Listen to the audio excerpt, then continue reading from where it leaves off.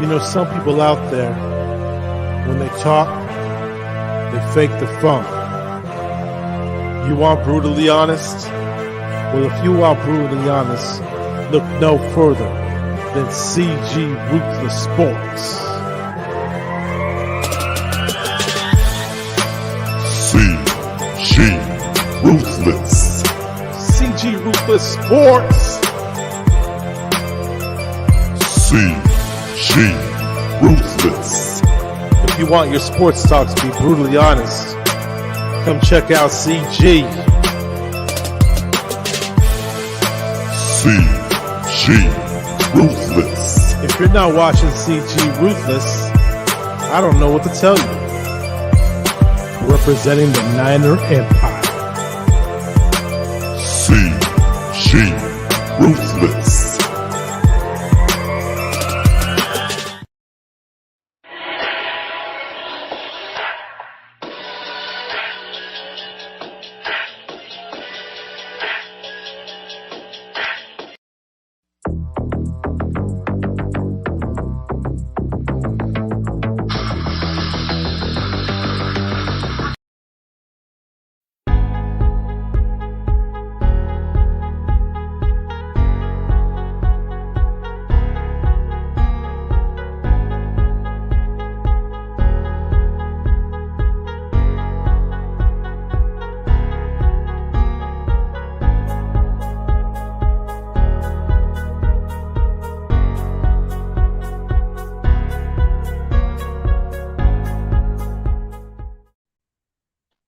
Yo, this is CG Ruthless Sports. I will be brutally honest, and nothing but being brutally honest, coming at you with another live stream. Let's get 20 people in the building. If you want $20, give me 20 people to watch my shit. Tired of this low audience shit. I should get 20 or 40 damn people on the damn screen. If you want $20 and you got a huge amount of followers, share my shit through Community Tab and I'll pay you. So I want 20 motherfuckers on the damn screen watching my content. Bro, I shouldn't have to be putting all this work consistently. If you want $20, it's up to you. But I'm looking to get 20 or 40 damn audience. 40 people to watch my shit. I'm pretty sure I can get 40 people with no issue. I mean, if y'all want it, but nope. Until I start getting consistent sharing on my channel, then maybe. But at the moment, you guys are not doing the job. So I'm going to need more than 20 people watching to make it entertaining. So, one person, that's just not going to cut it, man. We got to get more people. We got to get 20 people watching. 20 damn people. If you can get me up to 20 people or 40 or 50 people watching, then I'll give you a damn $20. But at the moment, I want to up my standard, dude. I should get 20 people watching my channel. At least 20 people will make a difference. But hey, it's what I'm trying to say. You know, I've already made the expectation. I see other people with the same amount of followers as me getting like 40 or 50 damn people watching. Why not me? I'm doing the same exact time or different schedule time-wise. It should be able to work in my favor. So here's the link to the description. And I'm just saying, if you got a huge amount of followers and you can get about 40 people watching your channel or something, but you got to get me 40 damn people into my channel to watch. Because the more the merrier, the more it helps my channel, the more it helps the community. I want you guys to share my channel through Community Tab consistently. If you do that, and if I can get about 20 or 50 or even 100 motherfuckers watching me, then we're on to something. But I just say, you know, I'm just saying, we need to get more people in the hangouts. We need to get more people in, man. Anytime I do a hangout, I guess somebody's doing a hangout. I'm just doing it for the hell of it, but it looks like everybody has their own schedule. Usually on a Friday, I do this on a daily, so it's like, I ain't worried about it, but I guess everybody has their own thing. I just want to be able to talk sports. I want to be able to have 20 more people watching. Or why even bother? Why even bother even having a damn live stream if I can't even get 20 people on the damn audience? That's what I'm saying. Why? You should be able to entertain sports talk. You should be able to have a good conversation, maybe some good questions, maybe about that much, give me 20 damn people, man. At least 20 audiences, that's not much to ask for. Unless you don't want to get paid for it, I need to get 40 damn people. I'm really up for that challenge. I'm pretty sure if I offer you some money, it would be the other way around. But I might get into 40 or 50 or even 60 people watching. That's the issue I got. Why even do it? Why do this on a consistent basis if I can't even get that much audience? We need to get back to it, man. Doesn't look like anybody else wants to go into a hangout in this week's schedule. You can debate your football. We can debate the matchups. We can debate whatever we want. I don't know. Friday's my daily routine, but it looks like some people are looking to take that spot off of me, man. I feel like I got a lot of good ways to build my content, man. Can't just depend on this amount of audience. I got to get more than that, dude. Sorry to say it, man, but if you can give me more followers to watch it, then we're on to something. But if I can't get more than 10 or 20, then why bother? Why bother? I'm giving you guys a hangout. I'm giving you guys something to talk your sports. I'm giving you that. But instead, you don't even bother because you don't give a shit. Why even do this if I can't even get what I need, dude? I'm giving you guys a platform to come into the channel and talk sports. It should at least be 20 people who want to come into the stream and talk sports. It shouldn't be this amount. It kind of pisses me off that I got to put this shit on a daily and I can't even get more than what I'm getting right now. So disappointed, man. What's up, CEO? What up, dude? What's good, man? What's good with it? Sup, man? Sup with it? Crazy Juice, everybody else in the building. What's up, J-Mos? Sup, everybody? Everybody's coming in. Coming in slowly. So what's good, CEO? What's good, J-Mos, man? What's everybody doing? Guess everybody has a catching on the same schedule as me. Let's see. We got everybody else coming, and then I guess everybody comes slowly. Yep. Oh, okay, you're hopping on a little later? Okay, cool. Yeah, I'm hopping on in 5 minutes. Yeah, what's good? How you feeling? Appreciate the sharing my content, my guy. No problem. Anytime. Man, let's just get some more damn people. I know you guys want to talk your football. At least get some more people out here. Man. Damn, CEO? Guess you kind of took off the membership for today. I guess I don't see you on the membership no more. It's all good, bro. It's all good. No worries. Crazy Juice. I've seen you around a little bit here and there. What's good, man? Roberto, what's good, my dude?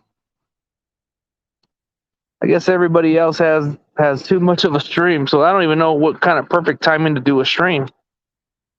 Some have said it's better to do it at 6 o'clock or 7 or something, but I try to do it early, but nobody comes around, so why even bother with it, man? I'm trying to find a perfect time to do a stream so we can get everybody in for sports, but I can't even find a perfect timing because most of those other people come into the other stream, and it's like the timing is a little off, so it's like I don't know how to perfect the time a little bit, I don't know how to perfect it. I guess CEO rejoined. Yeah. Nah, YouTube's bugging. What do you mean YouTube's bugging? What do you mean? I ain't worried about it, bro. It's all good. It's all good, bro. I ain't even tripping. I guess YouTube's kind of been a little like weird on stuff lately.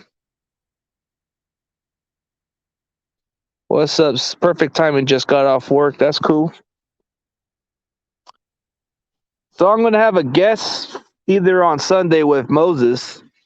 I'm going to debate football with him for once, or just for at least maybe up to 40 or maybe up to an hour at the least. I'm not trying to go on too long because I got to get to work around Sunday, which sucks. But I get it. I get my time for everybody else, especially Jonah, man. Jonah, he does his podcast on a daily with a Bears YouTuber called KL Sports Talking.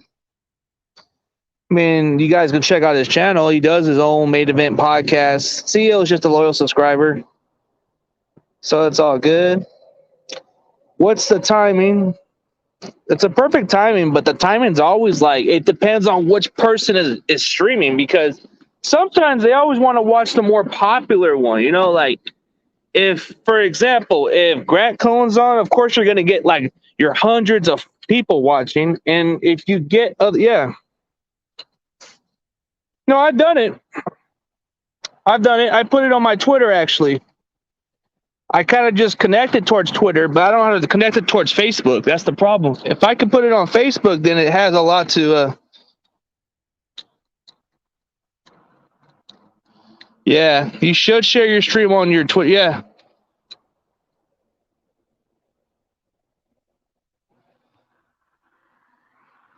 Yeah, YouTube be tweaking a little sometimes, dude. Sometimes my videos do. Sometimes I get late notifications from other YouTubers. Like, for example, when John Jay posts a video or some reason he does a live stream, sometimes I'm either busy and I see his video pop up from time to time, but I see the video pop up late, and it's like, it's kind of weird how YouTube is when it comes to checking out videos and all that. But when I see other YouTubers put on their videos, I'm like either 30 minutes late from their show, and I don't even notice that they're even on or something like that. Yeah, Ravens are... Oh, Lord. I guess CL's going to probably give you a...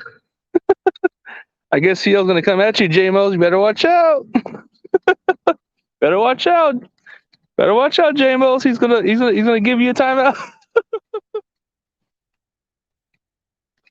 Be a little careful if I'm CEO.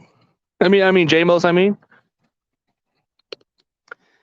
I was going to ask CEO about the Ravens, bro. Like, what is up with the Ravens? But I guess you're talking about a short week. But we're talking about the Miami freaking Dolphins. I don't know. It's one of those weird weeks. That's what people don't like about Thursday Night Football, because those games are either trap games, Most of them are trap games. So a lot of it determines, like, dude, the Rams on a Monday night, I don't know, dude. It's like, I'm not too optimistic about this game. You can say, hey, we own the Rams for quite a while, but I think it's going to change because they got Stafford. Stafford's going to be effective. He's way effective than Jared Goff. And the fact that they just got Odell Beckham, there's a good chance he might even play. Because I'm looking at the reports, and it's saying that there's a good chance that Odell Beckham will play. Like, there's a really good chance. And I don't like the idea, but they have enough time. From what Ram Showcase told me, Ram Showcase says that from this Monday game alone, there's a really good chance that he can play. So for that extra day on a primetime game, that gives the Rams enough time to see what they can get out of Odell Beckham in practice. And that should be more convincing for him to even play. So that's the tricky part. But if they don't play him, then they're okay with what they got right now. But you're going to expect a debut from Von Miller. So that's going to be the crazy part about it, is we're going to play against some of the better defenders they got. They got Leonard Floyd, who's an up-and-coming guy that was okay with the Bears, but now he's playing up to his potential with the Rams. Then you got Aaron Donald, who's been a 2-time Defensive Player of the Year. And now you're adding Von Miller, the Super Bowl MVP. He's been a Defensive Player of the Year also. He's an All-Pro. And the fact that the Broncos are taking a little bit of his cap space and they're going to get 2 draft picks out of this deal. I know a lot of Denver fans are probably saying, well, we need to be able to move forward and build on the team. So I can understand that part of the business. And then you see a lot of that, So when I look at people's notification, I've noticed that Jason Aponte does get a lot of followers. So that's probably why most of the audience go that direction. Then you got a lot of those Grant Cohns. You got a lot of those Rombos. which he gets 200 people. And then you get a lot of those, yeah. I hope we could some way still sweep the Lambs this season, but it looks like it's not going to happen. I don't see it happening, dude. If I'm telling you realistically, dude, I don't know. It's kind of a head scratching to even think about it. But the way we've always played the Rams, yeah. Yeah, that's been the crazy part, yeah. Yeah, it wouldn't surprise me. It wouldn't surprise me if the Rams are making this kind of move. But, yeah, you're going to say, hey, the Arizona Cardinals have a good lead. But for how long? How long can the Cardinals hold on to it? Because the Rams are making some good moves. You think that the Rams are going to play around, bro? They're getting Von Miller for nothing, bro. They're getting him to go after Kyler Murray in that offense. They're looking for more ways to counter the Arizona Cardinals. They're looking for ways to get above them a little because they lost to them. And the fact that they got 2 losses this season, this kind of feels the Rams more. So they're making aggressive moves, yeah. He's going to be peeing on his pants when Von Miller and Donald are coming at him. At this point, we're not even trying to win. At this point, it's like, what's with this front office? Why can't we just play to win? Why can't we play with a lot of heart? Why can't just one player in the locker room call out his teammates, call out the coaching staff? And that's the difference, you know? That's the only difference is why can we get some players that can call out their own teammates and be held accountable? Why not they get outspoken? Why not we get a player who wants to play? We got Diamond Lenore's sister, Kamisha Monica. Hey, thank you. Huge shout out to you. I'm hoping your brother gets to play for once. He's been on the bench for a while, so I don't know why he hasn't played much snaps, but he should be able to play. I mean, Josh Norman, Drake Patrick, those guys are old. They're causing penalties. Why not you let the young kid why not you let Lenore play? Let the kid play. I mean, I didn't see a lot of penalties out of him. I seen like some potential. Like he might have gave up a couple plays here and there. You give this kid more chances, I think he's a lot better than what we got right now. I don't understand what the 49ers are doing, but you think Jimmy G's contract is holding everything back? It could be, but they could have did a pay cut. They could have did a freaking pay cut. Could have traded for OBJ, but nope. What's up, James Gype? Well, Lenore's getting benched. That's the sad part. I think that Lenore's a lot better than what we got right now. I mean, Josh Norman, bro. How many times is this guy gonna cause us some stupid boneheaded penalties? And how many times is freaking Drake Patrick gonna do, man? He's been I don't know, dude. It's like you don't even give these guys a chance no more. It's kind of disappointing that you're not even gonna play some of the young players. Come on, Lenore, dude, you're gonna see some good upside with this guy. Like, you've seen some potential when he did against the Eagles and quite a few different opportunities. This kid can capitalize. I mean, Josh Norman, I think he's dealing with fractured ribs or something like that. But then you put in Drake Patrick. Man, I don't know. Drake Patrick hasn't looked really good. And that's the sad part. You have Ivory Thomas bench also, and you're supposed to build onto your young talent. And that's the sad part. Is like, why even draft these kids if you're not gonna even dude? They got to build on some confidence. They got to build on for the season. They got to build on to learn the system. They got to build on confidence, and the only way you can do that is if you play these kids. Like, I understand that Lenore's above Abry Thomas. That's understandable because he's actually played a lot better. But Abry Thomas should be able to get some opportunities also. You're not going to get nothing out of these other DBs. Like, yeah, they should also that's the point of experience. That's the only difference is what I'm pissed off about. Like, have you noticed lately how our secondary is?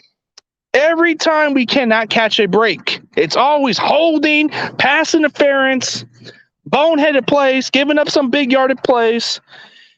It's just not going to bode well. But when you look at the other players, I mean, Well, Nor to me, he's not gonna. I don't think he gets too much. I don't think he gets as much penalties. I think his technique needs a lot of work, but I think he's really exceptionally better than what we got right now. Abry Thomas, he's aggressive. He plays the game good, but they're not letting this kid play. What about Aaron Banks? Yeah, Aaron Banks is just a waste of draft pick if you're not going to play him. Yeah. Yep. I've always said Sherman's leadership is missing. We don't have that guy anymore. That's the sad part. Get Aaron Banks on the field. Don't bench him, but they are. I want Buckner back, but he'll never come back. Man, dude, it sucks. It truly sucks. I definitely can understand the frustration of these players. But what is Shanahan doing, bro? What is he doing? What is he really doing? Like, it's just makes me scratch my head a little bit. Like, why is he not even trying? Like, you see the production on the field. It's not producing any wins. It's not producing any heart out there. I don't see guys that want to play. I really do. I don't see it. I just don't see these guys wanting to play their heart out there. Majority of them, like the other players, the ones that are playing, they're just looking to collect a damn paycheck and not give a damn. You look at Jimmy Garoppolo.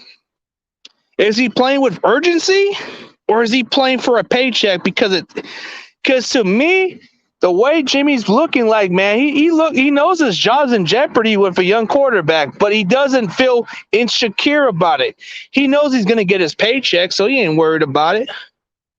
Yeah, I miss Sherman. I miss the 2019 team. We need better coaching, and coaching has no heart. The coaching staff, to me, just doesn't seem to, like, replace the guys that we had before. I mean, DeMeco Ryans, man, dude, I don't know. Like, at first, it seemed like a good move to just promote him, but a lot of his coaching's been a little bit questionable, a little bit. And then you look at the DB coach, too. That guy sucks. Whatever his name is. I don't know what his name is, but that DB coach sucks. Like, you can't even get any better with a DB coach, man, with that kind of guy. What's up, CEO? Yeah, what's good? What's good with it? Hey, you got the Super Saiyan Ravens. That's tight. Yeah, that's right.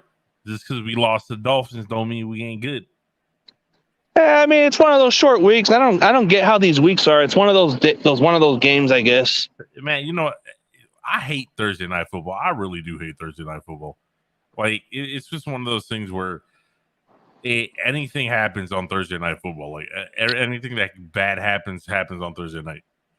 Yeah, and there's not enough time to rest, and it kind of gives the bad teams the more advantage when it comes down to it, especially at home and especially in a different environment. Yeah, they have the advantage. So I guess a lot of players and a lot of coaches in general don't like this kind of short week stuff. Nah, not at all, especially when you call them off an overtime win.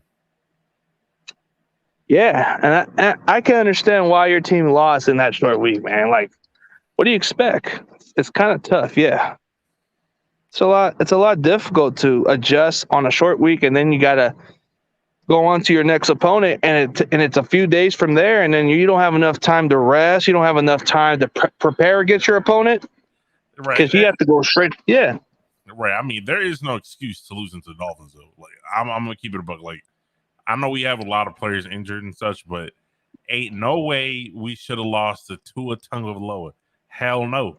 Like, the fact that our offense couldn't get going is an embarrassment. I can't even defend it, CG. That's how bad that shit is. Yeah, the Dolphins are worse than the Bears, is what you're saying? The Dolphins are worse than the Bears. I mean, like, Dolphins, like, Tua's a mess. Like, who's their best quarterback? Jacoby Brissett? Like, come on now. And then the worst part about a quarterback is, like, then you got Jacksonville in the bottom also. Like, and no team should lose to them either. But it's been one of those weeks. Then you got Houston. Those are the teams you don't expect to lose, but it's one of those short weeks that it gives them an advantage to compete. Like Cincinnati, they were kind of like making some noise. Now they're kind of falling off a little bit, you know? Right. I mean, it's just the AFC. You know, the AFC in general, everybody's just up in there. Everyone, it's not like the NFC where everyone's your team was Super Saiyan ass. Man, yo, Jonathan, you're 3-6. You're a Bears fan. Get out of here. Biggest fan. Hey, look at Jamos. Jamos is talking smack. Hey, I got nothing to say to you guys.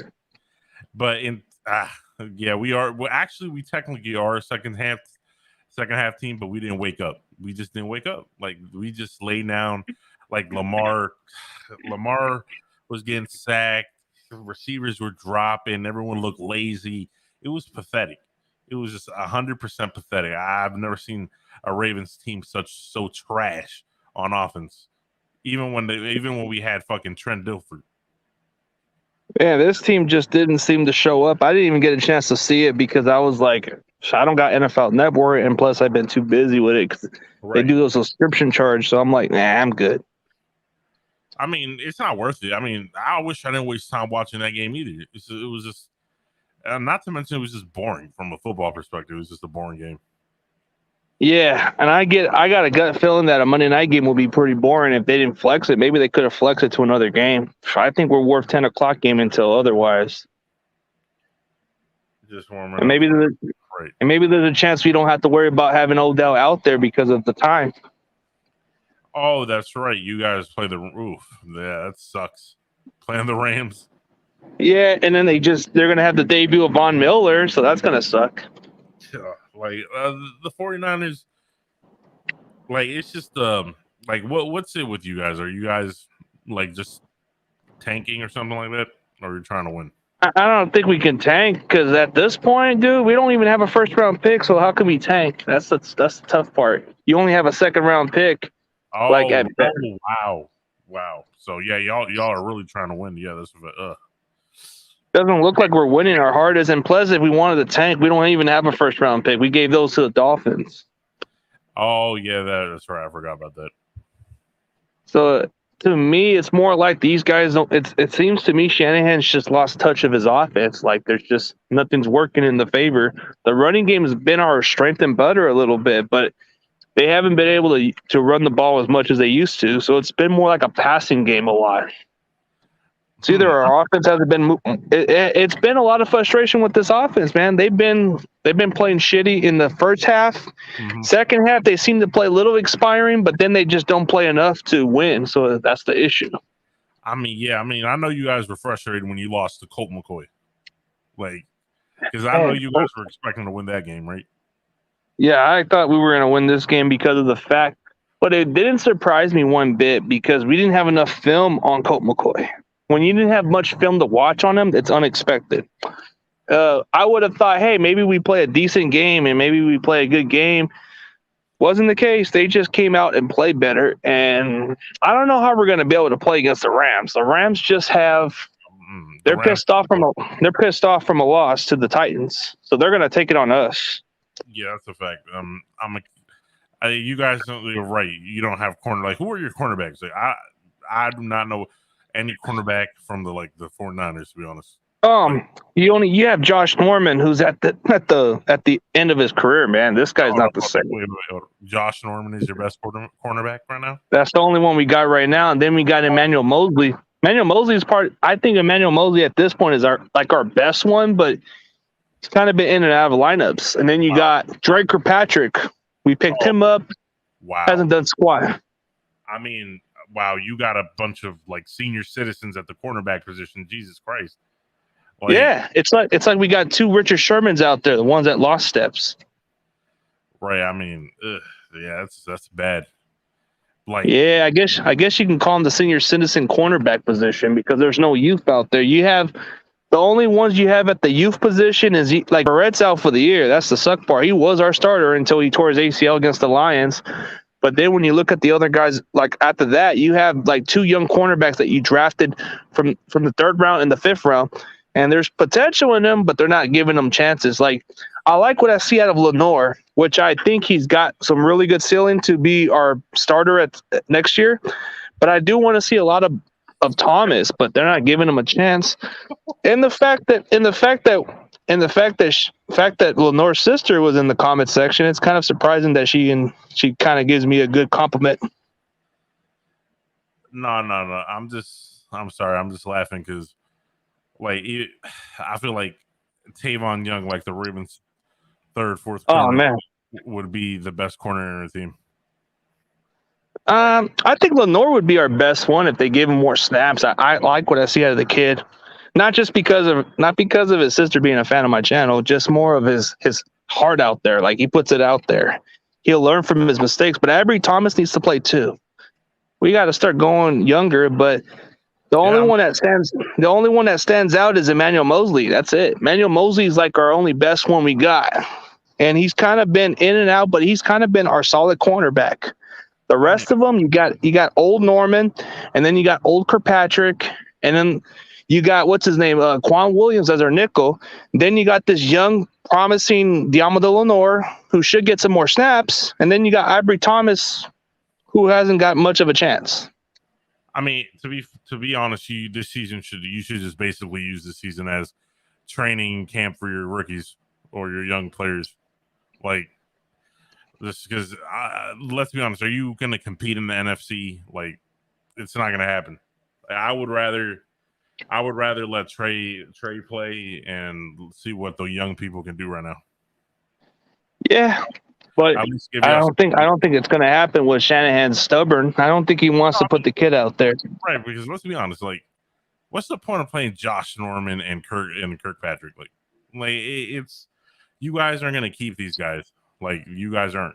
Like, these guys are in the back end of their career. They're old. They're dusty.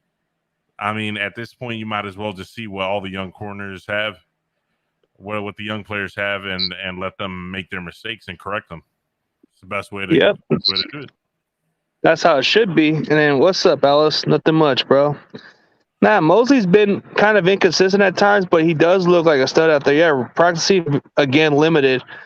See, the thing with Jimmy Ward is he's always been an injury-prone guy, but he's always been the guy that's been reliable at safety. But to be completely honest with you, man, I don't know how we're going to fare against the Rams. I think that Jimmy Ward did kind of say some trash about Stafford. Didn't he kind of said a lot of crap about Stafford during the offseason or something like that? About Stafford's just the same old quarterback, just on a different team? I mean, this is the thing. Like, let's be honest. The Lions are the Lions. And they mess up everything that's talented. Like, anything that goes into Detroit dies.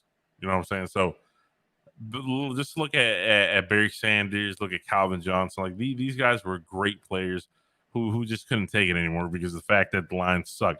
Now, Matthew Stafford with the Rams, I feel like if he started his career out with the Rams or a better organization, like, he would definitely be one of the better quarterbacks in the league.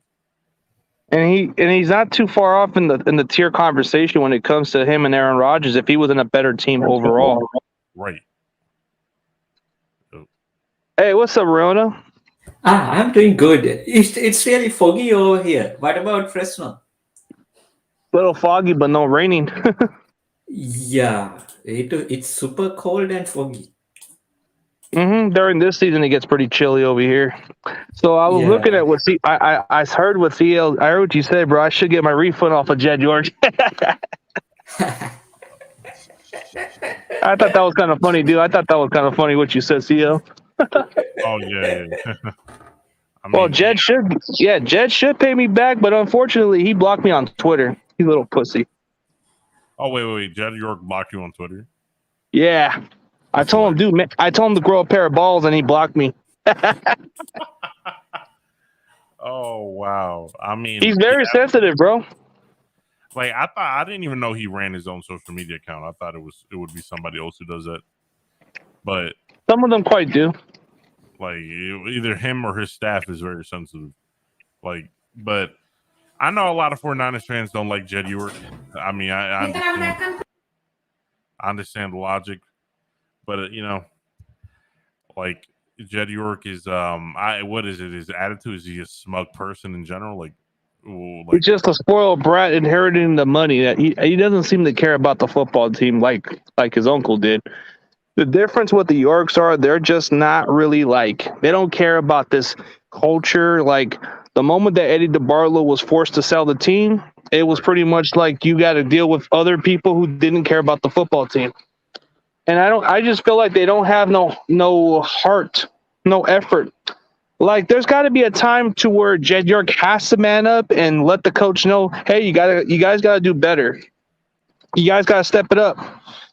But the way how you see the difference with Eddie DeBarlo was he told Bill Walsh to step up and do his stuff, and he almost threatened to fire him because of that. Wow. You need to bring that firing energy to those type of people. Right. Their job shouldn't be safe because you paid them the contract. Kyle Shanahan should be getting a wake-up call from an ownership in general. Right. He should he should learn that his job isn't safe no matter what the contract is. He should be taking it very serious. But he's not. I mean, you are absolutely correct, CG. The thing is, if you think, I mean, you watched the Michael Jordan documentary, right? The Last Dance. Now, in that documentary, what does Michael Jordan say? He says, winning comes at a cost because you have to push people. You can't be nice to people because if you want to win championships, you have to do whatever the thing that you have to do. People are not going to like it. You can't care about how people feel. But I mean, what did Dead Dog say? He said, we have to win with the class. We have to win the correct way. That's pure bullshit, right? If you are winning, you are winning. That's it. Doesn't matter unless otherwise you are cheating. That's totally fine. Whatever you do, just do it and just win that Super Bowl or whatever the games. So I think you're absolutely right. He does not have that gene to be a owner and push his, coaches, his employees to get better. Some people simply do not have it. That's a problem. He's not a leader. He's not a natural leader. That's it. Here's the thing with ownership. Like, as much as fans love to complain about ownership, like that's one of the things that you can't get fired from. You know what I'm saying? So it's kind of like he can't get fired from his own home. You know what I'm saying? Like, so at the end of the day, it's kind of like it sucks when a lot of fan bases are stuck with horrible owners because that's where the culture come from. You know what I'm saying? That's where everything starts from. So if you have a bad culture at ownership, just look at Washington. Look at the Washington football team. Look at how bad they run. They need a new owner, but they're not going to get one. So it's kind of, I feel bad for franchises who are just stuck with these incompetent owners who just don't give a damn about their franchise. They only give a damn about their ticket sales. So I don't know how that. There's nothing unless you guys kind of like pull a Gruden and try to find some emails on Jed York. That's pretty much the only way you're gonna get out of him. Yeah, and that's the problem with this ownership. Like Jed York likes to have friends in this business, but in reality, there's no friendly business in this world. You got to do what's best for the team in general. I mean, I get that maybe that's why he's sticking with Shanahan because they go way back. So it kind of seems like he would want to stick with him. But, man, like sometimes you got to give him a tough love, man. Kyle Shanahan should be pushed a little bit. Maybe that will give him some sense of urgency to wake up and start building. See, one thing about us fans in general, we're sick of the same bullshit, same product. You may have a couple winning seasons and then we're back in the shithole again. It's just unacceptable. This is not the standard we've been accustomed to. We shouldn't be used to being below 500 for those decades. We should be used to getting back to the winning culture. We're not bringing it. It's like this culture under the Yorks, they don't have no business owning this franchise. They don't have the understanding of what it's like to own a team. Instead, they only care about the profit of what they're making out of the revenue, which I understand. If you're an owner, if you're making millions of dollars, I get that part. But why not you put some heart out there and show that you do care for the franchise? You're just pissing off a lot of our fan base. Despite what you guys think of our record, we're still going to come over there and support our team, whether it's the ups and downs. But we like to expect better, you know? We don't want to see this crap hole again. Listen, there's owners that care more than others, obviously. Like, for example, like, just look at the Rams owner, Sam Kroenke, right? Like, I mean, he's letting the organization make a lot of moves, right? Even though he still had to pay Jared Goff, like, he's letting them make radical moves in order to win now, right? So he probably cares a lot because he's willing to risk a lot of money, right, to make the team better. But sometimes their franchises, I'm not saying the 49ers are one, but I'm definitely saying there are franchises who are okay with the status quo because they can get away with it because their franchises are so loyal, like they're going to show up whether they suck or not. That's a sad Yeah, reality. that's the truth. That's the truth right there. And it's terrible that you got to let your division rivalry make all these crazy moves, and you're not even doing squat to compete. That's kind of what questions us as fans. Like, why isn't the front office being so aggressive? Why they're not making these moves? Why not you get your players to take some pay cuts just so we can compete? Even if the window's short for a Super Bowl, I don't care. I want better. I want us to be contending. Forget about the short term stuff. It's not working. We're not the Patriots. We're sure as hell not the Packers. We need to start going aggressive. We need to start getting our players to buy into this season and start getting players that can help us instead of just getting players that we should settle less for when we can actually make some good moves for. Like, why we could have started with giving Jimmy Garoppolo a huge, significant pay cut. If he would have taken the pay cut, it could have been a win-win for us. But the guy never took a pay cut. So how I question the fact that they didn't even do that. Why is it not a big deal? Let him take a pay cut so you can get the players you need or build around. And another thing, I think CG they screwed it up from the beginning. That's a reason, because I mean, think about it. You treat Jimmy Garoppolo like shit. I mean, from the very beginning, at the every opportunity, you just try to throw this guy under the bus. Never even praise him, even he had average or above average good game.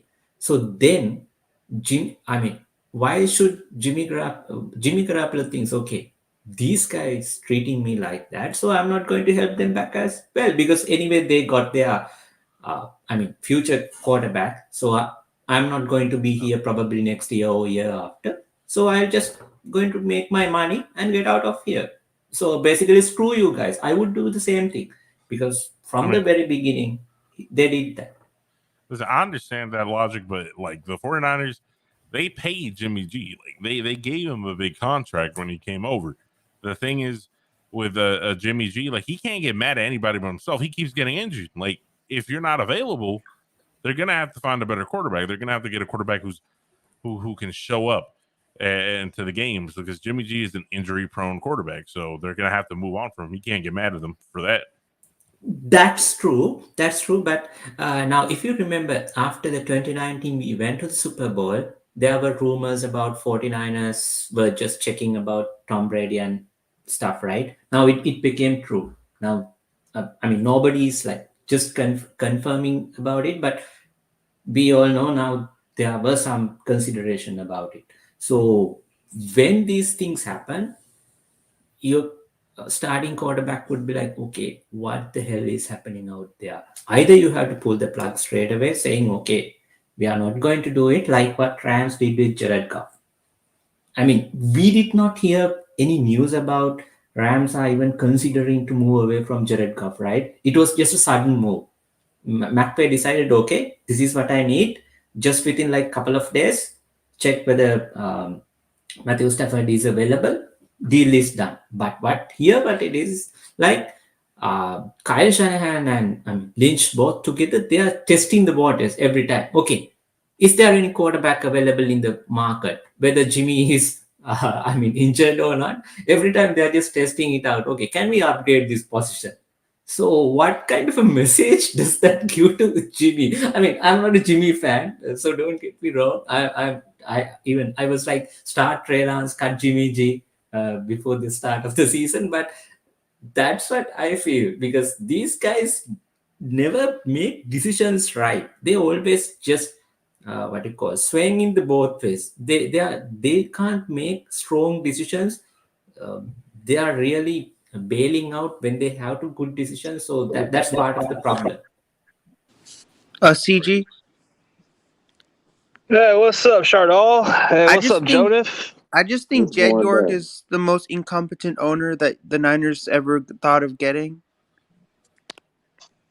And Aruna, I just think that they should just fire Jed York and get somebody better, because like Jed York he's not taking this team anywhere.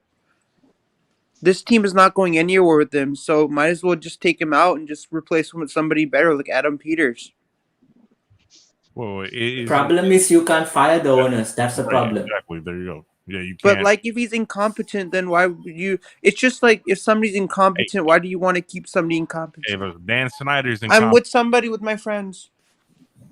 I agree with you. Like, if you're incompetent, you shouldn't be there. But when you, like, if you own the team and you have the power, you're not going to give it up, even if you suck. Like, that's just I how. believe, But that's what I'm trying to say. Like, but if can't you the have an NFL incompetent do force owner him, force his who hand isn't, and make him give it up? yeah, but I'm just, my point is, what I'm trying to make is that if you have an owner who's incompetent, doesn't know what he's doing with the team, and he thinks he knows everything, but he really doesn't know anything at all, you should just take him out and just replace him with somebody better. So, somebody who knows how to run the team, because he doesn't believe in Trey Lance at all. He just thinks that I want Jimmy G. Like, he knows that Jimmy G can't, his season's gonna be over, before you know it, and they have to put Trey Lance in the game. So he doesn't know that Trey Lance has, Trey Lance is good too. Like, he's a good quarterback also, but he's stuck on Jimmy G. Like, Let he me ask thinks you. Jimmy G's gonna lead this team. Like, how is he gonna lead this team, man? Trey Lance has to come in at one point. You can't be playing with Jimmy G all day, right? Yeah, let me ask you guys a question. Do you think the Eagles starting to hurt Shanahan with the fact that he wasn't able to pick his quarterback? A lot of rumors have said that he wanted Mac Jones. Yeah, I think it is. I think it is gonna hurt it. I think it is gonna make it is gonna be hurt. Like, what your question is, I think it is gonna be a big deal. Yeah, and In my opinion, I think it's going to be a pretty big deal because we were so hopeful in getting Mac Jones, but then we got Trey Lance at number 3. yeah, this is kind of the So thing where if ownership and management do not agree on the quarterback, it's just going to end badly. Like, yeah, so it does. what my question is that they have to put Trey Lance in the game at one point. Like, Trey Lance has to be playing at one point. Can't be playing with Jimmy G all day. I mean, he's gonna lead this team.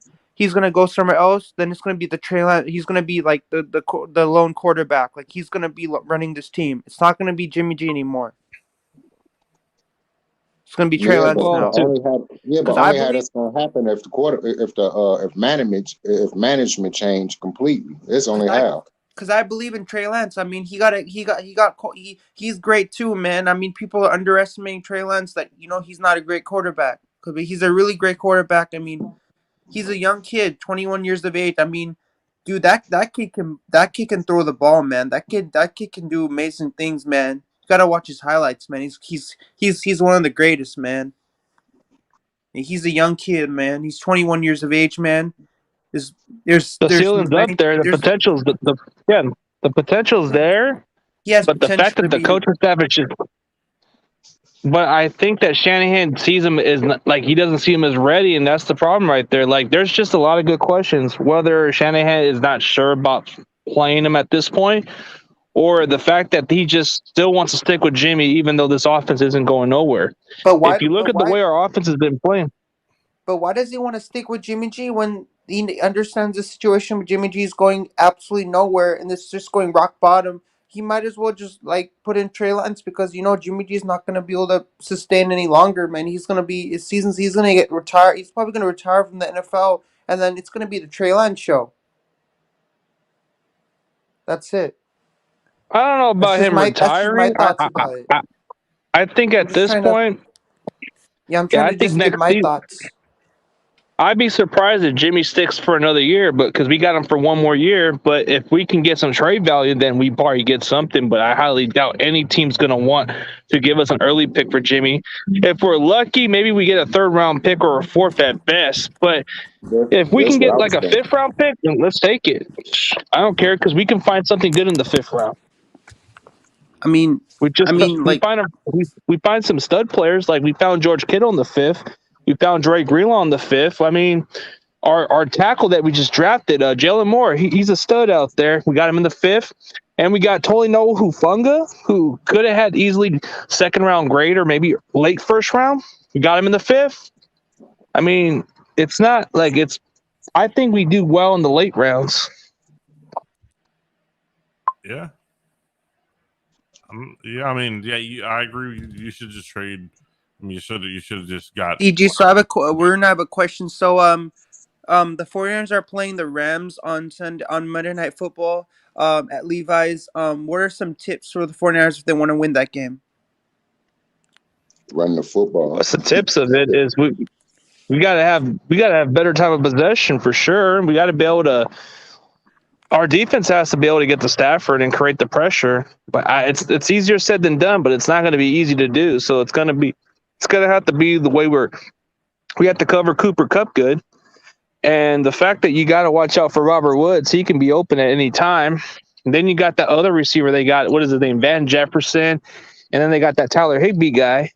And their running game is pretty good. Like this, Darrell Henderson is like one of their better all-purpose. And you don't know what to expect from Sony Michel. But the Rams, to me, have a really stacked offense. Now you add Odell Beckham. Now that's a scary trio right there. That's competing with Arizona. Yeah, I mean, yeah, definitely. You got Cooper Kupp, OBJ. You got Robert Woods. I mean, it's definitely a lot. It's dangerous. Yeah. I mean, it definitely is. It's really In order for upsetting. y'all Why? to win, y'all got to be able to run the football and do successful play action off of that, and basically run misdirection plays to confuse that defensive line and get them running up the field. Basically, yeah, you're gonna have to hold that ball as long as possible and keep that Rams offense off the field as long as possible. Get them as the least amount of opportunities. That's how y'all can win that game. right. Misdirection plays, screen passes, wide receiver screens at the right time. There's anything to keep that defense tired on that field as long as possible. So even when the Rams offense scores, they score too quickly. That defense still tired. Do a long time of possession every single time. Even if y'all punt, try to keep them on the field as long as possible to wear down that defense. So that when it get late in the game, y'all can score on them at will. Yeah. Well, then the fact that the Rams' offensive line is a big weakness. Their interior line is pretty worse. It's terrible than your guys' line. So that's the only thing we could try to do is expose that and get to Stafford. Yeah. CG. So my question is, how entertaining do you think this football game will be on Monday night? It can either be a miracle week at Levi's or it can be a disaster. One or the other. What But can we we need to expect? get a win. We need to get a win. We need to get our first win because the last win we got at Levi's was on October 18th against the I don't know what team it was, but that was the last game we won at Levi's on October 18 back in 2017. It was the last game we won, the last home game we won at Levi's. Damn. So we this have to is come out interesting. and win. So we haven't won a home game since back in 2017. So we haven't won a home game for like 3 years, 4 years back. Like we haven't won a home game ever since 2017. So we No, gotta win. actually, we haven't won a home game since the last game against the Rams, which has been a while. No, Oh, but if we I know won. her call in. Yeah, Oh, we won it. no, we won it last year. Remember before the COVID? That was before the COVID. That was our last home game was against the Rams. We beat them there. But I'll be right back, guys. I gotta do a quick checkup, and then I'll be right back, and then I'll put in the link in for everybody to jump in. Don't sweat it, man. We'll debate. Yeah, Runa. The last game we won against if we win this game today we'll have swept the Rams at home. Because when we played them in October 18, we won 24-16. So if we win today, we're gonna sweep the Rams at home. Because we played them at Levi's back in 2017, and we're playing them at Levi's today on Monday Night Football. I do not see y'all beating no Rams. I'm gonna keep it buck. No, but we beat you guys. We beat the Rams back in 2017. We beat you guys by score 24-16, and then if we beat you guys on Monday, that'll be the second time we swept you guys. So at home. let me tell me what's my What? what do you call it? The honest opinion about this game, right? Yeah. If by any chance 49ers beat Rams, I would be worried about Rams because the way Rams are playing, they are one of my top teams to go to the Super Bowl this year. Still, I believe they can and at least make it to the NFC Championship game. Because forget about that we are 49er fans for the moment. Let's just try to be like analytical. If that is the case, this is a game that Rams should win, and I don't see any reason that 49ers are going to threat Rams as well because they have enough But firepower both sides of the ball. They can get through but in easily. so you're saying that so you're saying if the Rams if the Niners win, I mean it'll be good for us because two on those people, Varuna.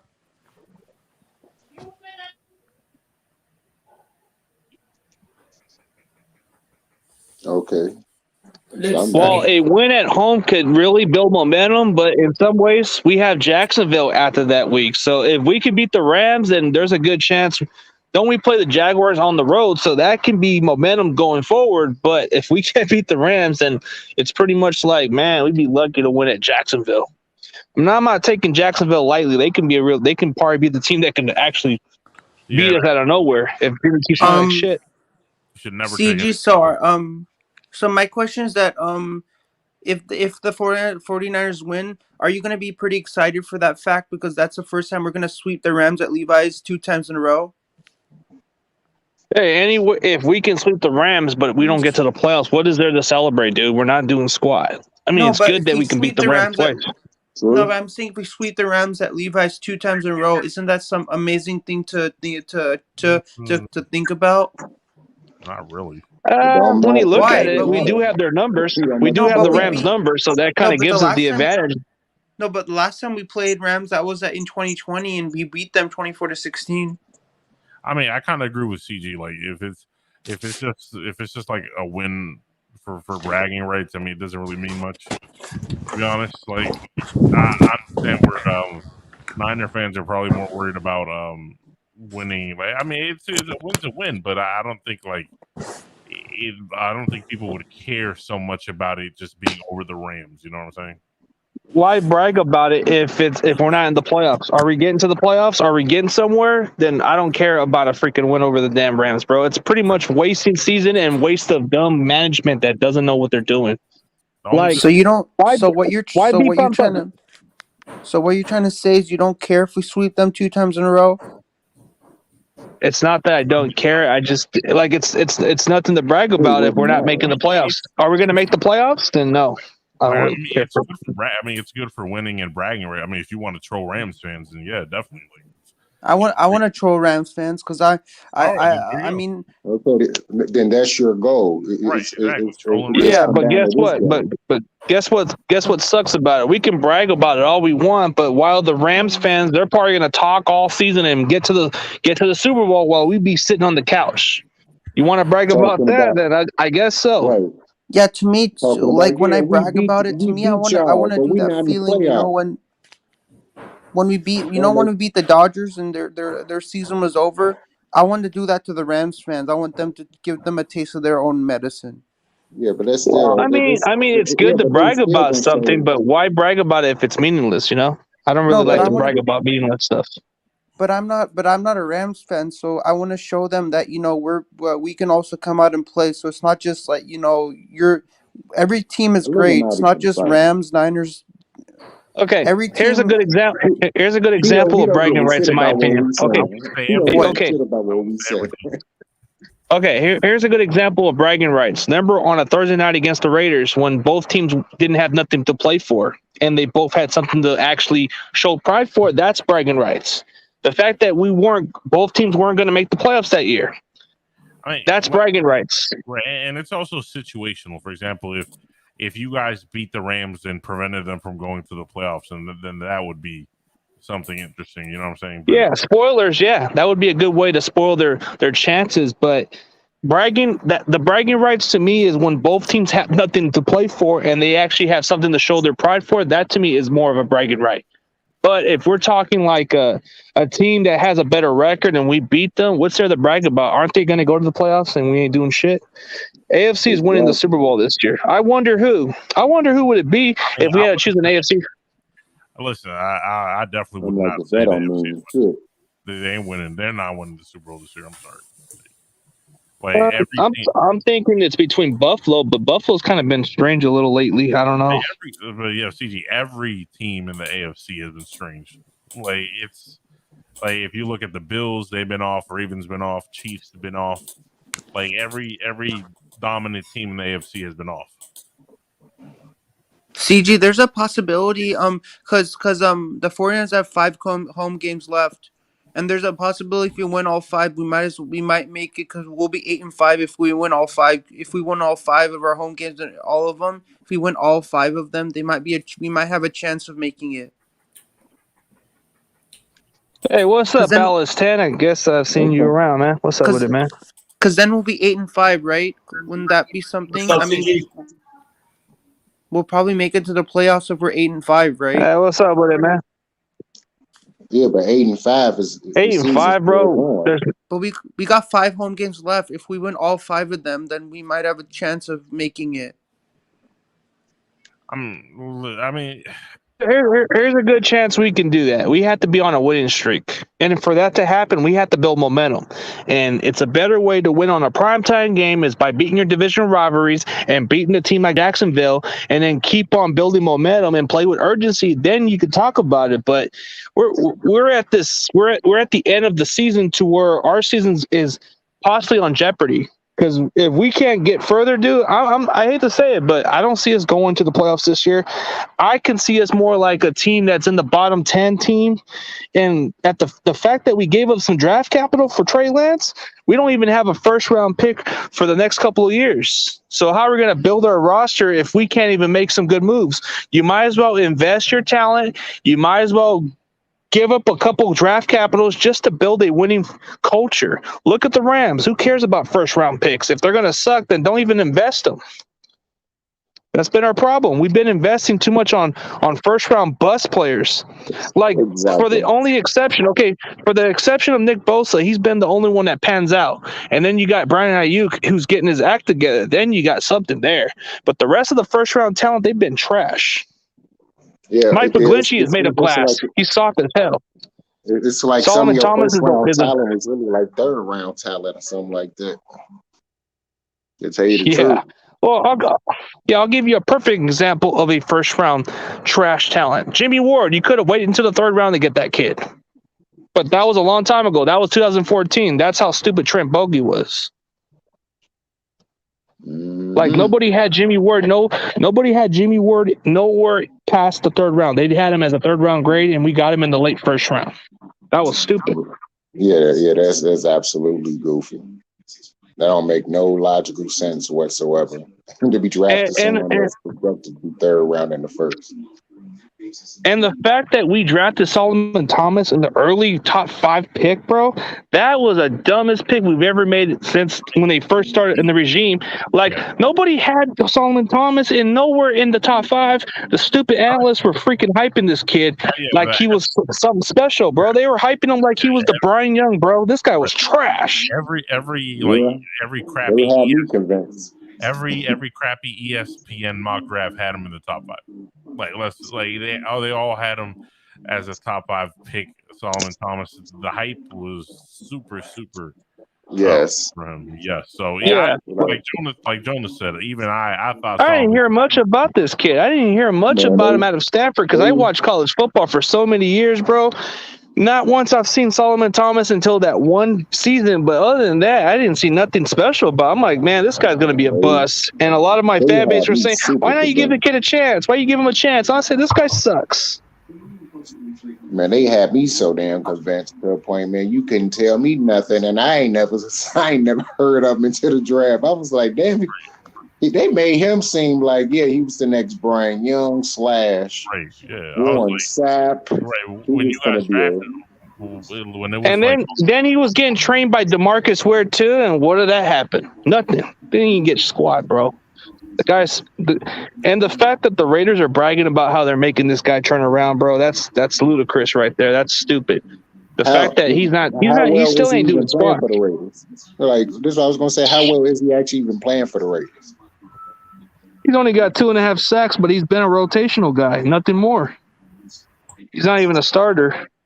Damn. Oh, I guess my boy Alice left. I guess he had something.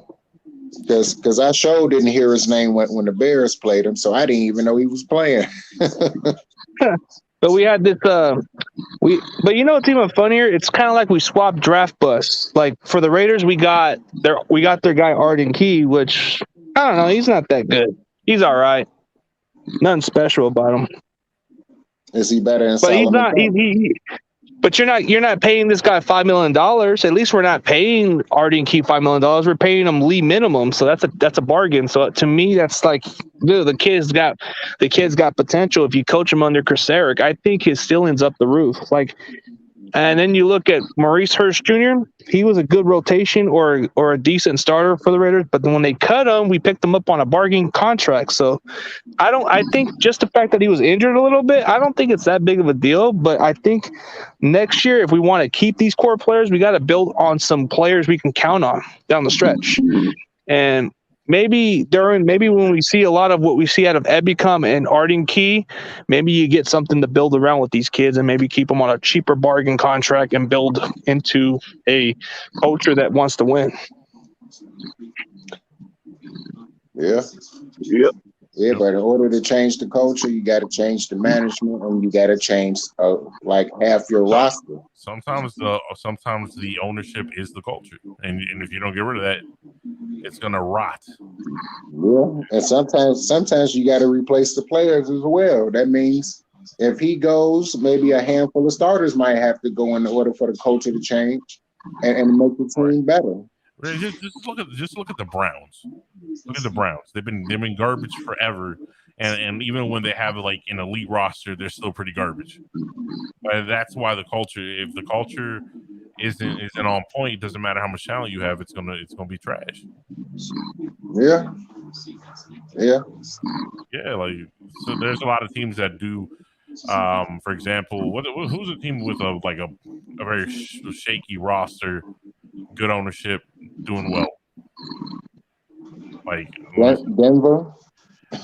I mean, I would say you have the Steelers. Yeah, the Steelers. Look at the Steelers. Apart from robbing the Bears, apart from that game, they've been finding ways to win, even though Ben is washed. A lot of their specialty players aren't good. So a good ownership, good management is the way to go. Well, you look at Baltimore, and they're still competing even with the amount of talents. They're still able to build on with Lamar Jackson. That's something we have yet to do to build around. So if you want to talk about a team that's been consistently winning, you got to go with a team like Baltimore. Baltimore's been building the culture ever since Ozzie Newsome's been taken over, but now he's retired. But the other guy that's been taken over, he's actually been taking the same blueprint as him. So you gotta give Baltimore more credit because they're able to still build a winning culture.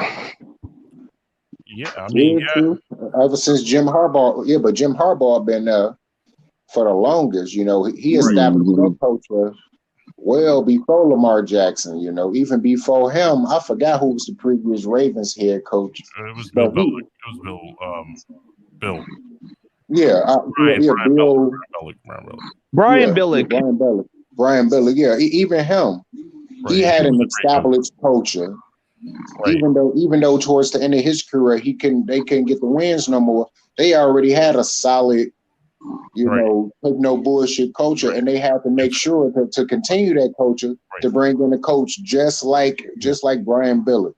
And not only that, I mean, our GM situation, like Ozzie was a great GM too. Like he had great leadership from the GM position, and DaCosta is basically just his assistant that became GM. So all that culture still continues. So. Yeah, and that's the main thing that helps is consistency from the management. If you get consistency from your management, then eventually it's going to trickle down to the players. That's how it works. Right. Because you know you got to have management that don't have an ego, that don't have their head up their ass, that don't think they the best. They just that are actually do their job and make sure the team succeed. And it's hard to do that in the NFL as it is, and it's even harder when you got certain personalities that got their head up their ass. You know, Matt Nagy, Ryan Pace. But yeah, it is what it is when it come down to shit like that. Do you think that you just have incompetent management overall, or do you think it's just the head coach? Or it could just be the incompetent owner that doesn't know what he's doing. It could be one or the other. So it's like when you look at ownership perspective, you look at what the Steelers and Ravens do. They compete year in and year out in that division. So they always find ways to get better quality players, and they find a lot of ways to build around the culture. So if you look at teams like, before the Rams were moving to LA, Les Snead has been like the most consistent general manager who's been able to make aggressive moves year in and year out. And since they made the change from head coach perspective, they've been a lot more competitive. The only time that Sean McVay ever had a losing season was 9 wins, and that's still impressive. The fact that that was like his least season was 9 wins, and they were still contending every year. Ever since Sean McVay's been the head coach, the Rams only missed 1 playoff. So that tells you a lot about how good this guy is as a head coach and how he admits when he's wrong and moves on to the next situation. You know, that's what I like about him. Yeah, and also what also makes him an excellent head coach, the simple fact that he doesn't have a problem building around the skill set of his quarterback. Like he turned Jared Goff into a 3-time Pro Bowl quarterback and had him looking like one of the best quarterbacks in the league. And I believe he damn near got a comeback player of the year award after having a terrible season and coming back having an excellent year. Right. So yeah, they'll let you know how good he is and how well he can scheme around the players that he have and make those limitations and turn them into positives. So yeah, you is right on that one. And the fact that he's got an actual quarterback who can play, it says a lot. Like, just imagine what Stafford can be, but the question's going to always be, can Stafford win a playoff game? So we'll have to find out. Maybe he kind of pulls a Tony Romo and doesn't make it further. Man, that would suck. That would suck. Yep. Hey, what's up, Corey? Hey, how y'all doing? Hey, how you feeling? Doing good, buddy. How's it going? How's your day? Oh, good. Went out to have barbecue and you got barbecue today? Yep. All right, send me some through the mail, bro. That's a good one. Hey, but in all seriously, man, dude, what can we do to actually beat the Rams for this time around? I mean, we've beat them so many times, but are they going to be a far different team? Yep. Oh, we got Pinor. What's going on? Pinor? One moment. Hold on.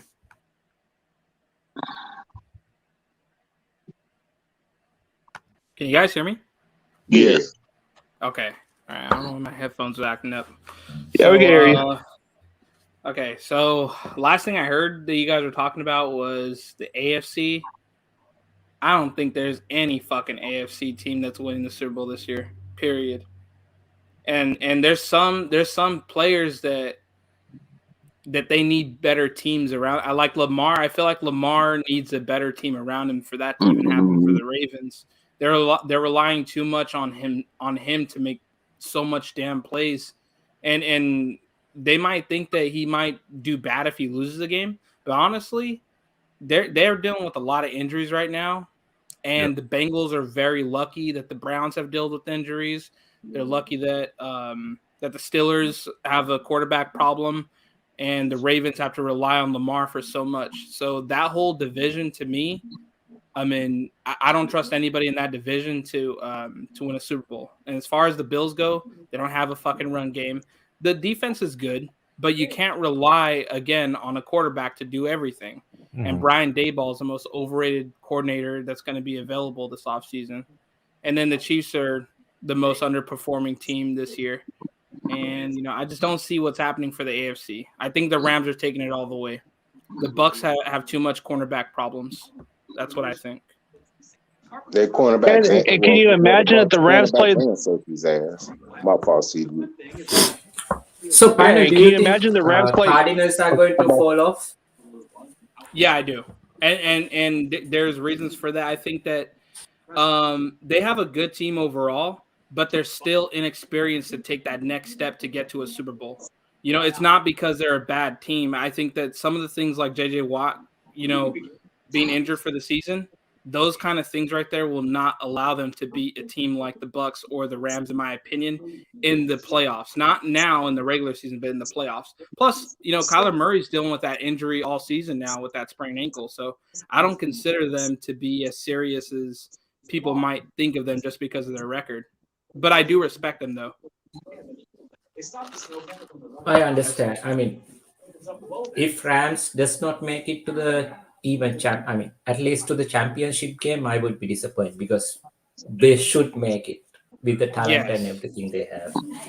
Yeah, if they don't make one hell of a team. Hell yeah, they are. They're taking it. And Niner fans can get mad how they want to, but it's Kyle's fault. It's Kyle's fault.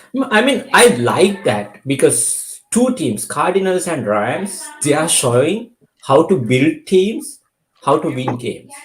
So it's good that two teams in your own division showing you how to do things. So at least then you have to man up and try to win games. So it's good that's happening. Otherwise, we would be like, okay, they are in another division. Okay, imagine if we were in a division like NFC East with Ali. Instead of Cowboys, we were there. We would be every year. We would be like, okay, we are the best team in the NFL, right? Because we would be winning the division most probably. Yeah, I see what you're saying.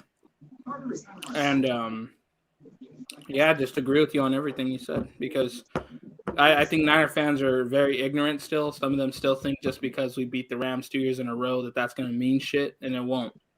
They have a different quarterback. That team is loaded head to toe. Yes. And they're going to win the fucking Super Bowl this year. And I'll be happy that Jared Goff was part of the reason that they lost these 4 games. Jared Goff was the major reason. Yeah, and whether the Rams have a short-term winning window for the Super Bowl, at least they'll be able to have that opportunity to get there and win one. But the question will be, man, like most teams that take all that risk, they end up winning the damn Super Bowl, and we're not even doing squat about it. Like, that's my only problem with the front office. Like, don't you want to win a culture? I mean, a lot of these fans keep saying that, like, certain people are couch GMs, but look at the other teams. They're making insane moves. The Rams, we shouldn't have to have this team make some counter moves, man. We should be able to push for those moves. But we're sitting down like lame ducks, not doing damn squat, man. I hate that. Why not you make aggressive moves? Why not you talk to your players and tell them to take a pay cut and and make it friendly for everybody else to want to compete and win? But instead, they're just being lazy. They're not doing their work. They're not doing their diligence. Like, if you can't scout worth of talent, and if you can't make those type of moves, then, man, dude, we're just stuck on square one. Doesn't matter how many players we have on the roster. If they can't stay healthy, if we can't get somebody to produce, then why? That's why we're in the bottom of where we're at. We're below 500 because this front office is like another damn Trent Baalke 2.0, man. They're just a bunch of injury-prone scout team, clueless people that don't know what they're doing. And the fact that we are paying certain players a bigger contract, it doesn't really hurt much if we can actually do significant pay cuts. Jimmy Garoppolo doesn't deserve a $27 million contract. He should take half the pay cut just to give the damn team some flexibility to get some players. But it's too late for the trade deadline. It's too late for that. One thing, CG, when you say we did not make aggressive moves, I would disagree partially with that because the reason is trading up to number 3 position itself is a very aggressive move. Then paying Trent Williams to be the highest paid left tackle. These things are aggressive moves, but the thing is, after that, they don't have a plan. They don't know what to do. Okay, we have Trent Williams, but you're not doing anything to improve your right side of the offensive line. No, you are screwed, right?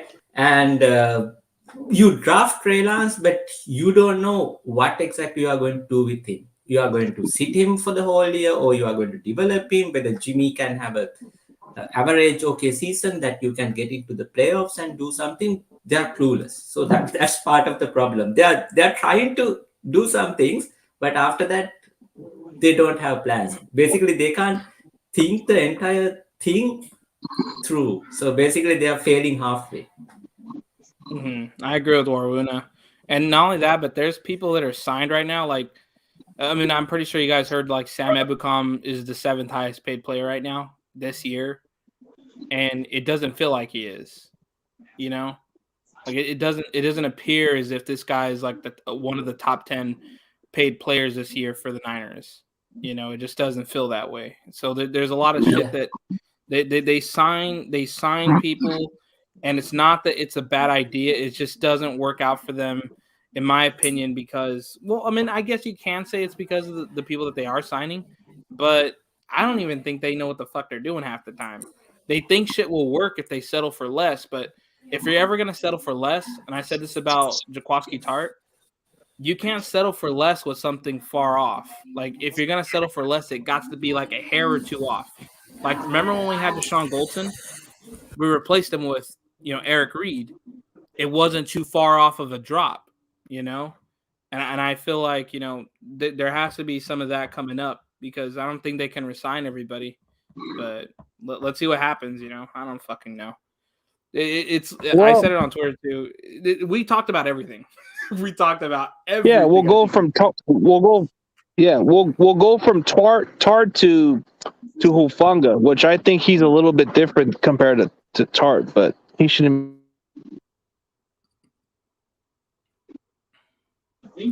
Sickness, join, please. Tell us about your Friday. Oh, you said what happened?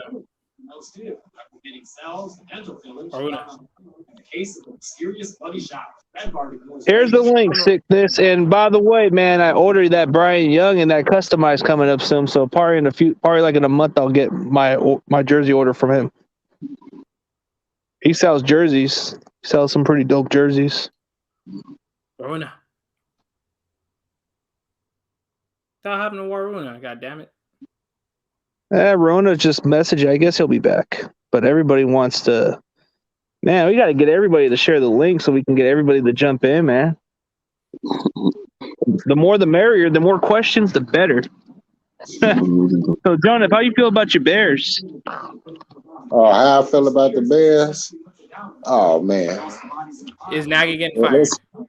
Yeah, I'm about to say I can't wait for Matt Nagy to get fired. Okay. I said that on the podcast. Right, I'm about to say Matt Nagy needs to be fired. Ryan Pace needs to go with him, because the reason why now everybody know why Matt Nagy needs to be fired. Incompetent play calling, can't get his team prepared properly. His team is undisciplined, yada, yada. It's typical shit that always get a coach fired. But the reason why I believe that Ryan Pace definitely needs to be fired, even though he did bring in Allen Robinson, Khalil Mack, Akeem Hicks, drafted Eddie Jackson, all of the above, is the negatives. The negatives is starting to overtake all the positives that he is doing. One of them was re-signed Tariq Cohen to that lucrative deal, to that big deal, when it should have been a smaller amount of money for lesser years, just in case if he gets injured, you can release him and then possibly bring him back on the cheaper deal or whatever. But it's the main culprit is the simple fact that he did not address the offensive line adequately enough. And when he did address it, he wound up drafting Tevin Jenkins, even though he was registered to be one of the scariest football players in college football. How you not know that this man has severe back problems and that he might require surgery, and he is not fit to play in the NFL at this current time. So his development will be hindered drastically. What round was he picked? That's something that pissed me off. Then you fail to replace Bobby Massey and Charles Leno. it took a while for Jason Peters to get himself back in order. Of course, he's 38 years old, and if he get his hands on you, it's a wrap. You ain't getting past him. But if you got a little bit of speed, you gonna get past him. Now the thing I do like is the fact that the rookie Larry Borum is able to hold his own. But re-signing Jermaine Ifedi, who was so fucking terrible at offensive tackle that even that Seattle had to get rid of his ass, and can't none of their offensive linemen block. And they signed him to a big deal. And signing him and Andy Dalton is what led to the Bears releasing Kyle Fuller. So yeah, all those type of factors, and there's many more factors I can go into, but I've been ranted for the next 45 to 50 minutes. All of those factors, the reason why Ryan Pace needs to be gone. And this season turned into a wash simply because players is not good enough on his team. Getting rid of Kyle Fuller hurt the team. Getting rid of a lot of things. Getting rid of a lot of key players that they needed to keep, and signing the players that they needed to release is what fucked the Bears in the end. Because this team, with the right possible players, like replace Kendall Vildor with Kyle Fuller. Those plays where the quarterback threw the ball right to him and he could have picked it off, but he just too damn small. Fuller picks that off, and Bears probably win 2 or 3 more games with him added on. Period. And then with if the play calling was is way more competent over the past 2 weeks, if they was able to do that all season, the Bears win a few more games. But those key factors right there is the reason why those guys needs to be gone, and the reason why this season has turned into a huge clusterfuck that it is now, them being 3-6. Well, good take, man. Hey, what's up, John Jay? Guess you wanted to say something, huh? What's up, everybody? Hello, John Jay. What's going down? I was hanging out with Gavin, YTC, CEO, TRL, and everybody else. Yep. Oh yeah, and Gavin's it's over Niners there? all day. Yep, Gavin's over there. I got to go back before he goes to sleep early. Okay. Yeah.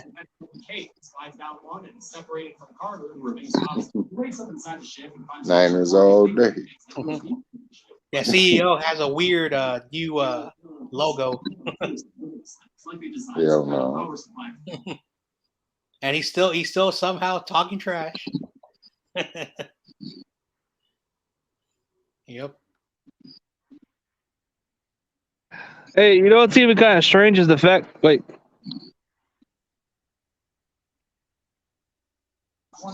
yeah, it's kind of interesting that we both stream at the same time. Like, wow, like I get it. Like, we all want to have our hangouts, but just got to figure out a perfect timing. See, that's the reason why I chose Wednesdays. I evaluated everyone for like 2 months and noticed that I'm like, okay, if everyone taking Fridays, Saturdays, and Sundays, and Mondays. I'm like, Tuesdays might go, but Wednesday is the perfect time because ain't nobody on there. So probably Tuesdays and Wednesdays the best time to do it because there ain't nobody else doing it. Yep. Well, Wednesday, it depends. It depends if my wife's gone or something, because usually I don't like to like be on there all the time, because most of the time I just spend it most of the time with her. But if she's mostly with her family or just goes out for a little bit, then I got all the free time to do that. But it's like whenever you guys are doing your streams around Wednesday, I'm like, I can't go because she's over here, It would be Yeah, kind of. I already know, and I never trip on that because that's your wife. You had a family. What the hell I look like, man? CG ain't up in here.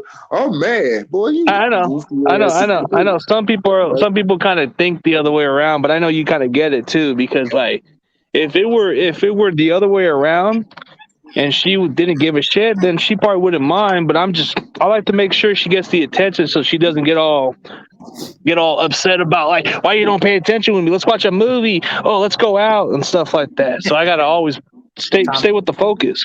Yeah, Tommy Huxley. remember that time where Tommy's wife hijacked the stream? Yeah. Man, see, she's funny. I wouldn't know nothing about it. She is funny. Hold on, give me a second. He was like, Tommy, you don't know nothing about football. Tommy, you didn't forgot to fold the laundry. And she went like that for And 10 my wife's years. kind of shy. She's very shy when it comes to talking to other people. Sometimes she's a bit shy, but sometimes when you catch her at a bad time, man, she can be at another level. Like, oh, watch out. I don't. Yeah. Yesterday, we were talking about relationships on the ATC stream on a football. That was fun. Well, the only time that may be the best time for my wife to be able to give me space is if she's in a bad mood. Then maybe I might be able to do my stream, and she might just be in the room to calm down. That'd probably be the only chance I do that. Whoa, we'll join back. Okay. All right, Rona. All right, Raruna. All right, no problem, bro. No worries. I understand. Plus, he does his podcast with. Plus, he does his podcast with the fantasy stuff too. He has 2 kids. He has 2 kids. Yep. He's telling me he told me a lot of his stuff, so he's understandable. I know, But I'm supposed to get a couple guests coming up soon. I remember when he was on my show in April, his kid, before we started the show, was popping in. And that was fun. I said, hey, Raruna, if it's not a good time, we can always reschedule. He's like, no, John. That was fun. Well, I know as much as I hate to say about the stream on a Tuesday, man, I've always tried to tell the roundtable to switch it up on my day off, but they're always saying, well, we do it at this time because everybody is free at that time. And I'm like, man, I wish we could just do it when I'm at my house. But that's the only reason why. That's the only time you probably see it dark, because there's no light around my job, and plus I'm trying to get some better lantern or some better light, bro. But can't find any. Speaking of that, in the next show, you should just put your avatar or the logo of your channel. That would be way better. They don't want me to do that. Oh, they don't? They don't want me to do that. Well, okay, if I explain to you the reason why I haven't been able to host the show is based by the reception from what they told me. And I'm not going to argue or make any ifs about it. AZ's got a point. I feel like he's giving me opportunities, so I'm not going to go under the scene, because behind the scenes, me and him are good. We're pretty uptight, and Ram Showcase, me and him are pretty cool. Steezy and us, that's the difference with us. We build a pretty good, we build a good chemistry. So that's what they like about me. They like my personality.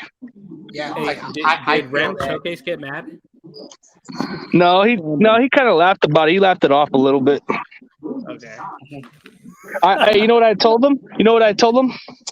What? No, I told him after that, I told him that some people kind of think you're that guy that's still a virgin, and he kind of laughed it off and said, everybody can think all they want. Damn. No, that's what you said, partner. Remember you said that? Yeah. I was just fucking around though. I don't know, but he didn't take it. He didn't take it personal. He was just laughing it off and said, those are for suckers. I know. It's funny. He's a cool dude. I know this is gonna be mean, but he kind of looks like the prototypical stereotype person that looks like a virgin. He's a cool dude. He's a nice guy. He's a really nice dude. Girl, he still looks like that. He's a nice guy. I know. Hey, like I said, hey, he may not be 100% on top of his team, and he gets some stuff, some wrong, but I bet he's a good dude to hang out with.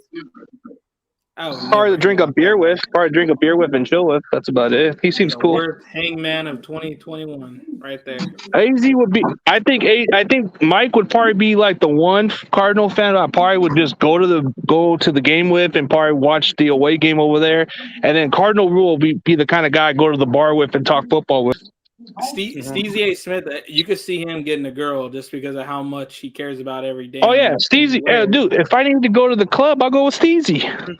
Yeah, but the problem is Steezy's dumb. That's the only thing. Oh, come on. Come on, bro. Dude, if she told him, meet me in the room, he'd be late. He'd be late and she would already left. Oh, yeah. Yeah. He's always late. I'm not having Steezy. I'm not having Steezy on my second Seahawks because he said, all right, let's do 1 o'clock. So I thought 1 o'clock. Then he pushed it to 2 o'clock, and then we started 2 hours and 35 minutes late. Holy shit. Well, okay. There's been some discussions. Okay, I don't want to say it, so I'm not going to say whatever happened. But There's been some talks behind the scenes, but I'm not going to say whatever happens. But the way it's going, they like CG, bro. We like CG, but we feel like he needs to be more consistent, showing up on time. But he's got another show, so I understand. When you got another show and you're barely coming out, You gotta that's get totally that. understandable. Hey, you gotta get that dude that's Sam Dog because you can rely on that dude. Well, he's been a little busy. So, yeah, he's a good dude. But I called him the other day, and he said he's busy, or else he would jump in. Yeah. But he's reliable. Anytime he tells me something, he'll call me and say, "Hey, CG, I know something. Oh, check this out." Like I remember a time where we had this blue Pepsi or something when it was selling around here. I couldn't find one, so he called. He called me on my cell phone and said, "Hey, go up to Walmart all the way towards the other side of town." And I went all the way over there, and I found one. And I'm like, dude, they didn't even sell it around my area, so I had to go all the way down the other side of Fresno to just find one. Bro, And then the time that's oh my god. Go ahead. You're my bad. no, yeah, dude, they were hard to find at one point, but now they're gone. Yeah, I bought like 5 of them. I seen them and I was like, bro, my childhood.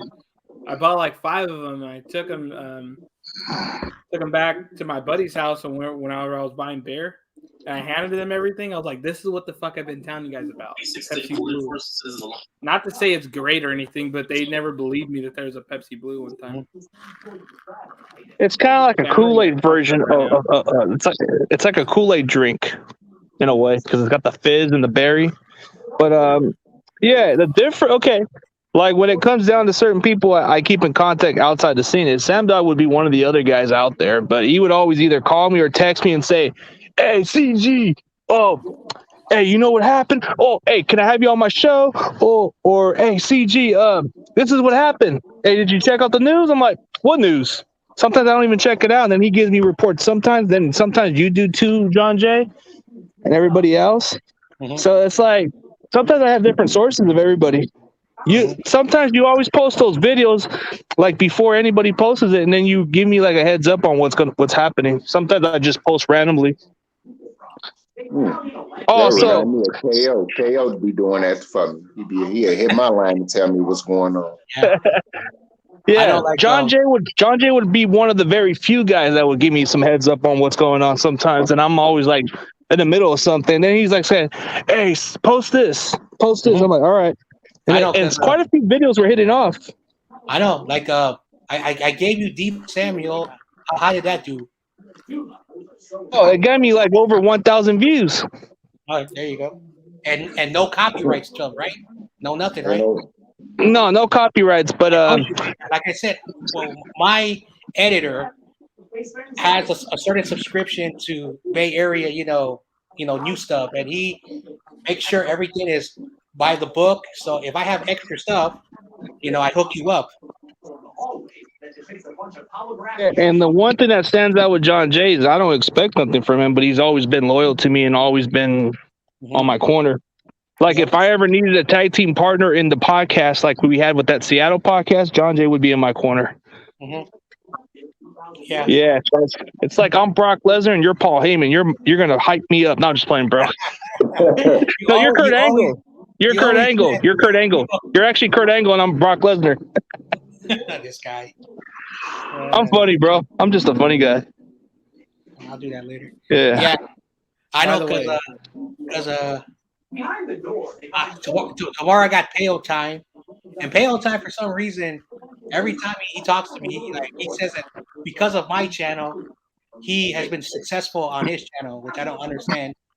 But he says he copies me, so I don't know what I do because I watch some of his stuff, not all of his stuff, but I don't see him copying me. But he says that he copies me. Maybe just by the introduction of what you do. Maybe introduction wise, maybe the Rams version of it, but not like the same of what you say. Like when I watch Payout Time, his introduction's it's far different than yours. You're more basic. He's more like he'll put a little bit of the excitement, like, "Hey guys, this is Payout Time. Check out my Rams YouTube channel. Be sure to hit that like and subscription. Hey guys, welcome to the Breakfast Club." Listen, he has a profession. He has a You made it profession. sound like a clown. Dude, Peyote has a professional athlete that is on this intro. I wish I Yeah, he's had a cool dude. on my intro. Yeah, but you made him sound like a clown ass dude. No, but have you ever seen Peyote's intro video, bro? Come on, check out his video. You'll see what I'm saying. It's not bad. It's just the way he says it. He's too nice. You know, He's a nice guy, and then he's asking us about dating advice, bro. No, I'm just saying, you made him sound like a whole fucking clown. He's funny about that part. Anyway, you made him sound goofy as hell. Like no, but I just thought it was funny when he was saying, "Hey, does CG and John know about dating advice or something like that? About should we talk about dating advice?" Hey, we have two Corey Davis. I just noticed that. Hey, Corey, which one's you, dude? Is that your twin? Somehow, okay, I'll remove this one out. I'll remove the middle. Let's see. This is the one. Because all right, dude. I showed turned my face away. I showed about say, "Hey, we got a dick coming soon. Somebody finna flash something." Hey, should I? Which one is the? So I could just remove this Corey Davis out then, because the other one's right here. Oh, okay, you're still here. Oh, shoot, my bad, Corey. I thought that was the other one. Well, I got to get the actual Corey. Okay, let me get the real Corey Davis, and then get the. Oh, there's two Corey Davis. Damn, I can't even get the other one out. You good, Corey? You don't know which one. Yeah. Hey, Corey Davis is like the guy that comes out of nowhere. You're like, hey, where's this guy come from? He's like the one that sneaks up with the, like one of those guys that comes in the bar, and then you just like, hey, there's Corey. Didn't see him coming. And then John Jay's like that one guy who comes a little later and says, hey guys, what's up, guys? and then Jonah's the kind of guy that comes into the bar and says, hey, what up, guys? I got you guys. I got you guys on a beer. It's on me. Yeah, basically. And Pinor's the kind of guy that makes up some good stories, and then we're like listening to what he's got to say, and then we drink and chat a little bit. And I'm the kind of guy that's like giving you guys some bartender or something like that. I'm drinking right now. Don't get me wrong though. I'm the type of guy though too to bring all the goddamn grain and try to get everybody to smoke. Wouldn't mind that. A little crossfade. Yeah, I'll be like, hey, I'm finna go smoke. Y'all want to? On life. Shit, fuck that. Finally, Rudy finally emailed me. Gosh. Hey, dude, I've been trying to get a hold of Rudy, but I can't find no other social media of his. He used to have a Facebook. I don't think he has a Facebook anymore. Yeah, he finally emailed me because I don't know if he has Instagram. I don't know if he has Twitter. What is his email under the same channel of his YouTube channel, or is it like by his actual name? And now he told me that he won't be able to do a show with me. So all right, here's what it is. He's been too busy. He's kind of been busy with stuff lately. So he told me that he's up for it, but it just depends on his schedule. I know. No worries. Well, anyway. I wasn't able to get any other Rams YouTuber, but Pale wanted to give me a schedule, but the schedule just wasn't working for me. So I told him maybe next time. Mm-hmm. So I was only able to settle for Rams Showcase, and I don't know about Rams House. He's got his own schedule, so I can't. I got him through email. There's two Rams House. You have Rams House and Rams House TV. And then Rams House TV. Yeah, like the other guy calls himself like Snoop. The other one calls himself Snoop, and then that dude's Snoop. The other one's called Snoop, and he looks like Snoop Dogg. That's why he calls himself Snoop. Yeah. Because of the hair, I guess. By the way, you guys know that what's her names? It's like Ashley and something for touchdowns and tight ends. Yeah, what about her? Yeah, they haven't came back in contact with me on the streams, but they've been super busy, so I'm not gonna bother. They travel. The funniest thing ever is when Amin the Dream asked them. I don't know did you guys see when Amin the Dream asked them if Aaron Rodgers is a bad man like Stephen A. Smith says? Yeah, I'm supposed to have Amin on my show too. Like they thought that Amin was saying, Aaron Rodgers is a good guy. We're like, no, you Is he a bad man, like a badass football player? They're like, no, I think he's a good guy. I'm like, what the fuck? Like, they're not talking about football. Like, what if he? No, that's a good guy. Dude, No, is I it think okay? he's a good guy. And then I don't know who Stephen A. Smith is. I don't know who that is. And then I was just dying. I was like, what the fuck? No. But you know, Aaron Rodgers to me is that kind of guy that acts like he's better than everybody else. Then he distances himself from people. Like, dude, I heard he's like the most antisocial person when it comes to reality. Like he distances himself from families and he distances himself from certain people. So it's like this guy only has a little small circle. This shit's kicking in.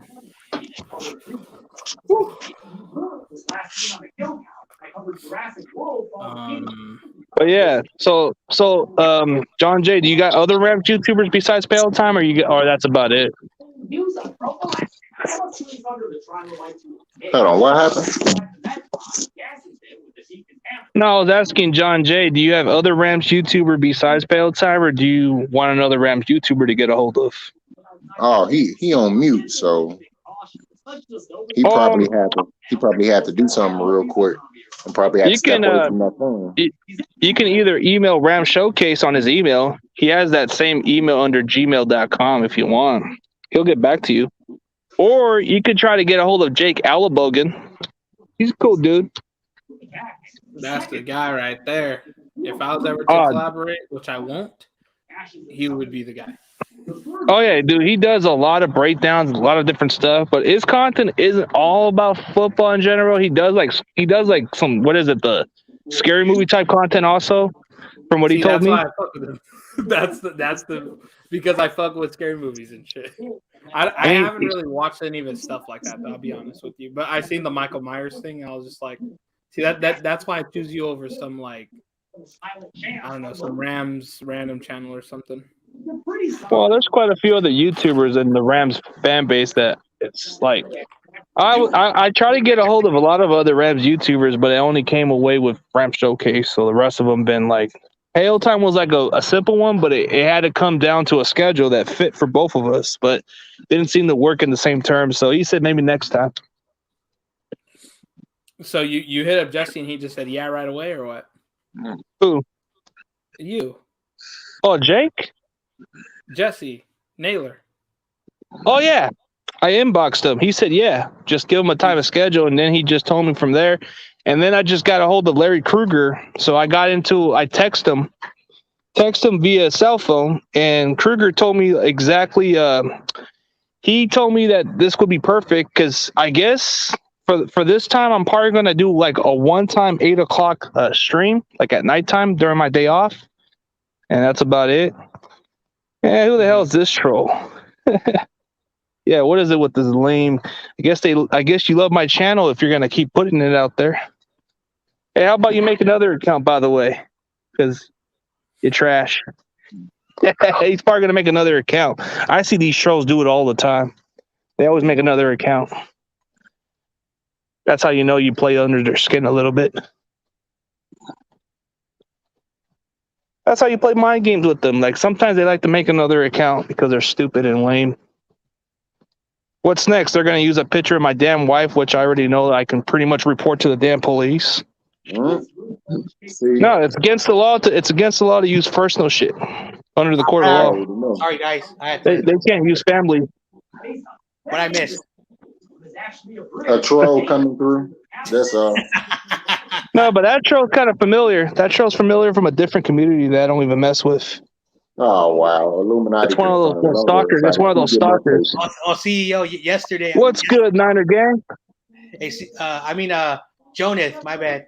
I said for the first time and only time, I said Illuminati confirmed, because there was this guy called Cowboy Trevor, and he was talking about essential oils and, guys and, kids, getting a little bit, weird and nasty. I'm like, what's up, Roberto? I had to say Illuminati confirmed because that was just. I swear to God, I'm gonna have a whole community saying, I'm gonna have everybody. I had to say, because that dude was just a little bit too much. Watch, let's go fuck around and be on my tombstone. Illuminati confirmed.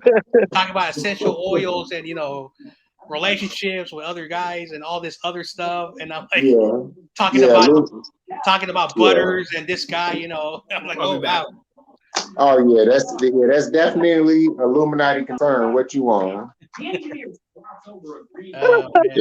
kind of weird. There's one guy came in and think the show. Oh wait. Is this Roberto, the 49er fan from Texas? No, that's a different Roberto. Oh. No, this one right here. He's talking about this Roberto. This is a different one. Oh. This is the one that comes on. I think he comes on Rombo and other Niners content creators. Oh, okay. Because I've seen him pop around. I know because the Roberto from Texas, he likes the Lakers. So. Yeah, the one that's from El Paso you're talking about. Yeah, he's right here. This is the Roberto. Oh yeah, him. Go Warriors! The Lakers are. Hey, let me guess. So this is your logo, but hey, what happens if we beat the Rams? Are you gonna make a logo of? Are you gonna make a logo of just? What? I can't hear you. What? What kind of logo are you gonna make when we beat? What kind of logo if we beat the Rams? Are you gonna make a logo of knocking out the Rams or something? Yeah, see, I understood Rams. I think you got some feedback or Hey something. bro, hey bro, your shit went super robotic. Yeah, I thought I was the only person who. Right, you're like boy, I thought, man, it sounded like you was having a grand mal seizure and fighting it and still trying to talk at all at the same fucking time. It's so funny how CG got a new cell phone and this cell phone is garbage because I remember he had to end the stream because for some reason his phone was like messing up. That shit no good. It's a new Samsung. It's a Samsung. It's a Samsung. What is it? Galaxy Z. There, they see it fucked up again. See Samsung ass. That's why I'm glad I didn't get no Samsung. Samsung ain't been good since 2010. Samsung. I didn't even know anyone who owns a Samsung in my life in my world. Yes, you do. You know CG. Oh, what's going on, Seahawk? I haven't seen Seahawk in forever. Talking about the people in my life, not in internet, not the internet. Man, that's your life, man. That's a part of your life. The internet. The internet. All right. Okay. All right. So I have at least one person that I know that has a Samsung. No, you know two. Oh man, so you didn't count me at first. Now I count as the internet version. But I'm like you gotta count it, man. I'm like, cause shit. That's how you. That's part of your. Ain't this part of your equity? The internet. Hey, Eddie's in the building.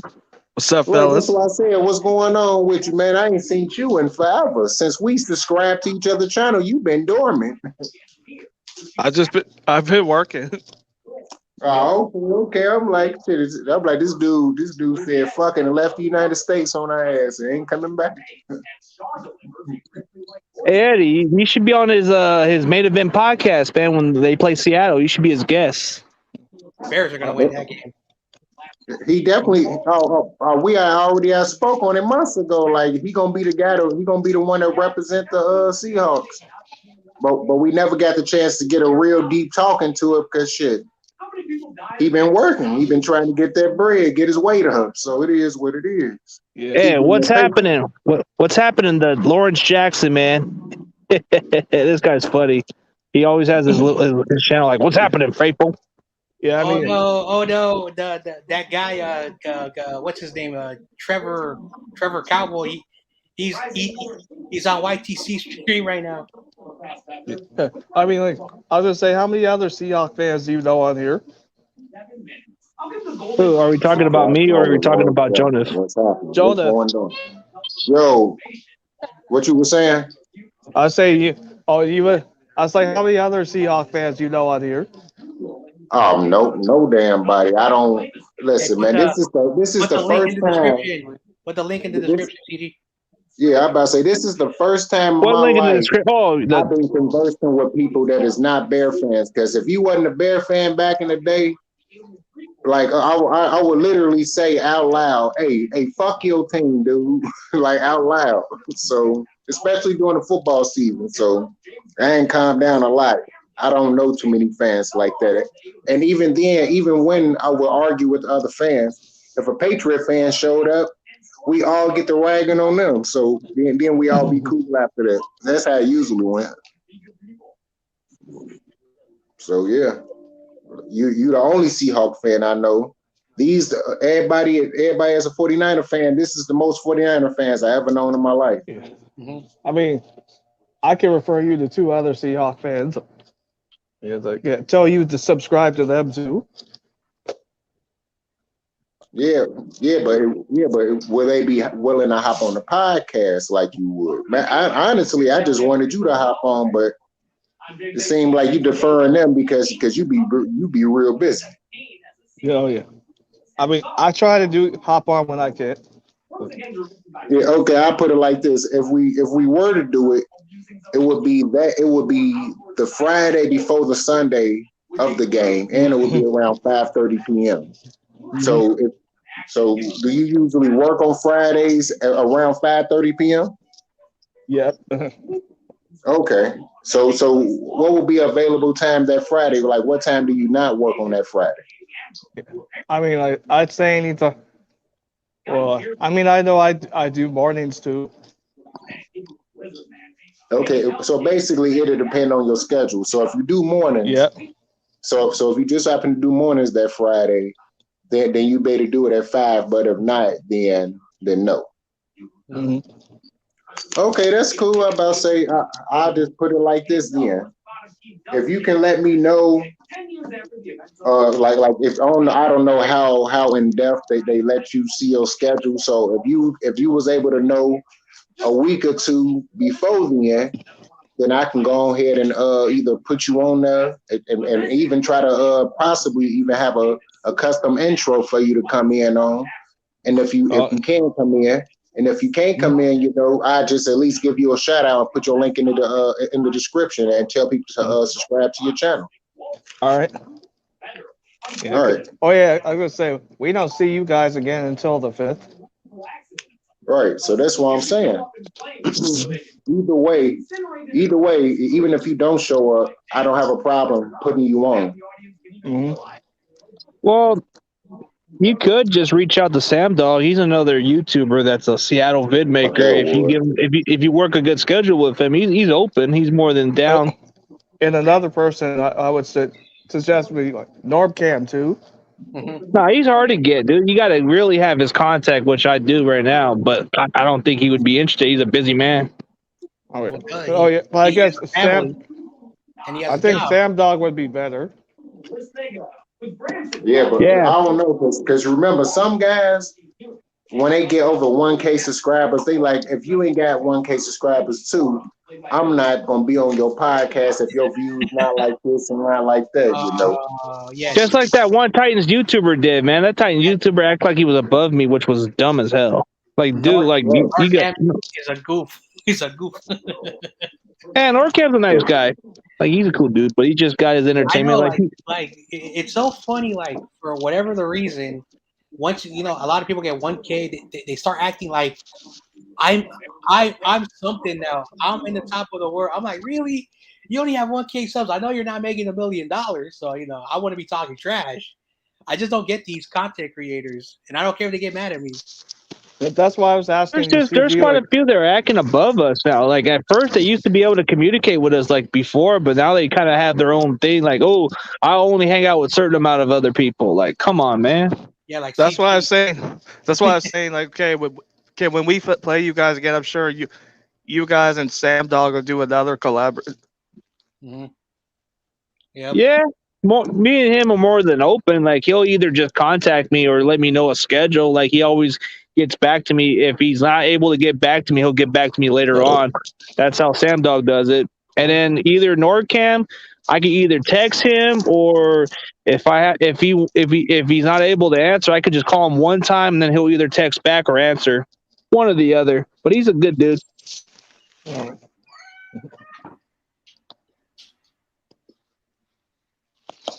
But I see you had a good time at the game.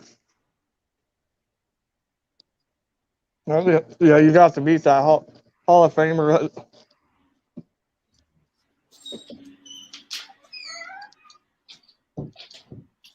All right. I know. That's just how some YouTubers are for whatever the reason. But for me, like I have I'm almost at 1.2K subs.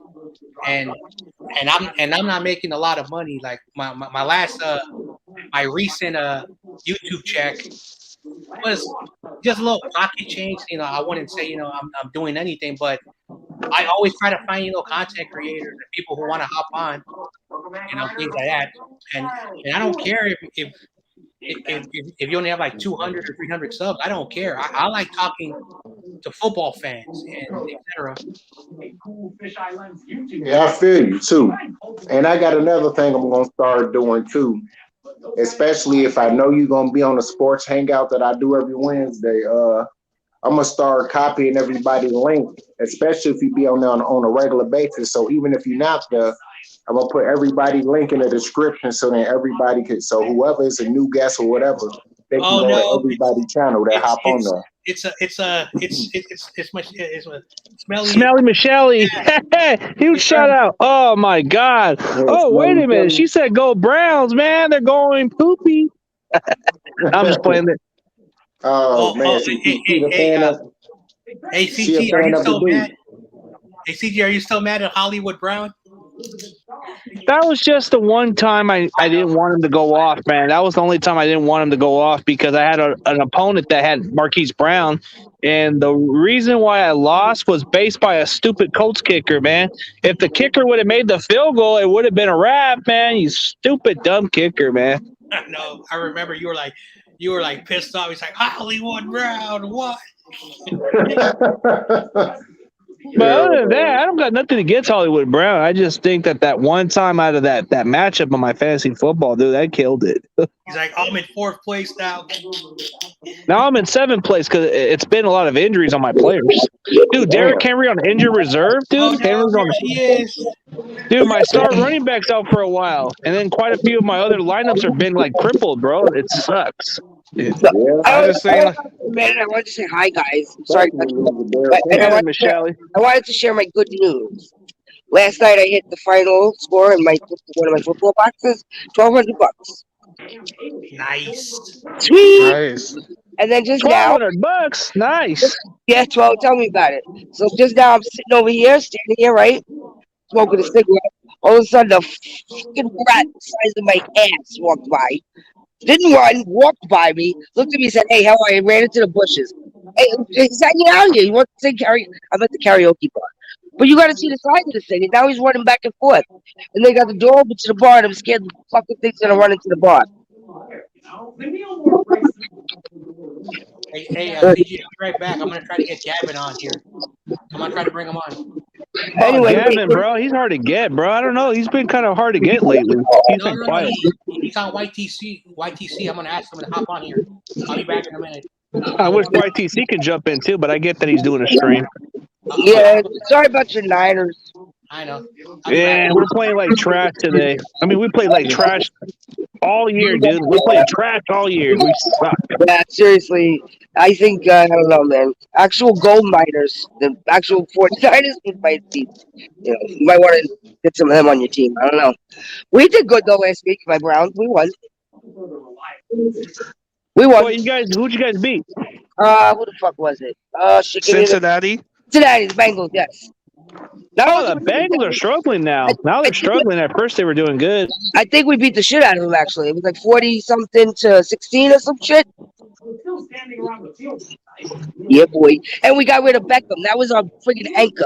Let me explain. I think he left. Hey, Steve. Hey, Sheila, how are you, honey? I think he left. We got rid of him, right?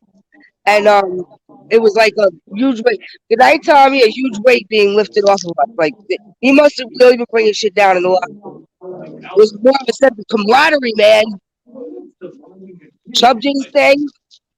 If I had that game, if I had a penis, I would have had a Chubb eat.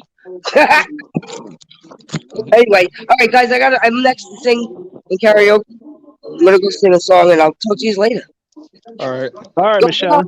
Bye. Bye. Bye. Bye. Yes. Hey, what a good person. Yeah. He's kind of funny at times. Yeah, so we got the Packers Sunday. Yeah. Hey, but Michelle's that kind of party girl that jumps in for the hell of it. I'll say, but you guys' game is going to be good Monday. Oh yeah. Hey, look at this one. Look, I guess Rona's giving us some recipes or something like I don't know what it is, the Food Public or how to make a I don't know what that is. Have you ever heard a food called hoppers? What the hell is a hoppers?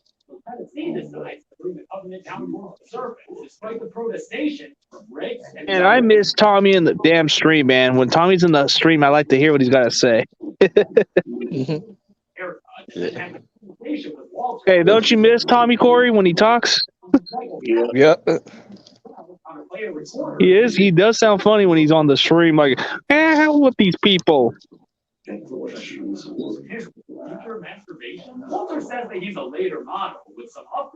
So I saw his comment like a while ago today, and he said something funny about like Ram Showcase. He said something like, "I rather go on a yellow something than watch him or something." And I'm like, bro, that's foul. No, he was referring to the Ram Showcase. He was referring to him about it, and I'm like, damn. Guess he doesn't seem interested in his channel.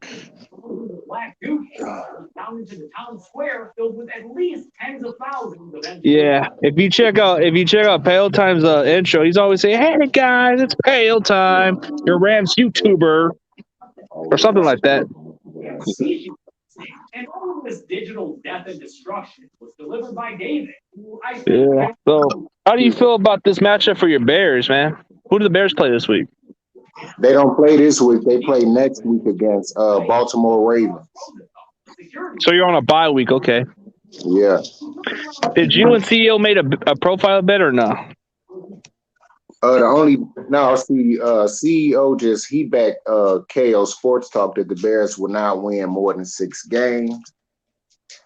I said if the Bears, only thing I said is if the Bears win more than 6 games, he got to change his name to Jonah Pitney Jr. That's a good bet right there. Right. And so what happens on the other way around? What do you got to do after that? Nothing. So wait, you're gonna have him have his profile name Jonah Pitney Jr. Yes, for a month. For a whole month, Jonah Pitney Jr. I heard the bet with him and Butters is that CEO has to show his face or something, show his identity. Yeah, that and then if he loses to Kofi, who is KO Sports Talk, he got to pay him $100.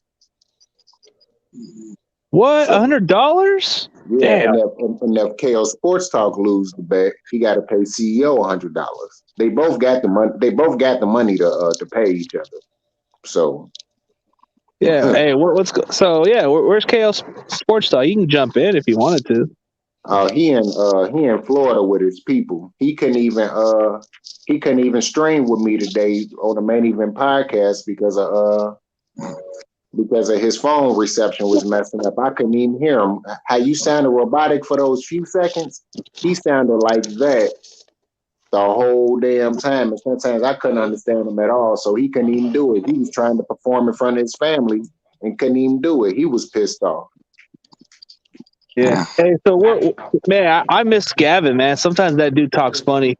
Yeah, matter of fact, I don't know if Gavin's still in YTC stream, but Gavin be switching around. Sometimes he be in YTC stream. Sometimes he'll hop in yours. So he's probably still on YTC stream right now. I don't know. He is funny as hell though. He sound like Gavin sound like he'll up and slap the shit out of somebody in the bar at any given time. on my life. Okay, awkward silence. Awkward silence. The fuck? Everybody depressed all of a sudden. Y'all need some weed in y'all life. Oh my mama. Maybe then y'all be a little bit more lively. Shit. Oh, so it looks like I found out I'll be going to the Seahawks Bears game. Oh yeah. Yep, Is it? That's is it in Seattle. Oh, Yep. okay. Yeah, sorry guys, I had to go KTLC. check in. Had to go check in somebody, but I guess it was one of the coworkers. Yeah. It's like, ooh, Everything I was looks like, man, that's really gonna be a good game. Yeah, Yeah, it's it gonna be a is. good game. Sure. Yeah. I'm about to say now, do you think the Seahawks will beat the Bears? Because the Bears has beaten the Seahawks every time they played them since 2015. Yeah. I think Russ only lost to the Bears once. He lost to him, and I believe he lost to him more than once. So I think he beat y'all in his rookie season in overtime. Right, and y'all won in 2015. Yeah, y'all beat us in 2018. Right. Didn't the Bears play them again in 2019 or no? Nope. Okay. No, I think we played the Vikings that came out of your rival.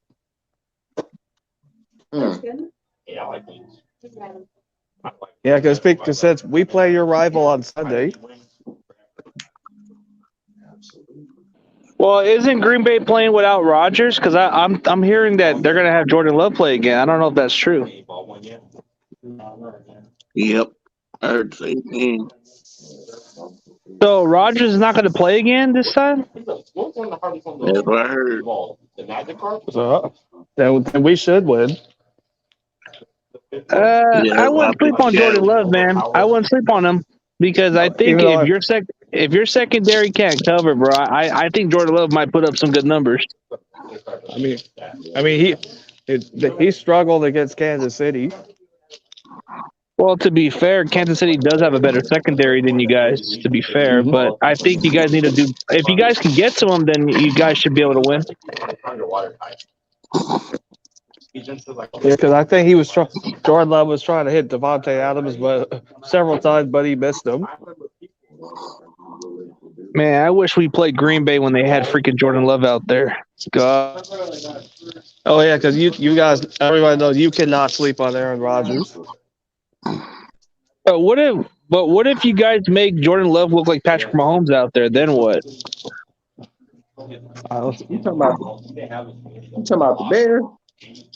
No, we're talking Packers. about Jordan Love. We're talking about Jordan Love, man. No, I Since he's know going to that. start again. Man, screw that man. Screw Jordan Love. Screw the Packers. I hope. So what if Seattle makes Justin Field look like a bona fide stud with 300-yard passing? Oh, I'm gonna love that. What you mean? I'm not gonna love. But Seattle secondary does make them look like superstars out there. Any quarterback, even Colt McCoy, could look good out. But good thing we got. Colt McCoy was decent before he got to the Browns. The Browns ruined that man's career. Where are you saying? My bad. Yeah, saying glad we got Russell Wilson back. Hell yeah, because Geno Smith was fucking y'all in the ass. I mean, okay, it's like, when we played Jacksonville, it's like that was the game we really didn't need Russell Wilson at all. Because we could have just given him the day off for that one. But if you give him a day off against the Saints, forget about it, man. Yeah. Yeah, it's like pick the worst time to get hurt. I think the Saints are the most overrated team right now, man, because the quarterback situation's going to get worse. I think they're good. I think they're starting. They'll be tanking right now. And the fact that they have to go with Trevor Siemian, that's sad. And they ain't gonna have Alvin Kamara on Sunday. And Michael Thomas is on injured reserve. That sucks. Oh yeah, out for the year because we expected. Well, all Saints fans expected him to be back in like maybe either this month or next It, month. it ain't like he been doing anything for the past 2 years anyway. Mhm. On everything. It Man, ain't I'm like just he been wondering what doing kind of production. Yeah, I'm just wondering how many yards is Debo going to get against the Rams secondary. We'll wait and see what happens. Yeah, and I see our last home game of the year is against the Lions, and watch we gonna run them. We gonna run them guys out of our building. I wouldn't be sleeping on Detroit, man, because of the fact that they're hungry. So you guys might play a good game against them, just like the Rams did. They thought they were going to whip them, but they didn't. It wouldn't surprise me if Arizona. It wouldn't surprise me if Arizona does lose to the Lions for no reason. Yeah, and I see we got the Cardinals as our last road game, but I think that might be the game Seattle will win because the Cardinals will probably be resting their starters. Yeah, I think that's what's going to happen. But down the stretch, our schedules don't get favorable as much because we got a lot of tough games. The one that seems winnable, the one that seems very winnable is Jacksonville. But if we play like the way we're playing, we probably won't even beat Jacksonville if we play like that. I picked y'all to they CC. offensively. I picked y'all to win that game because you. What against Jacksonville? No, yeah, against the Cardinals because they had no DeAndre Hopkins either. Man, dude, we made their backup receiver Antoine Wesley into a stud, bro. Come on. Man, who the hell is Antoine Wesley, bro? Number 85. Who the freaking hell is he?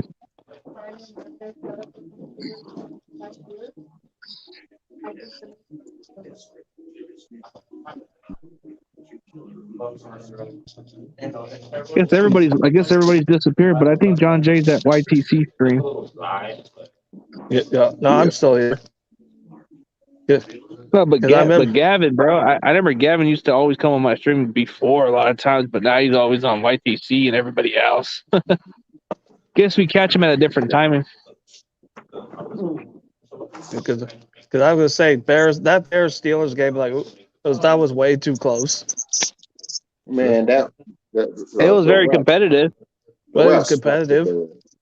Bears fucked the Bears. The refs fucked the shit out of the Bears. The Bears fucked themselves with 4 penalties on themselves, and the rest of them was straight ass. Okay, let me ask you a question about that one play. Let me ask you about it. Like, what was the ref even thinking, man? Like, he intentionally bumped into the player that made the sack, bro, and you're going to throw a penalty because he bumped into you? He did it on purpose, man. Why is he should be suspended or fired, bro. Come on. Refs need to be held accountable when it. Yeah, I get a lot of people keep. Yeah, like I get the part of what some people say. Oh, you can't always put the blame on the refs, but don't they need to be held accountable for their calls? Dude, like especially in the last seconds of the games, bro, it determines an outcome. But yet you're gonna let these guys slide, bro. That should not be sliding, bro. They need to pay fines or be suspended or fired. Because that's not a good way to call games, bro. What if they are betting games? What if those refs are betting games and they want to do it on purpose just to get their money's worth? Of course they betting on the games. It's just the difference is that they learned from the NBA refs and said, we're not going to do that. We're going to do it this way. And we're going to still get our money. The hell, what makes you think they ain't betting on the games using probably sites like FanDuel and all that? What you think they ain't betting too? It's easier to do, and they ain't got to put their face out there. They ain't got to show up in public and bet. They can bet online and determine what games that they want to win. Period. Especially if they hosting it personally. I do think it does play a factor when it comes to those refs betting money, man. It's insane. It's insane that maybe that's what I'm thinking in my mind, that maybe that's why the refs are doing some shitty calls, because the fact that they're betting games. I'm thinking that is a possibility. They doing worse than the replacement refs in 2012, 2013 season. They doing worse than them. Worse. And these guys Yeah, I supposed to be remember that. professionals. Yeah, I remember that Phil Mary where it should have been considered an interception. Oh yeah, hey, that was That to me hilarious. was pretty much the worst call because no, I mean that was the greatest call of all time because the Packers lost. That was the greatest call of all time. That's the but only to thing. That's me, the only. like since you're talking Go ahead. yeah, but since we're talking about replacement refs, I think that was one of the worst calls in my opinion because actually, if you think about it, the ball was actually on the safety of the Packers, and then the fact that Golden Tate made the effort, he kind of just took the ball after the play was already dead. So I don't want to sound like in some ways, but when I saw the play, I even said it like this: as much as I can't stand the Packers, man, they got robbed on that dumb call.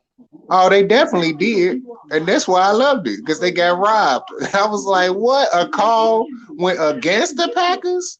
Oh, I'm loving this. Yes, boy, I watched that game from start to finish. That was the most hilarious thing I ever seen in my life. I was like, Yeah. yes, the refs. And they call it the Phil Mary. Hell yeah. I was like, oh yes, the refs is not bought out by the Packers. These are replacement refs. They don't know what's going on. The game too fast for them. I love it. I loved every second of that. Just the look on Roger's face, the look on everybody's face had me I was dying, man, for real, for real. Yo, Gavin in the comment section, what's going down with you, bro? How you feeling? Is you hopping in here or what?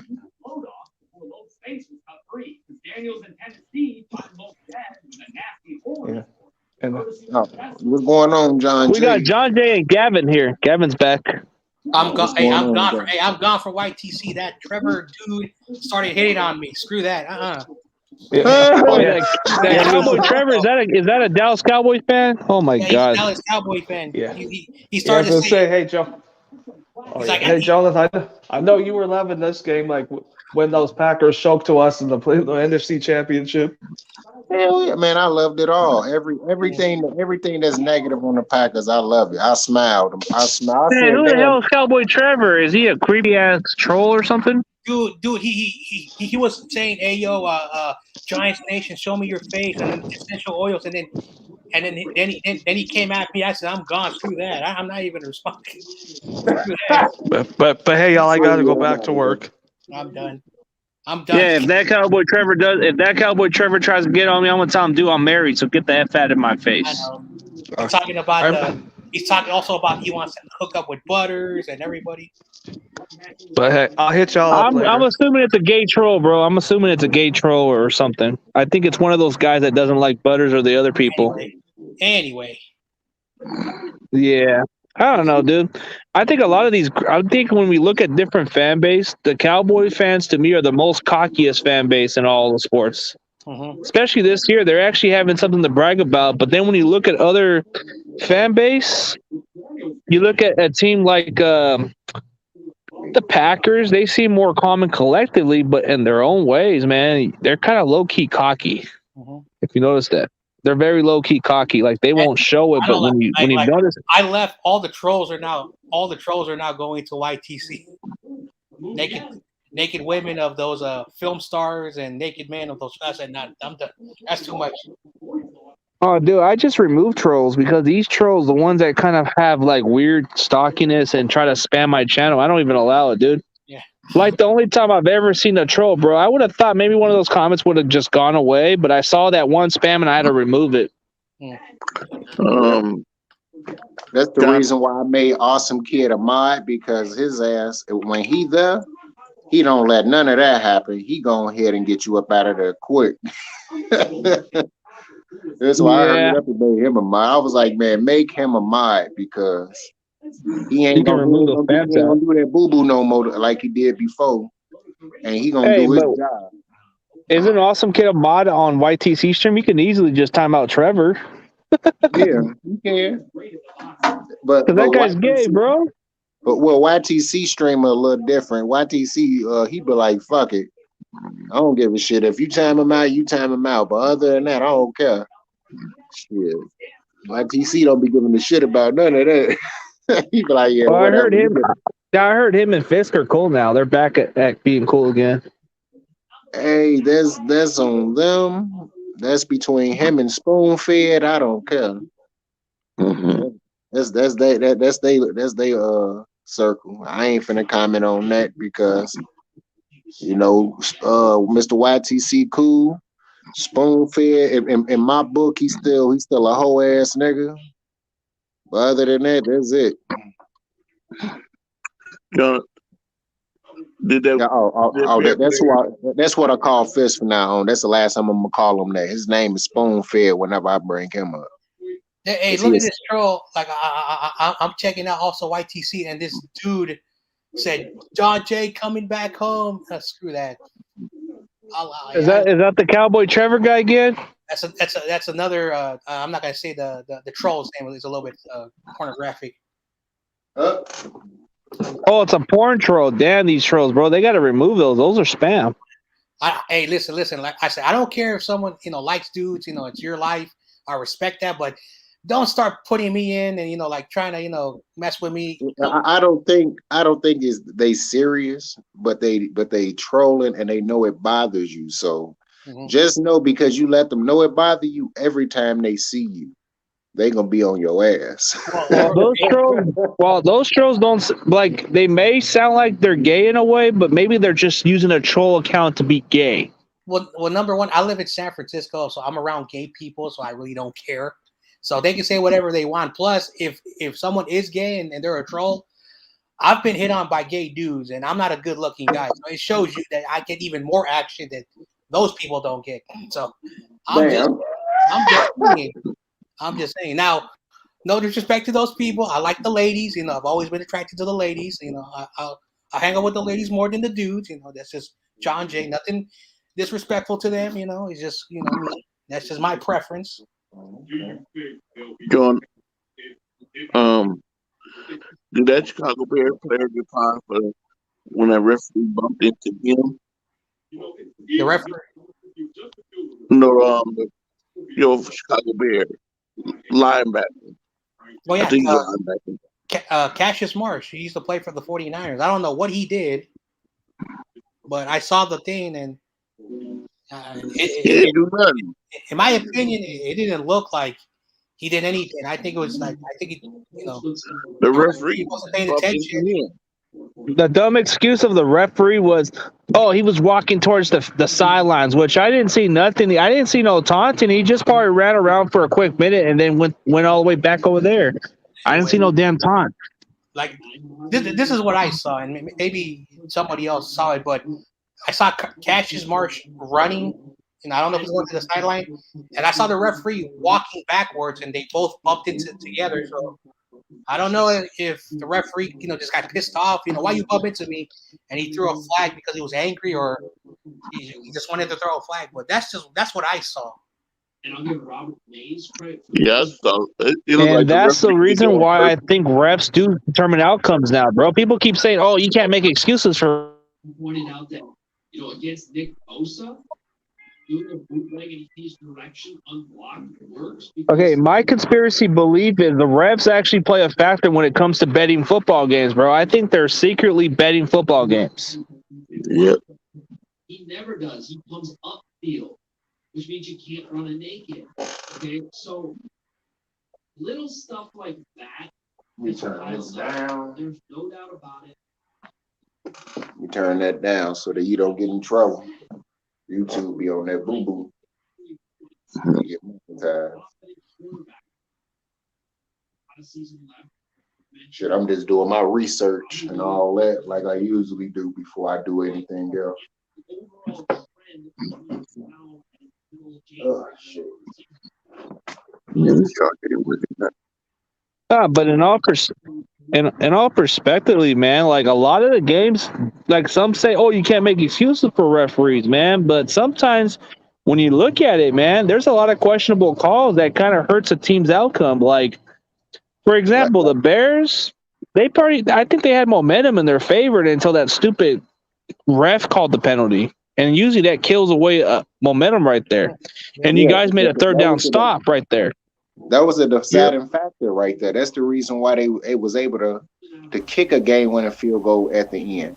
Because if the Bears get that stop, let's say they go and score a touchdown, and they kill the clock and it's down to a minute or two, that means the Steelers would have had to score a touchdown in order to get a victory and not kick a field goal. So that's how much of a deciding factor that was. Because they kick a field goal, they still down by 1. So they would have had to score a touchdown to go up by 3. And then there still was a small possibility that they could have left too much time on the clock, and the Bears could have went back down the field, and either tied it up or won themselves. So that's how much that affected the game. It took an additional 4 to 5 minutes off the clock, and on top of that, it gave the Steelers 6 extra points. What's up, Kevin? What's up, Georgie? I had to leave YTC streaming. It was starting to get a bit pornographic for me. I heard you. Yeah, man. That Cowboys Trevor, he is funny. I know. He was even talking about you saying, "Oh, we need to get a." I don't know what he said about something about you and Essential. Probably like an OnlyFans. Me and him need to get an OnlyFans or something like that, is it? Something like that. He's crazy, man. How are you, Jonah? Who the hell is this Cowboy Trevor? I hear a lot of this weird stuff about him over there. Just hey, if you want to go over there and check it out, he's still talking. He's still talking smack in the chat. And then this other dude, some slave master or something.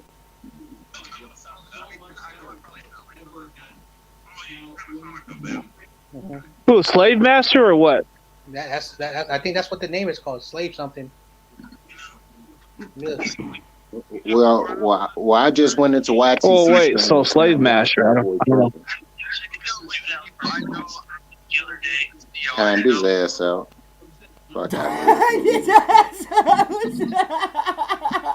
Illuminati confirmed. I know this is exactly what I was going to say. Once I started reading his messages, I said, "Oh yeah, you doing too much, fam. Time out." And then cut the phone right back off and went right back to talking to y'all. Like, yeah, you earned every 300 of these seconds, my nigga. Get up out of here, man. You have definitely earned this 300-second timeout. He's been busting awesome kids' balls here. That Cowboy Driver, he's been busting his balls hard. I don't like they timed out the other dude as well.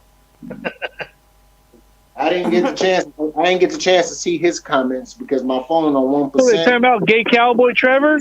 And then that slave. Yeah, I turned him out once I seen all them comments. I was like, I'm going home on a train to do something. I don't know. Yeah, he was talking about. He was saying shit like TRL can join me in Mini 14 in our essential oil bath. I said, "Yep, Illuminati confirmed. Illuminati confirmed." That's why I said that. I had to say it. I was like, "God, timed out. You are timed out." Yeah. He's probably gonna make. That's like pulling that's like pulling a Goldust, bro. Even Goldust tried to act all gay when he's really straight in real life. Hey, Goldust was a character. Yeah. In real life, Goldust was smashing Terry Reynolds. We all knew that. Yeah. We don't know nothing about this nigga. So Teddy once he started saying TRL need to join him in Mini 14 and in a motherfucking essential oil bath, I said, "Yeah, boy, you done for 300-second timeout. Come here, boy." Wait. So Mini 14 went into the comments or what? No, he just included Mini 14. Oh, okay, he included him. Yeah, he's an all right Packers fan. Who's Mini 14? He's been saying that like for 2 days. Some Green Bay Packers fan who stalks Butters. Yeah, he stalks. Yeah, he been stalking Butters since I believe since Butters started his channel. Oh, Butters is like if you had a fanboy of Butters, bro, that would be the guy. Right. Hey, Butters has a picture of Tua turn the ball over and CEO doesn't like one CEO up, yeah. Where's CEO? I guess he's back with YTC stream. He was there for a little bit. He was still making excuses. He was still making excuses. I was like, Why are you making excuses? Yeah, that's exactly where he at. He in YTC stream. What's going on, Hey, what's Tom? up, Tom? I'm about to say I'm usually in YTC stream. I was like, man, let me do a change of pace real quick and hop in yours, especially because, I got to show some love because you share my content and everything else. I got to show some love by making some appearances and everything else. Got to make it. Yeah, if your schedule was a little different during the different days, man, I would have popped into your stream. But since it's been like different days, bro, like I'm always either just stuck with my wife most of the time, which I just think, man, I guess I'll just spend most of the day. Yeah, it's all good. It's all good, man. If I didn't work so much in the mornings and be working through the mornings and the afternoons, at times when you would be streaming in the afternoons and all that, I would hop in and comment on the regular. That's why usually when I did comment on to you on during the afternoons, I'd be at work. I'd be getting cursed out because I'm not doing my job. I'm like, man, I'd be told my boss to shut the fuck up because I'm listening to you. Hey, the best part about my job is there's no supervisor here, bro. There's nobody on supervisor. I'm like my own supervisor here. I know you. See, I do carpentry and all that mess. That's why. Yeah, there's nobody that watches me out here, dude. Like I'm mostly just have to stay on that post. CG, you have a job where I envy you, where you actually you're getting paid to work and you're able to still stream. That is a job. Yeah. I get double paid of what I had at my old job, bro. Whatever the amount that I used to get paid at my old job, bro, I'm getting double. Hey, just give me a cut of that money, CG. Hey, dude, I get paid double of what I get, but I sit on my ass, or I either just watch and just check on different places every hour. That's all I gotta do, bro. Check every hour.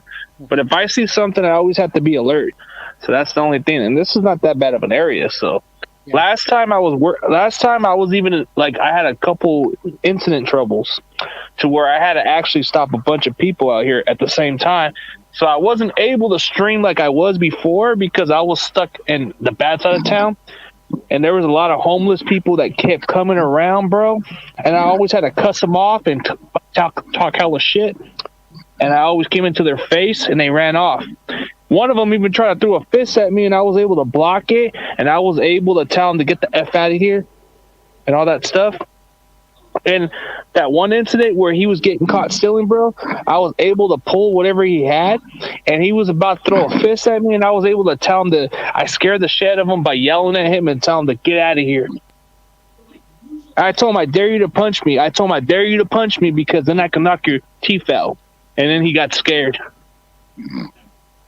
Dude, I scared some people away, bro. But I guess they were complaining about it too much, bro. Like for some reason, they were complaining about the fact that I was too aggressive and too scary to those other people. And I said, bro, I get paid to freaking scare them. I'm not here to be nobody's friends. I don't care. This is what I told that one lady. I told that one lady at the store, I'm not here to be nice. I'm here to be an asshole. So deal with it. Told you guys don't pay me shit for this. I get paid to be a dick. So let me do my job. I know, like, I remember when I had to do a watch duty for my sports department. Yeah. And I hated it because I had to be like an asshole to a lot of good people who I knew. So one day I get a phone call in our office. So basically I'm doing admin work and security work in the evening shift because nobody wants to work at night. It's so scary. And I get a phone call from our local food vendor. He says that there's a guy who's showing his what the sun does not shine on. So I go over there. He's all like butt naked, and he's like, "Oh hell no, bro! I had to deal with a naked chick around. Dude, I had to deal with a chick like that running off with no shirt on and running off freak. Dude, I had to call the cops on that situation. I couldn't do shit, bro. She was running off. She was running off all around the street, bro. I want to know what John Jay did with the naked okay, man. so basically, I'm over there, and I'm like 15 feet away from the guy, determining what I'm supposed to do. So I call in my supervisor. It is like almost 9 o'clock. So I'm about to be off in like 20, 30 minutes. And I call my supervisor, and he told me, leave the dude alone. I said, dude, this guy is walking in where there's children, mothers, grandmothers, fathers, and kindergarten kids, and this guy is becoming violent, and he's now in Spanish. I'm not going to say what he said in Spanish, but I will say a little bit that he was basically inviting people to release him. And at the end of the day, I was not going to wait for my boss to show up, so I basically started screaming at the dude so he could come in my direction. So I say, yo, dude, with no clothes on, trying to get his attention. He looks at me, and then he starts speaking Spanish, and I know Spanish. And then so I start walking back to my office, and now a naked man's following me. The good thing about it, now he's going towards the parking lot. And then now I have to stare at what the sun does not shine. And I'm like, all I can say in my brain, and I know this is going to sound very messed up, I'm like, I am so lucky that I've been blessed by my family tree. And so I was just It's a bit cold. It was a bit cold outside. Was it? What was the weather like? Was it cold? I was basically just trying to be funny in my brain, so I did not have to continue to stare at that. Finally, a police officer drives in, and then they take care of it. So I'm like, good. And then my boss shows up at 9 o'clock. He gives me a ride back home, and I told him everything. And I was like, well, I've seen worse. So, dude, yeah, I've seen worse. I had a deal. I've seen worse to where I had to deal with a lot of incidents all in freaking one day, bro. The job I was working at before, well, technically, I'm still working with this company, but it's like they had me work at a tough task, bro, where I couldn't even go on streaming that long. I had to go on for a little bit, and I had to go. And then whenever I had a lunch break, they would still call me, and I would still have to put up with somebody.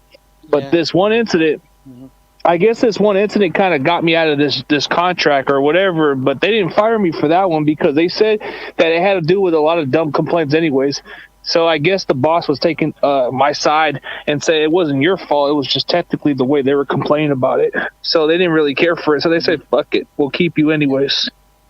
So they got mad. No, but they were the stupid. That one lady from the Panda Express was bitching and complaining, and I was just eating on my lunch.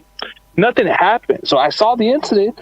I didn't see nothing happen. They were talking like it was something like going out of control. But when I looked at the guy, I looked him straight in the eye. He didn't do shit. They were making it sound like he did something when I was already keeping my eyes on it. And then when I came up close to him, he walked away because I didn't have to do shit. And then they complained about it. And then you know what's even dumber? Was the fact that I got accused of flirting with a chick when I'm married. I even looked at the boss. I said, what the fuck? I never did nothing. I was just always being on the same page with everybody.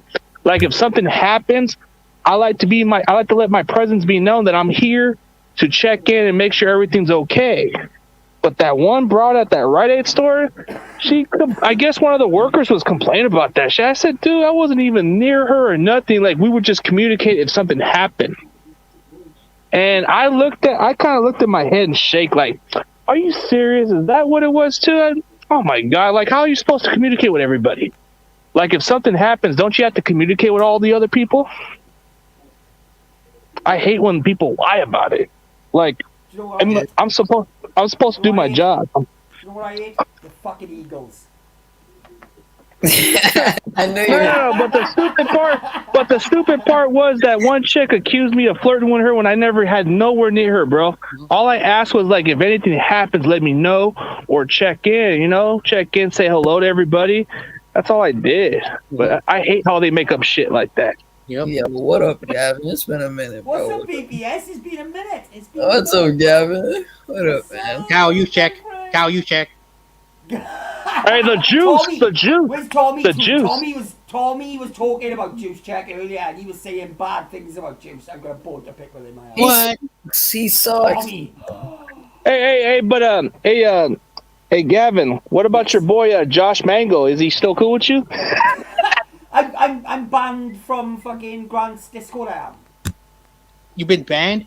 Yeah. I thought. Okay, I know you hate him. I know he hates him. As well, because I refuse not to talk about, because they wanted me to drop it. They did and sweep it all underneath the carpet. And I told them no. Man. I said no. I'm not sweeping anything underneath the carpet. At the end of the day, I've got the right to speak about whatever the fuck I want. I mean, I said I don't give a shit. Like, and then he basically blocked me, and he blocked me, but I'd already unfollowed him and unsubscribed from everything already before he blocked me.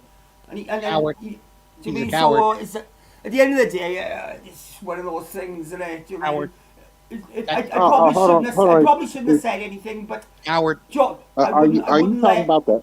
Are you talking about the Arab dude that was on here earlier? No, he's talking about somebody else from that dude I told you about, and YT's that Grant dude. All the people around his circle will defend this dude, and it is what it is. Yeah, I got a bit of hate. I got a bit of hate because of it all. Because Yeah, of so- Josh, right? So Yeah. that community is giving giving Gavin, he's blocked, he can't do this, messed up, and those guys are cowards. I'm sorry, like talk it out, do what YTC did with some Yeah. dude from another. Well, Talk it. all I ever asked for was a public apology in Discord, just for Josh Mangold to apologise to me for what he said, because Josh was telling people that Shardall needed a lesson in social etiquette, and he's making out that because he apologised to Shardall privately that it was okay. But I thought that if he meant the apology and he really meant it, he'd say it publicly, and he'd say, yeah, I did wrong, I'll do better next time. But he wouldn't do it. I mean, because behind everybody's backs, he was laughing at Shardall. So, but I don't want to. To be honest, I don't even want to talk about it. It was stupid. It was fucking retarded. It was just idiotic. Yeah. It was like in the whole situation, and just blew out proportion. It did. So the Discord's kind of been nothing but whatever, but I see a lot of different like chat groups on Twitter, but I don't usually jump in all the time. But every now and then, if I see, What's this? I mean, this Twitter Spaces now, isn't it? sometimes I go on these chat groups, but most of the time they always talk about their other stuff. But like they'll debate 49ers topics, and there's two different sides. There's the ones there's that one guy who was on your show, John Jay. He has like a chat group also on the Discord, I believe. Forget his name. That one you had at the club or whatever. What guy you talking about? I don't know nobody. That one dude you had on your show one time. What dude? All I have to say is this sounds like a big Yeah, that case Shanta. of Illuminati. Yeah, that British guy. That other British guy. Oh, the British dude. Well, I don't know if he has a Discord, but the dude going was down. like It's that. going down. That dude, Yeah. I'm gonna tell you something about that British dude. That guy was kissing my butt. I don't know why he was kissing my butt. I told him, hey, that's nice, it's wonderful. And he's like telling me, John Jay, I would go anytime for you on your channel. I like what you say. That's wonderful, man. Is But his name don't- Darrell? Is it Darrell Alexander? I forgot his name. I just Oh, he's a nice dude. He was trying to get me on his show too, but I wasn't able to because of the schedule. I thought at first it was working like flexible, but the good thing about him is he got Jesse Sapogo on the stream before. Yeah, and he was offering me, hey, yo, let me get you Jesse Sapolo. I said, no, I don't piggyback off other people's hard work accomplishments. I'm getting my people, my athletes that I'm able to get, and they may not be all 49ers, but there are a lot of local college, former stars. So I do the best I can by myself, and like I said, I'm still growing. So a lot of people don't know that I exist yet. So, but anyway. I know you exist. Well, so for example, if I had Brian Young as my guest, you wouldn't want to take him as your guest, right? Because it's the respect to you. Like, all right, so everyone, everyone on the Niners, like they piggyback off everybody. Oh, can you tell him to come on my show? And even though I like Brian Young, I would like to have Brian Young on my show. The respect, because I grew up in this demeanor. Oh, this guy did the hard work. Do not piggyback off his success or whatever, because then you're going to be known as the guy who basically asks people for help. So if you get Brian Young on your show, that's wonderful. But I will ask a lot of questions. So that's your hard work. And Brian Young, I'm going to say this to you. He thought you were a reporter. He thought you were a reporter. That's why he was so nice to you. Yeah, and he told me to come over here, huh? Like, hey, Brian Young was a quiet assassin, and he basically did the work on the field. And he would not go on a press conference. He would never put his players under the bus. And you've had Jamie Wimborne, Mike Rump, and all those other guys. And what did those other guys have in common? That Brian Young was the father and the leader, and they respected him. They did things for him. It shows you how much the players respected that guy. So that's why even today, like when Jamie Winborg said, Brian Young is my brother. I will do whatever, to watch his back, watch his kids. If anything happens to him, he's the guy that you want to have your back on. And that's what those football players, and that's why the 49er culture was a great culture until Jed York destroyed that culture. Now you look at what's going on. Fred Warner, he's not telling Josh Norman to shut the F up when he's doing dumb things. Jimmy Garoppolo is not, he's a yes man. He says, okay, media, yes, that's true. I'm horrible. Yes, media. What the heck happened to the toughness of the players, of the Niners culture? We need more Brian Youngs on the team. So, that's the thing, that the Niners don't have that culture no more. We are like the Lions. And that's how bad it is. I wouldn't say that. Y'all not We're near the Lions. We're not come on, John G. That's far enough. That is. Right. It's not that damn bad. Yeah, it's always worse. We could be the Lions. That's right. Even if y'all were like the Lions, you still have a win. we got three wins. Yeah. No, I'm talking about the culture. Like, I'm saying that the players don't fight for each other no more. Like, there's no heart in the team. I agree. That's the heart the thing. Seems to have gone up to the team. Yeah, because it just seems like you guys have lost your identity in certain aspects. But you is not Detroit. Please, like if you think it's bad now, just try to be a Detroit fan for one season and then come back. You're gonna love the Niners. You're gonna love the fact that they won them 6 games. Detroit ain't winning shit. Anyway, Julian Peterson put the Lions on the blast, bro. He blasted the Lions and said that was his worst time over there. Listen. Like, I'm just frustrated. So, like, I know the Niners are not even at the level of the Lions. We're way better, but I'm just frustrated that we're 3-5 with 9 games left in the year. We have to play a tough Rams team. After that, we got the Jaguars and Minnesota. And those games don't look easy anymore. Because for sure the Rams are going to give us a hard, they're going to put their A game, even though that we're weak. The Jaguars, they beat the Bills, and the Bills are way better than us. So, and then the Vikings.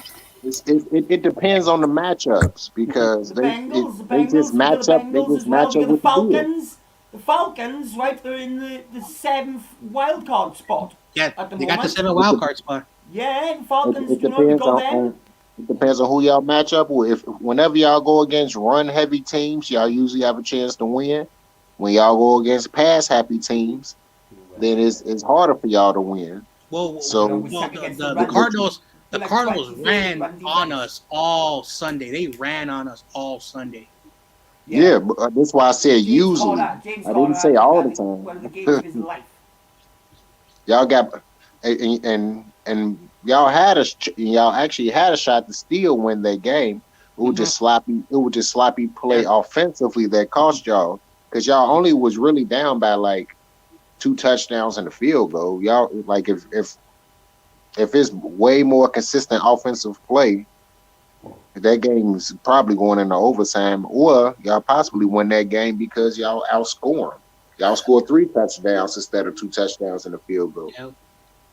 Anyway, that's the 49. Like, I miss that culture that we had. Like, you can see the difference from Eddie DeBarlo and his nephew.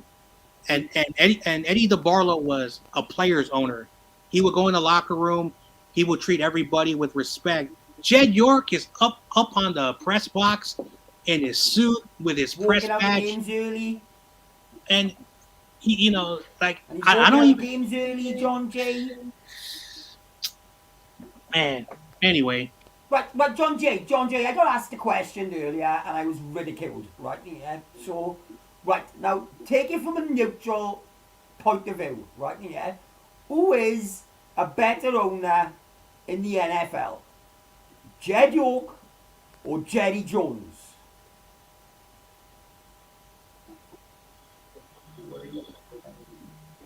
John Jay.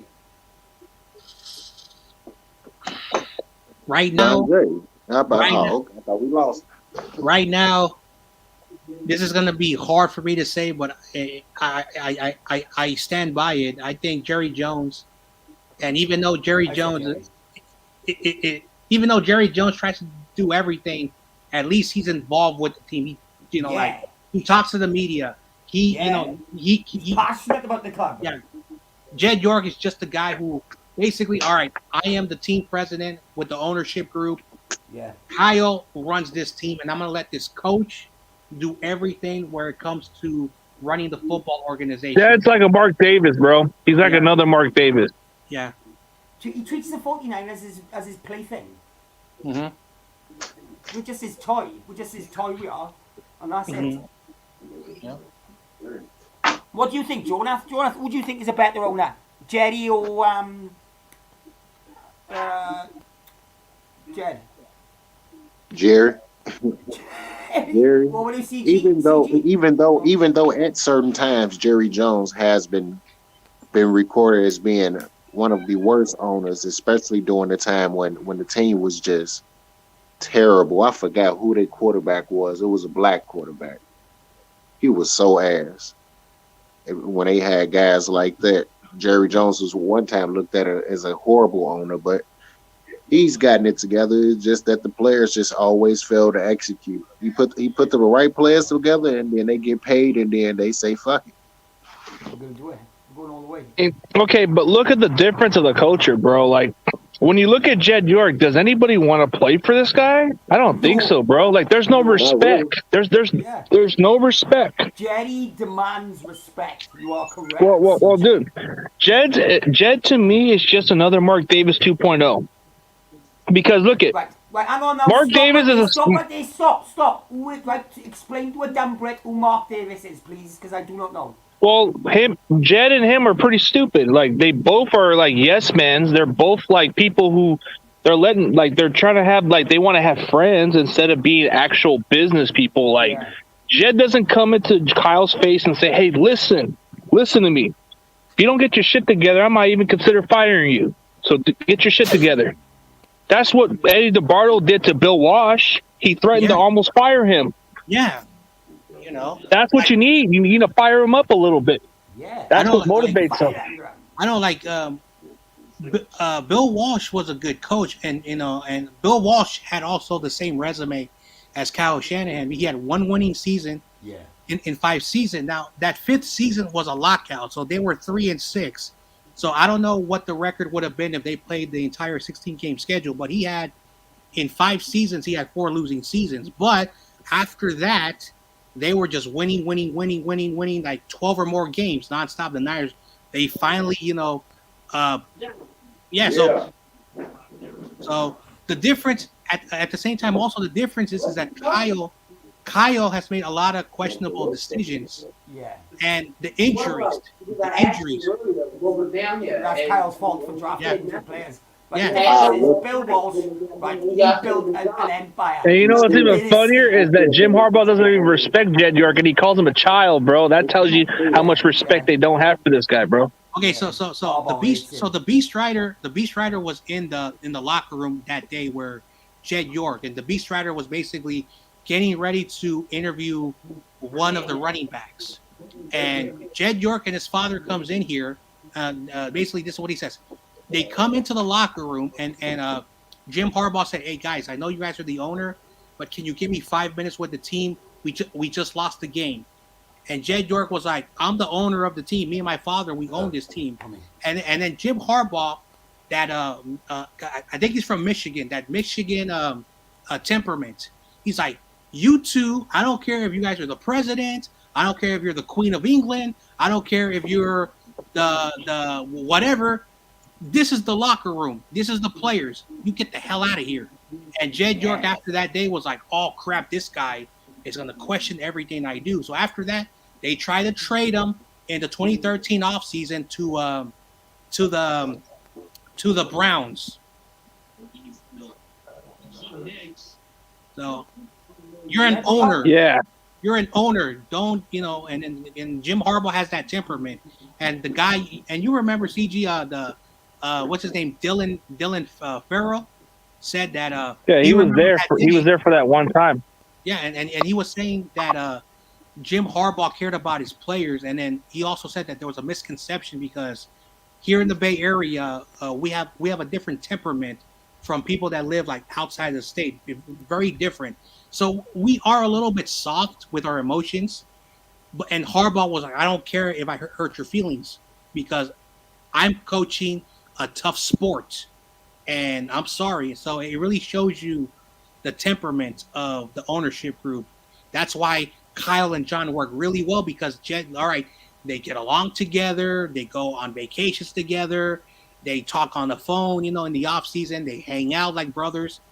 But we don't need that relationship. We need a general manager who their job is to sign players that fit the scheme, draft players that fit the scheme, and then the coach's job is to take these players and make them better.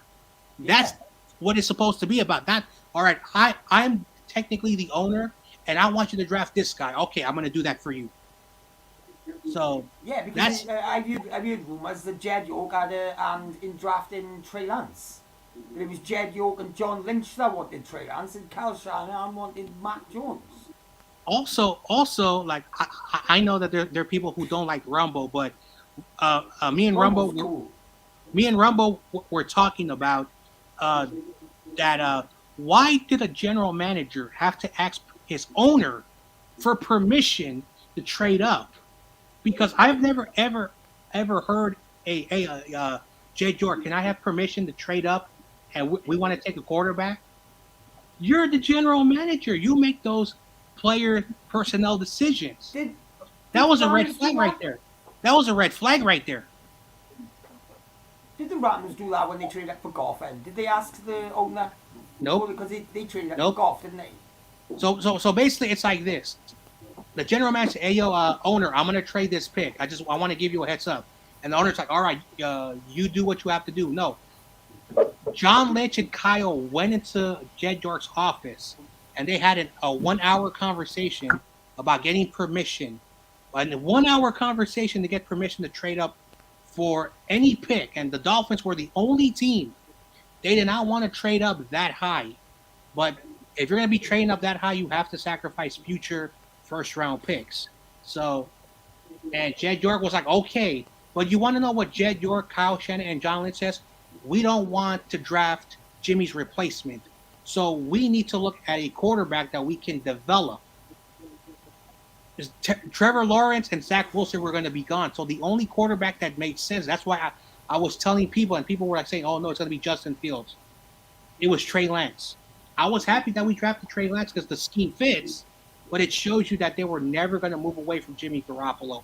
And that's why I know a lot of people got mad at me when I said, oh, no, Trey Lance has to start. I said, that's not going to happen because it was on the papers. It was on the media. But you guys just wanted to push a dumb narrative. And I know there's some people that you like, Gavin, but, some of those, Grant Cohen and, those channels, and I'm going to be honest, they got it wrong. But for some reason, because they're bigger platforms than me, they have like thousands of people on Twitter, they have credibility.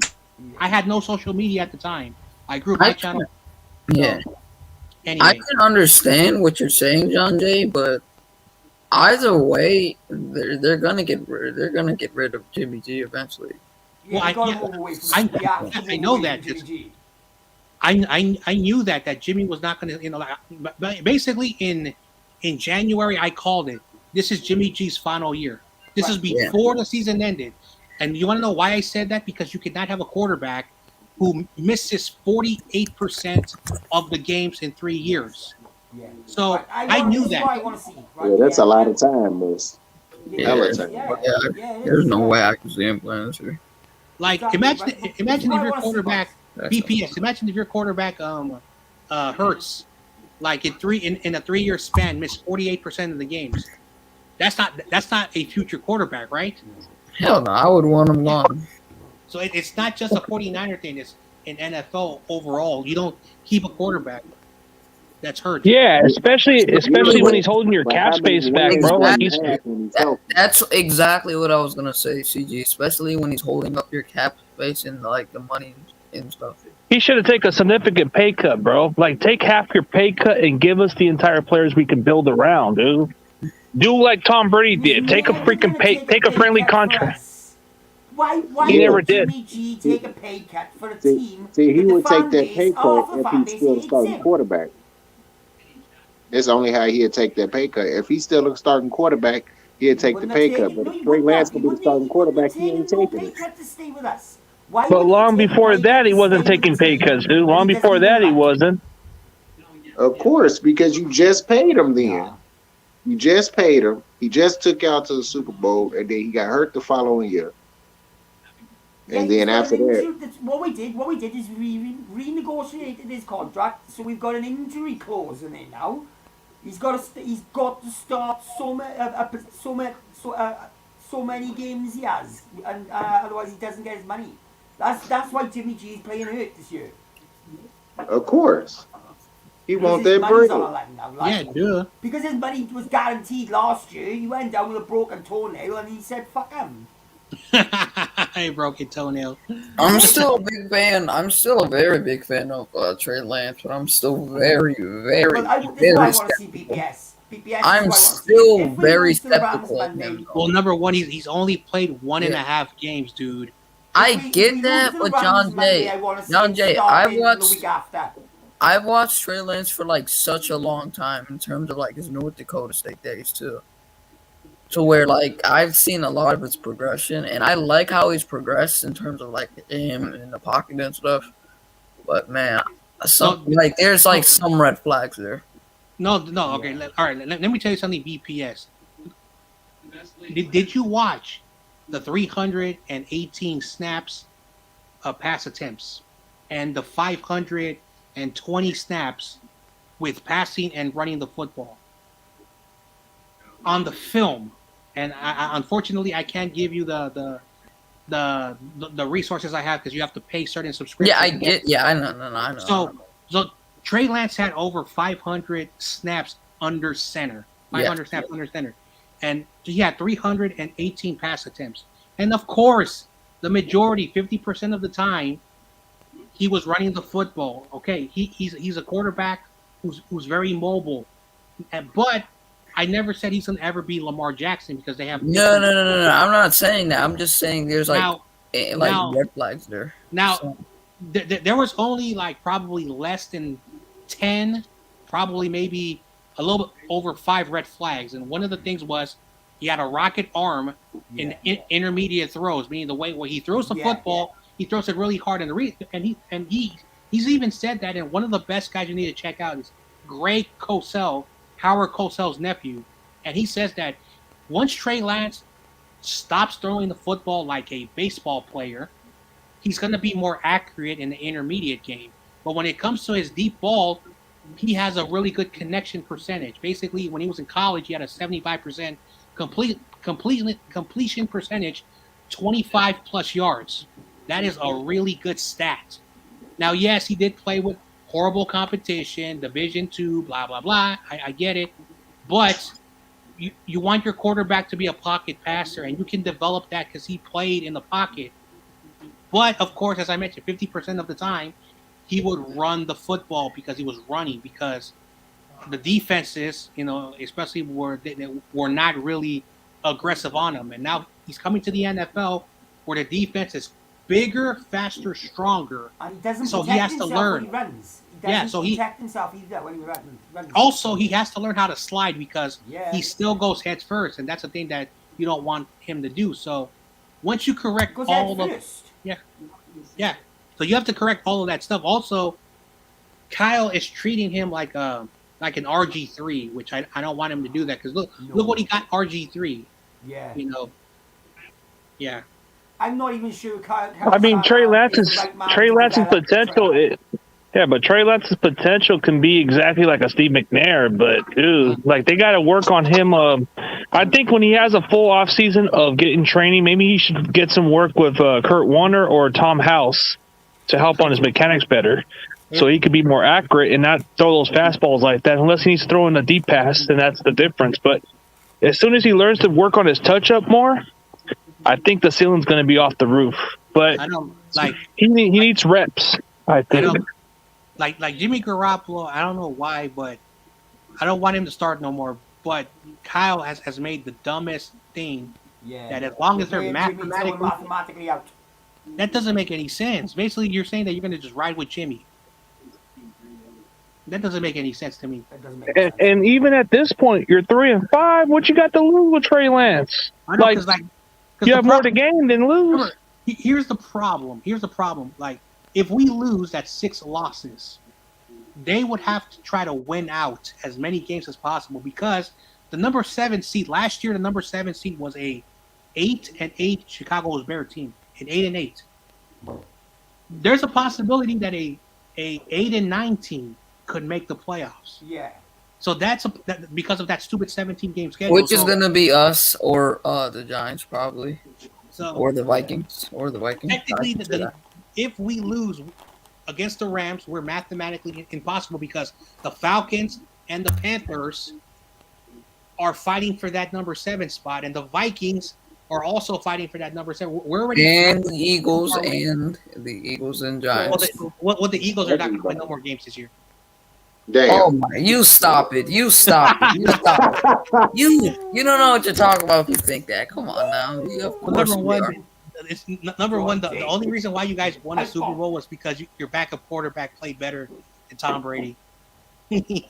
Actually, no, he didn't. That Brady actually played better, like in terms of the passing yards. Oh, he put up 500 yards and still lost. Who was more efficient? That was probably Nick Foles, but who played who had a better game in terms of like those chunk yards? 100% Brady. Hey! If you have to get a lot of yards and you're passing the ball a lot, it means that you are trailing because the run game is basically taken away. So that's why, even though like Matthew Stafford is doing really well under Sean McVay, when he was with the Lions, he had to throw the ball a lot. Again, one of his seasons, 737 passes. I don't know if any quarterback has ever thrown for 700 passes in the NFL. So it shows you that the Lions were always trailing, so Matthew Stafford had to throw the ball a lot. So when a quarterback has to throw like a lot of yards, just because the stats say, oh, he threw like this many yards and he had all these, whatever, there's a reason why you're throwing the ball a lot.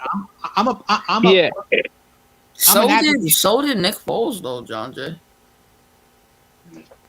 How many yards did he have? Hey, I'm about to get up out of here, y'all. All right. Take it easy, bro. All right, man. Y'all be smooth. All right. I believe he was in like the 300 something range. You don't remember? You're an Eagles fan. Dog, but that if was you like notice that 4 years ago, how am I supposed to remember that exact You have Google. Oh yeah, you're right. No, but the last game, let's go determine what people are thinking of Jimmy Garoppolo's stats. Those are misleading, bro. The last game we played, it was based by garbage time. 373 yards, Andre. Okay. Yeah. Keep going, CG. Yeah, but those stats were misleading with Jimmy Garoppolo's game against the damn Cardinals. But the fact that a lot of these people keep saying it's not Jimmy's fault, well, dude, how come our offense hasn't been able to move a lot, dude? Like, it's same crap, dude. And plus, he can't do much what Trey can do. Trey can throw in a deep pass and be able to get somebody open, while Jimmy just throws in a short pass and can't get you enough for a first down. Then we either have to freaking punt the damn ball. Listen. I can tell you right now, even though I was pissed off watching that game, Jimmy was not throwing 5-yard darts. He was throwing 10 to 15 yards. 10 to 15, but it wasn't like quite deep, what I'm saying. Yeah, but we already know this. I don't know why we're still talking about this. This is the problem that happened. George Kittle caught a 15-yard pass, and if he had enough space, he might have taken it maybe 30 yards more or maybe all the way to – but what happened, the ball was punched out. Kittle, you're supposed to hold the football like it is your new baby boy or your baby daughter. You hold that ball. That's why people say that phrase if you ever played football. Also, Brandon Ayuk caught the football. That was about a 15 to 20-yard throw, but he decided to get back up. And then what happened? Like TRL told me, Buda Baker just punched the ball out. So when your receivers are fumbling the football, and I'm not trying to defend Jimmy Garoppolo, but it's so funny how we don't look at all the other stuff. That's why there are people who are biased. So if you're not pointing out the other situation, and then also, why did we stop running the football? So because we were trailing way behind, so that's the only reason why. But yeah, you can make an argument. You can make an argument about the receivers not securing the ball or catching it consistently. Yeah, but you got to look at the. Yeah, but in the first Jimmy quarter, had, like a weird stat right in the end with like when it comes to like third down, he just can't complete third down. I think this season I think he's really bad. I think we would have been able to move the ball more if we would have had Trey out there, but unfortunately the coach just doesn't seem to have the confidence at this point, dude. Why spend 2 first-round picks on a player and not start him? You got to develop them. I mean, it's good for him to learn behind the bench, but if we were 5-3, but if we were 5-3 or 6-2 or 8-1, then that's understandable to play Jimmy. But dude, we're 3-5. That should be out of the question. Yeah, but look at Justin Fields at the moment. Right? He was really bad at the start of the season, and I'm not saying he's good, but I'm just saying that he's improving. Yeah, he is week in, week out, and so what? Why, and another thing I want to point out is Tua sat last season, right? Tua sat most of last season, he did last dream, and that did not help him this season because he is not good. Well, Tua's a bust. Please stop trying to say Tua is Drew Brees. So I need everyone to be quiet. Also, back to the run game. Why were we passing the ball in the first quarter? Why were we not established the run game? But nobody wants to talk about that. We haven't established the run game all season. I know. It's so funny how, against the Bears, we did really well. Against the Lions, we did well. But, we all know what happened in the debacle. The Philadelphia Eagles, and right here we have an Eagles fan, our run game was being stuffed by a good defensive line. And that was with Elijah Mitchell. Now the dirty hits, that's a different story. But anyway, here's the point. Here's the point. Against the Packers, that run defense gave gave Trey Sermon a hard time. Trey Sermon against the Seahawks, a worse run defense, he was still able to get 89 yards and averaging 5.1 carries. Then against the Cardinals, we took away our running backs and we started to run with Trey Lance. So if we're going to be giving Jimmy Garoppolo a hard time, and he's deserved it, why don't we criticize the play calling? Because the play calling, you need to run the football. But why did we do that against the Bears, but not against every other team? It shows you that Kyle is trying to prove that Jimmy can throw the football. He's at shotgun, and I'm getting really sick and tired. Jimmy does not excel as a shotgun quarterback.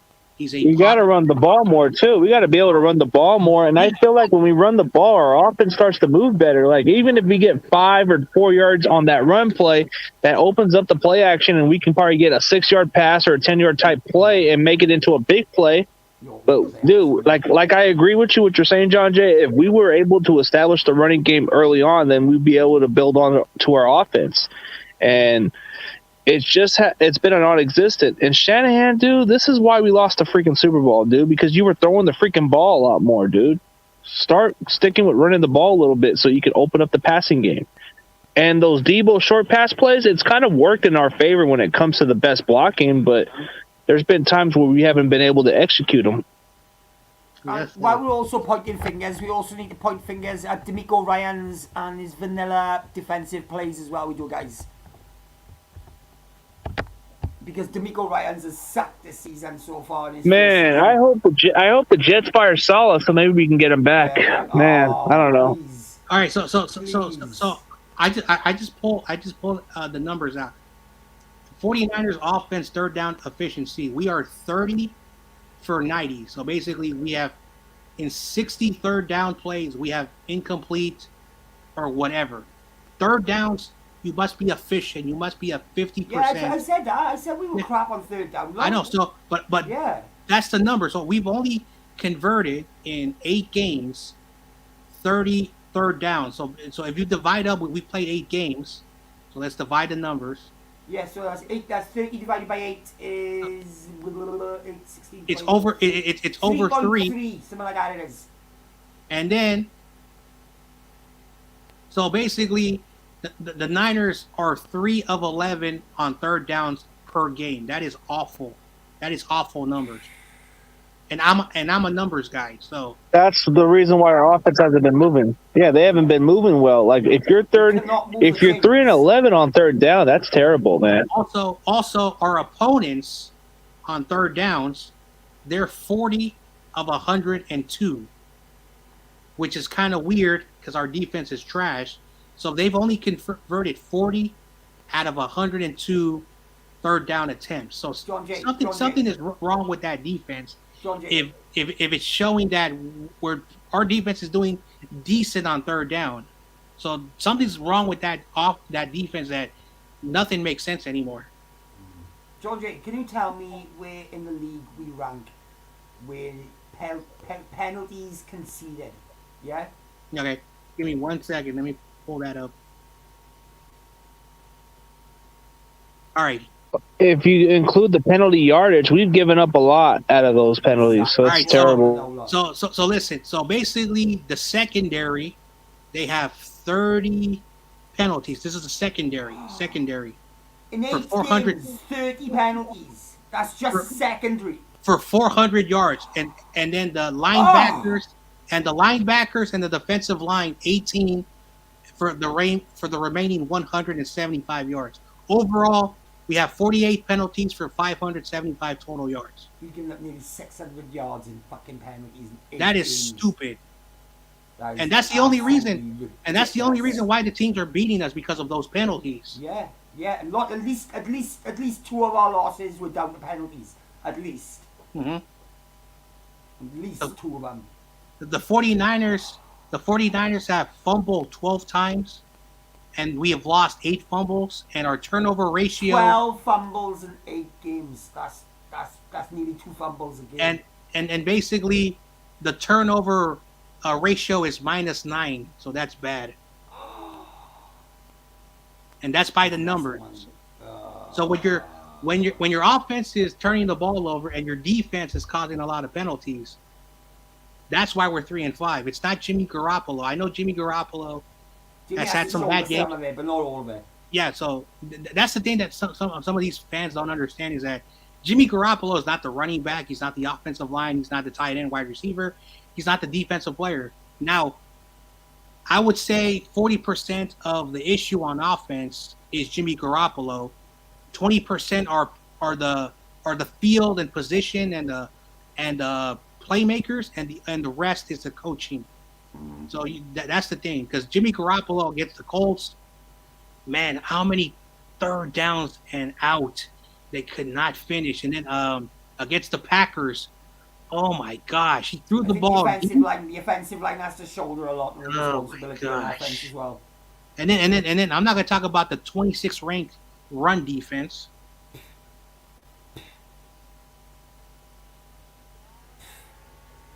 And somehow our pass defense is top 5. I don't know how that.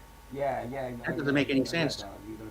So like D'Amico's Ryan's, defense.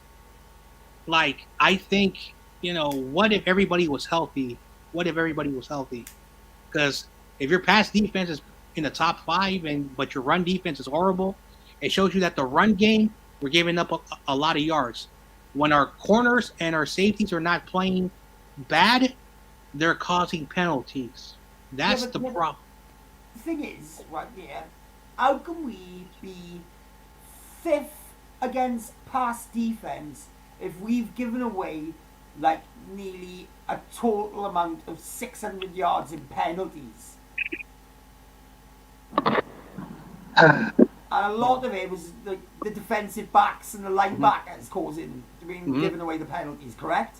Yep.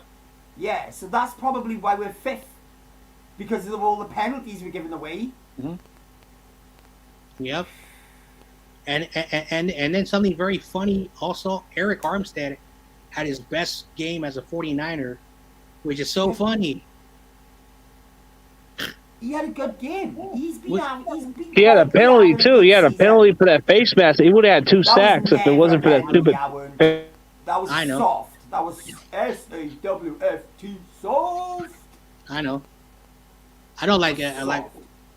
I grew up and the term marshmallow, like a soft marshmallow, was an insult. But now in today's generation, you got all these weird emoji trash talks. But if you were called a marshmallow, man, you took it as an offense, because if you ever held a marshmallow, it's the most softest things that you could just crush without even so the Niners defense is soft like a marshmallow. It could be squashed by the worst running back and the worst quarterback. Against a good example against the Cardinals, we made Colt McCoy with a over 100% passer rating. Backups.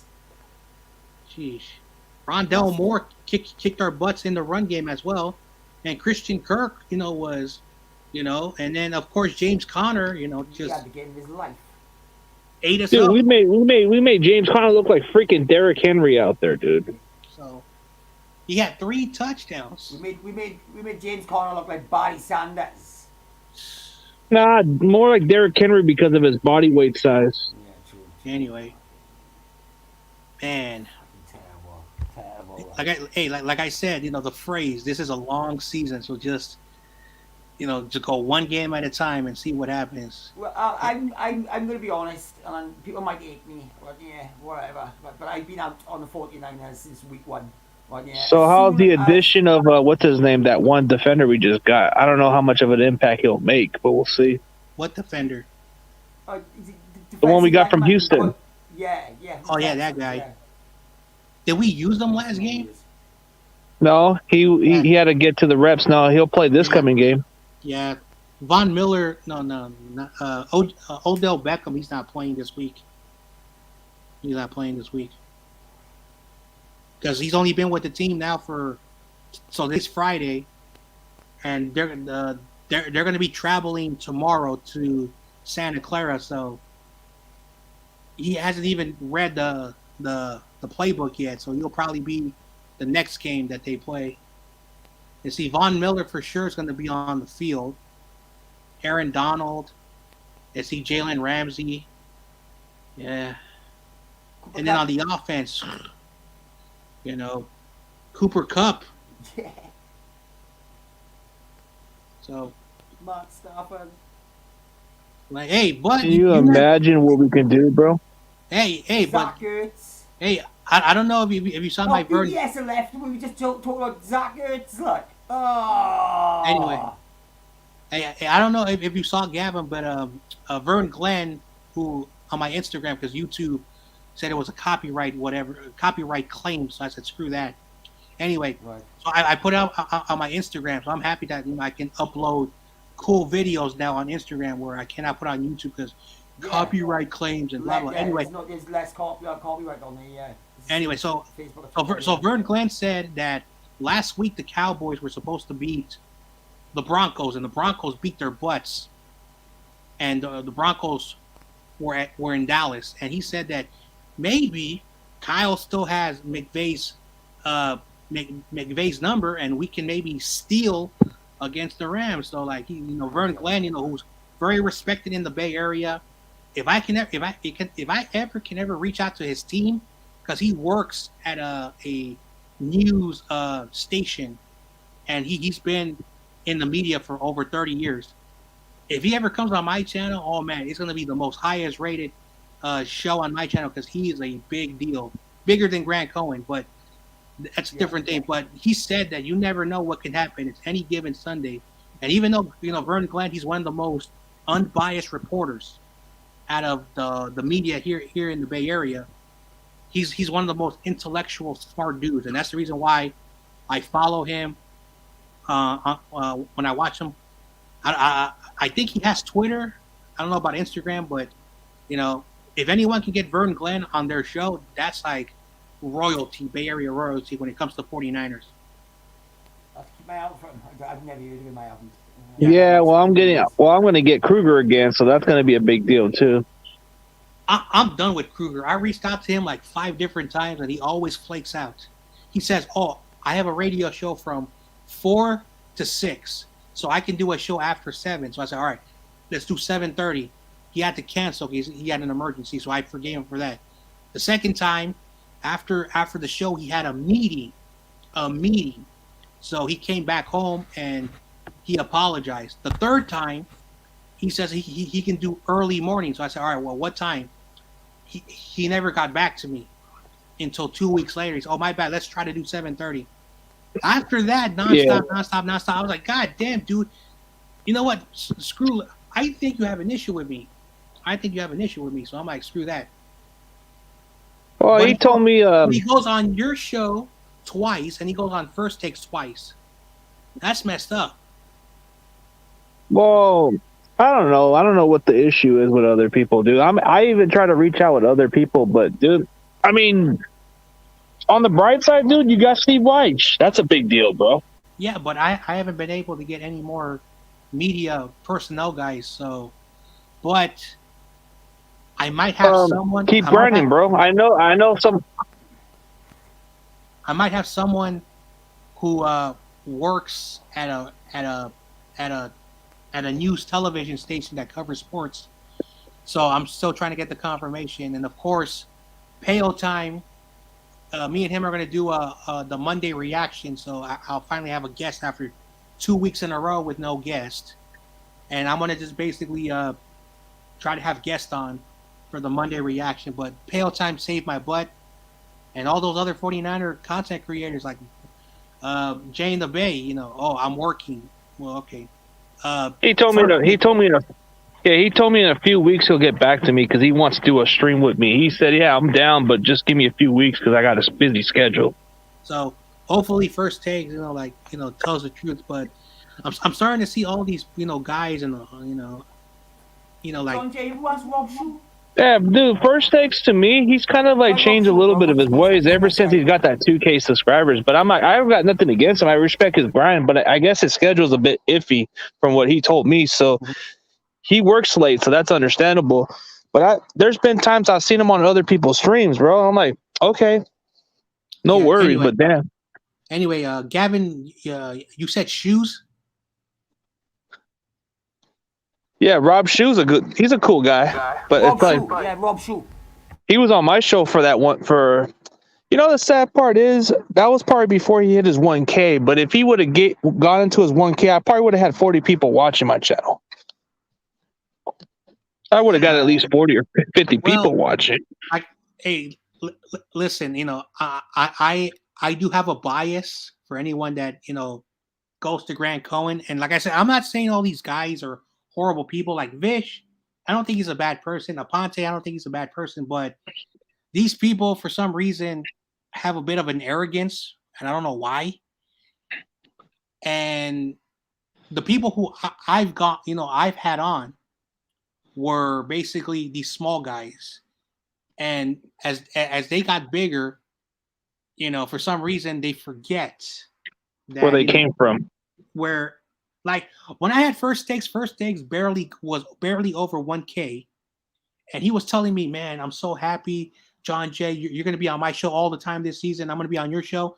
Now he doesn't even respond back. Jay in the Bay, I had 2 interviews with him. The dude doesn't respond back to me for whatever the damn reason. Now I know he has a daughter, and he has a fiance, so I give Jay in the Bay a bit of a pass because he has his family. Jay in the Bay's always told me that he's always got a special place for me because he's always respect my grind. He's always been around. But First Takes has always been telling me, "Oh yeah, you're always welcome on my channel. We can always." But he's been busy too, so I don't know. He's always, I guess, I understand that he works and that's different. I get that point. But before that, he would always go. He used to go on my stream from time to time, but I don't see him around. Like, I'll either see him on Minded stream or other people's streams.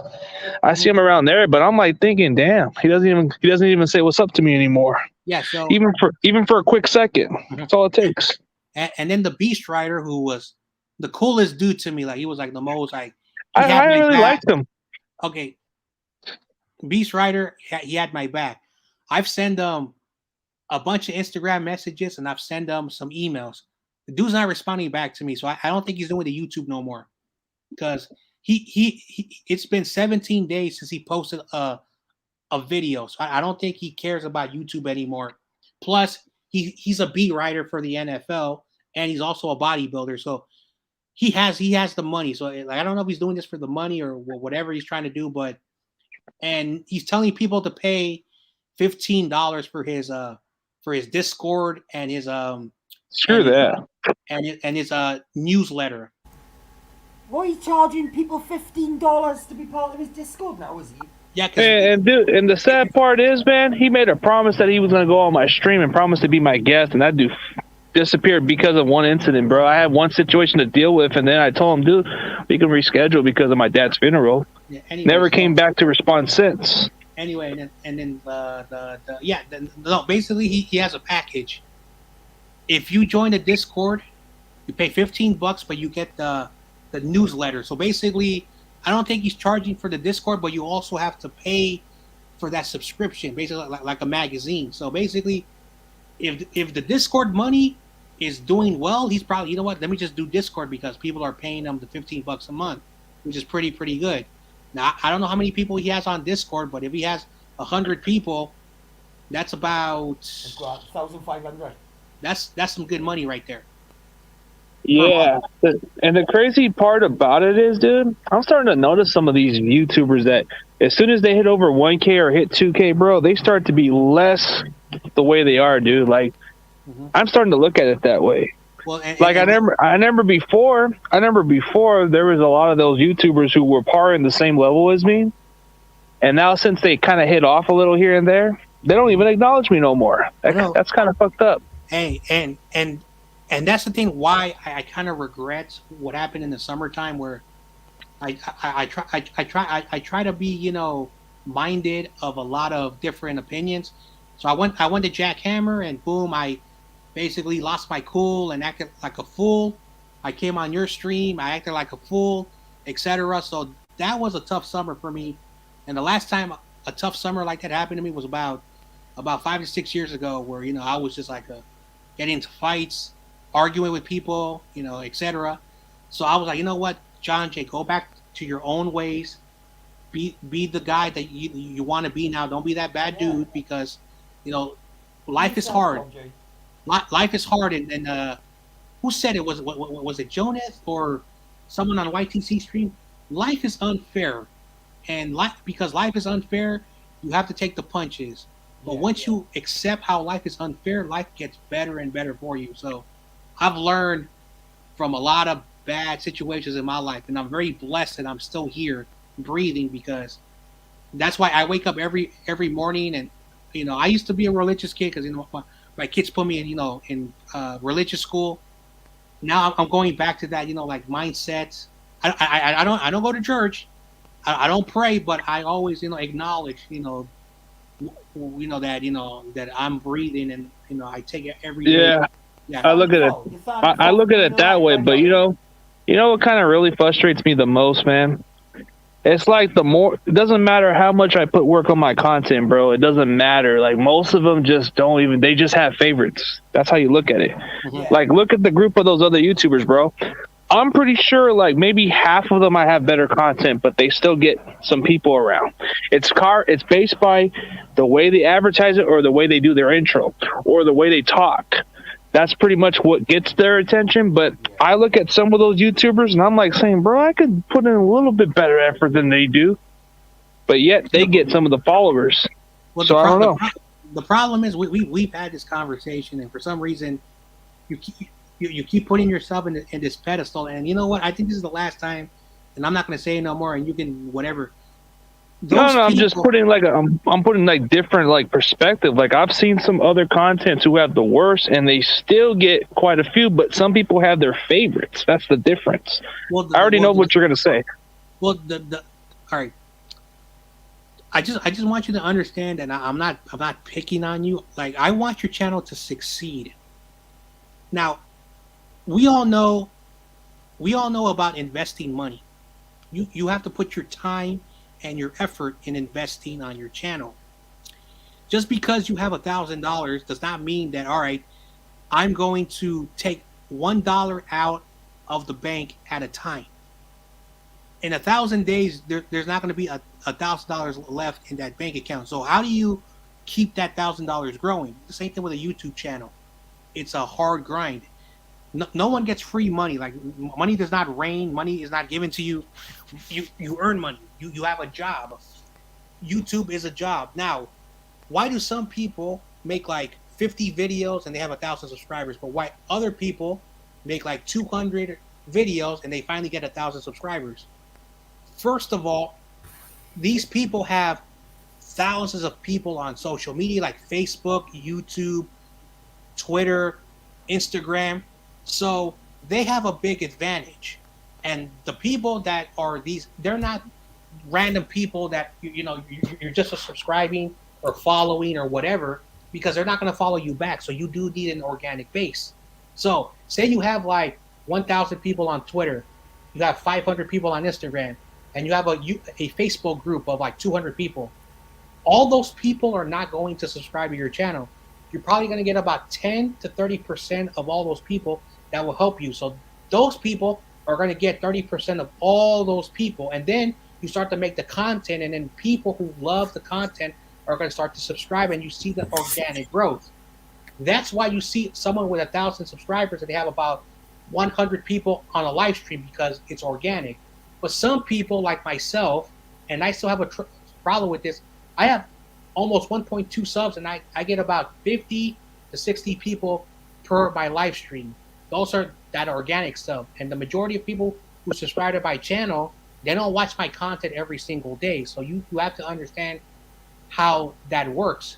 But if you have an organic growth, you're going to see 3,000 subscribers in 3 months, or maybe 10,000 subscribers, because some people know how to do it better.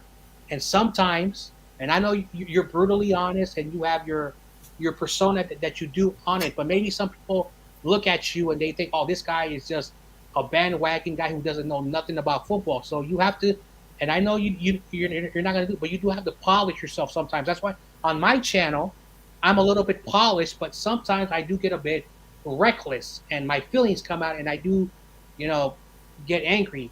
But I try myself to be as professional as possible to show people that I know what I'm talking about.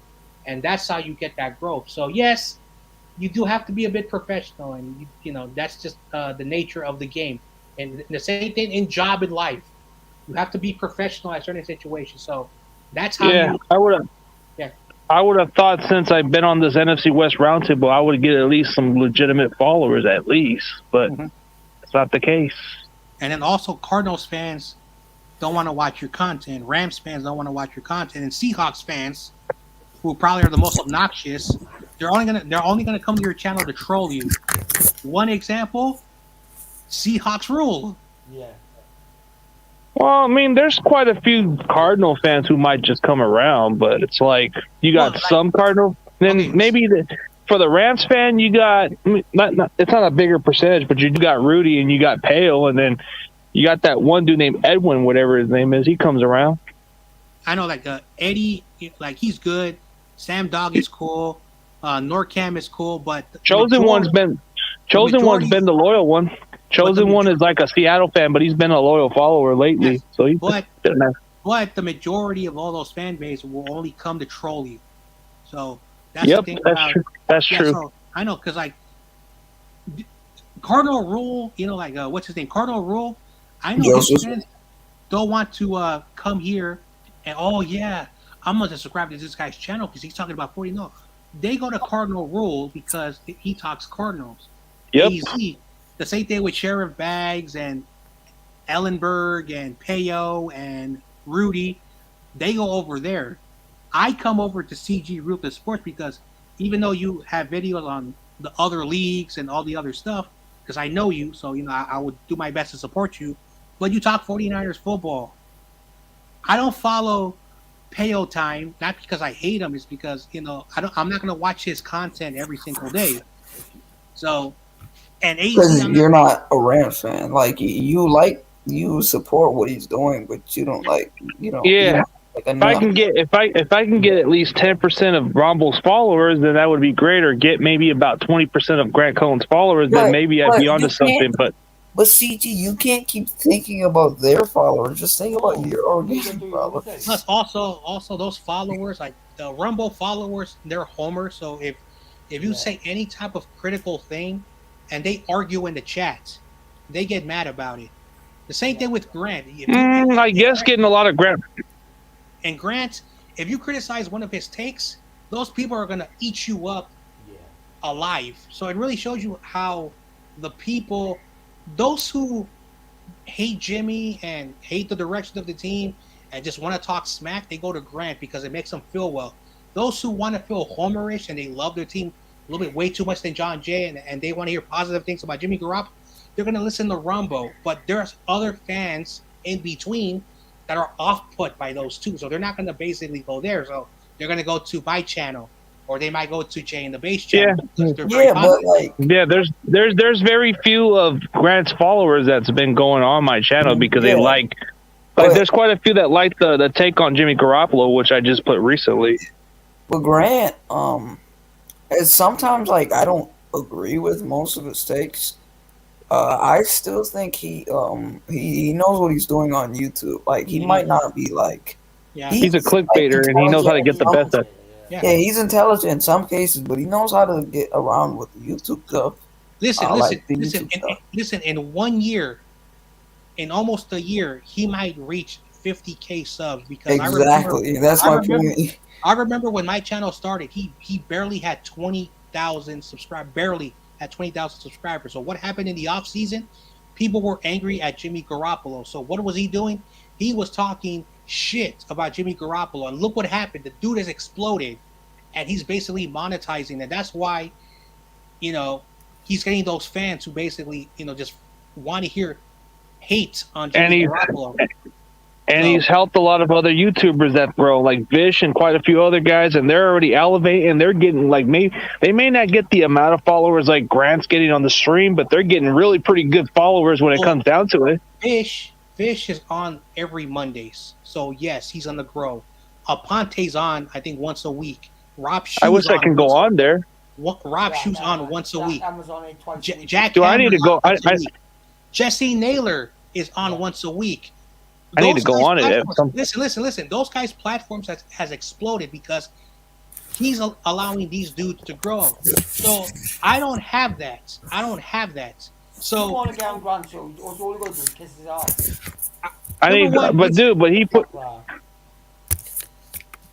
He puts in Chardon and quite a few other guys. I mean, why not have a video of me on one of the segments, bro? He doesn't even put me out there. Put Chardon in his own show. Chardon calls in his calls. No, on the segments, yeah. That's all he does. He calls in. He calls in when he does the call-in shows. That's all he does. Yeah, like okay, before that. Yeah, but before that, you would have Jackhammer. Been on Chardon's channel, but Chardon has never had his own show on Grant's channel. No. I've tried to reach out to him, see if he could try to get me on more, but he doesn't give me. He doesn't. I feel like if I associate with him, he can help me. Well, here's the thing. So basically, all those guys that I named, they have a good follower. They're being monetized. They get super chats, whatnot, because of Grant. Now, I'm going to say one positive thing about Grant because I don't want to be like a pure 100% hypocrite. He does know how to use clickbait, how to monetize, and how to basically get every penny off his videos. But his job that makes different from other content creators is that he's doing it as a business model to support his life, to make sure he can pay the bills. At the same time, and the Beast Rider, I agree with them. I know you don't like the Beast Rider because you feel that he's effing you up because whatever. I disagree. The point is that Grant will always take care of the boys that he wants. And even though he'll have you on and he'll go on other shows, if he does not have your back, he secretly does not like you. Why is the Beast Rider? They did 3 shows together before the draft, and he never, ever had the Beast Rider ever on again. You want to know why? Because he called me. I don't know how he got my fucking phone, but he called me, and he explained to me the situation. Now, I'm not going to get to details because that's a private conversation. But Grant? No, Beast Rider called me. I'm not going to talk about what we talked about. What we talked about for like almost an hour. But one thing that I will say this is that he has a bias. And he said it. He's done a video about it. And he's also said that he knows nothing about football. And he was a fan of the 49ers. but he does not have any playing, coaching, or even pee-wee. But because he went to college, and I know this is going to be kind of mean for those who went to college, there's a lot of good people that went to college. Because he went to college, and his daddy, he got a job at the North Bay newspaper, and even they kind of regret bringing him in. So basically, it is true. Nepotism really, really exists in the world. Yeah. What if Grant did not have a daddy who was in the media for the Bay Area for so many years? And I know this is mean, John Jay. You're taking a shot at him. Could have been different. Could have been a different situation. He would have to earn his own way without that. I mean, he would have to live off of his own name instead of his father. Like I guess you're talking comparisons. And then, I think he would have got himself in. And then I'm gonna get a bit personal. I grew up in the poor streets of San Francisco. My pops busted his ass every single day. Never took a vacation. We went to a Catholic school because my dad was very religious. We had nothing. We did not have cable until I was 14. We did not have a computer until I was 19. I grew up from the dirt poor, and I'm not trying to be tough and act. Oh yeah, I've seen some shit. And I've busted my ass in my real life. And while I was a troublemaker and a bad dude, and I did a lot of bad shit, I have a good heart. And when I started this channel, I knew I wasn't going to be an overnight sensation, so I busted my ass off. And when I see people like that, it's biased, but because of my experience, if I ever have kids, I'm going to teach them the same way I grew up. And I don't care if that's messed up by John Jay. I had shit growing up, and I'm proud of it. And San Francisco is not a rich city like the media says. Anyway. Yeah, but okay, I get what you're saying. I get where you're coming from, but hey, Gavin, bro, like, not to sound messed up, but why is he like? Ever since, okay, I guess I gave Grant my other video. I would have thought maybe he would have posted on this segment, but I don't get it. Could have used unless it involves himself and his profit, like he's not gonna. Yeah, I don't. Yeah, CG. I don't think he's gonna add you if you're on there by yourself. He's gonna have to have himself on there with him, like on a live stream, not just like you making the video. But doesn't he do it with all the other content creators? I've seen that he done it with Jesse Naylor and quite a few other guys. See, what Grant does is he makes his own videos through like StreamYard because he has a whole record thing, and then he does like sessions here and there where like but he makes segments out of it. Yeah, he screen records. Yeah, but he screen records live streams here and there, and then he just like films it and then he puts it on his YouTube channel. I would have thought maybe he could have used that one segment of me saying that I did see Trey Sermon as a Arian Foster. That was a good conversation he enjoyed, but I'm surprised he didn't even put it as a segment. Could have used that one, but oh well. But he wants to use other guys. He wants to use those other nobodies like a Michael Miller and quite a few other of these nobodies, bro. Come on, man. I don't know. Just saying. Anyway, CG, I want to apologize. It's not sounding cocky and arrogant, but if you're getting some nobody named Miller, then you pretty much are lowering your standards. And I'll give credit to Grant Cohn though. He is kind of building his own brand while he's doing this whole YouTube thing. Anyway, he's got a good way of clickbaiting and getting people to tune in. That's what I like about it. Anyway, CG, my bad. You know, I just lost it there for a bit, but to be serious, you know, for one moment, is that I like you, man, because you may not always be perfect, but you grind, and you work, and I like all of my followers because I respect them because they are the ones that made a channel, and you know, so never forget the people, and then of course the contacts, like, you know, because of you, I've got to meet BPS. I've got to be YTC. I like hanging out with YTC and history because I can be myself. Also, Gavin, I saw you on Grant, so you know, and I like your style, and I'm very glad that you like my channel. I like Tommy Huxley, you know when he goofs around and has fun. Everyone, I like all these people online. In the chat. Watch out. Yeah, what up, Pioneer? Hey, John Jay, I'm right there with you.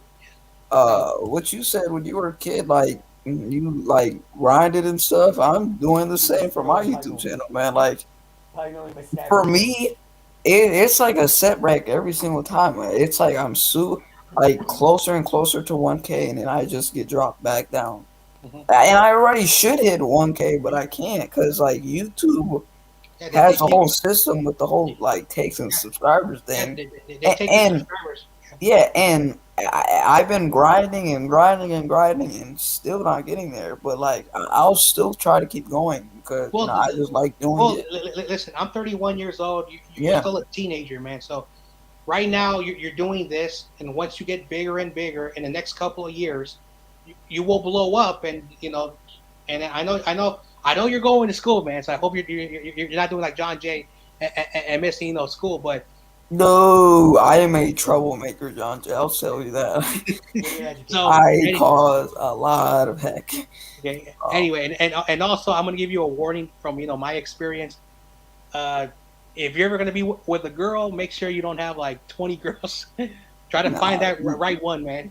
Because that's why I'm single. Because I thought I was in love. I thought I was in love, and then like 3 months later we're breaking up, and then I'm with another girl, and it's like. Hey, there is some people on YouTube that pay for subscribers, and I hate people who do that. I'm not gonna mention the name. But there is a guy. I can't mention the name because I would be going too far. But I hate people who pay for subscribers. That's so annoying to me. Well, for some reason, there are a lot of websites you can find now. There are some credible sites because, like I said, someone from YouTube who's a personal friend of mine went there to intern while he was in City College, and then he went to the local SF State, and then he's a tech person. He basically works on computers and helps you with that stuff. So he's a computer and tech person. But he went over there and he said that YouTube works with about maybe 1 or 2 really good sources to help your channel grow. There are promotion service. They are expensive. Those cheap ones that like you can go like promotion service for YouTube, and you'll have like 70 to 100 of those like BS that will basically just take your money, and you get a lot of bots. But there are certain services, and he says that, and also YouTube, you have permission to buy subs, but if you use the Google Ads campaign service, which is a minimum of $50, they will help you out, and you get real stuff. So you can do that system. Now, is it cheating a little bit because you're getting help from YouTube and Google? Of course, but at least you know that you're going to get real views and real subscribers, and the channel will grow like that. So there are a lot of channels like that start like that do that service, and even the big channels they're starting to use it as well now. I don't know why if you're a very, very big channel, but it really shows you how Google and YouTube, if you want to promote your channel, they'll do it, but you do it Google and YouTube way. Now that other system, I can tell you right now from experience and the web that I know, yes, there are people that do that because they're too lazy to do the work. Anyway, there is a person I know who's just not gaining organically subs. Well, hey, don't worry about them. Don't worry about he's not even working for it. Yeah. Also, Amin the Dream, another guy from Grant. I like Amin. He's really good. He's really good. And you and him, did a show together. Oh my god. So it shows you're getting good contacts, and that's the thing about YouTube. And you will find like for me, I'm gonna have a team. The 49ers Ultimate Report's gonna have a team one day, and we'll see how that works out. And next year, after everything is on dotted line, after 1 year of this experiment, John Jay is gonna unveil a lot of stuff, like basically like Niners all day right there, that logo on my thing. Check out my editing skills, and I did a little John Jay avatar, little virtual or cartoonish. So there's gonna be a face to my channel. So yeah, I'm thinking about like at some point when it comes down to it, man, I'm thinking about maybe I'll start a podcast with a certain individual. Like I'll even pick one guy to co-host on a daily basis to where I'm just building up the brand slowly, trying to work with certain other networks because I want to actually do something more. But at this point, I'm even evaluating more. I mean, I do like what I'm getting out of the NFC West because it's a good division in football, and I think that's what's going to get my name out there. But I got to start doing a podcast at some point. I think I'm going to come up with a 49ers podcast, something more like I'm going to put the one called I'm going to put like something with 49ers limit because we can go as much as we can and learn what we have in our team and step it further, limitless or something where we have potential to put whatever we want with no censor, none of that stuff, and speak how we want to feel. But I have yet to find a guy that can be on that group. I mean, I'm thinking of you, but I think you got stuff going on. I'm looking at some certain individuals, but at some point, as soon as I start building up my brand bigger and as soon as I hit big, I'm still going to probably be cool with all the networks and all everybody else, but I'm not going to be like as active as to them at this point.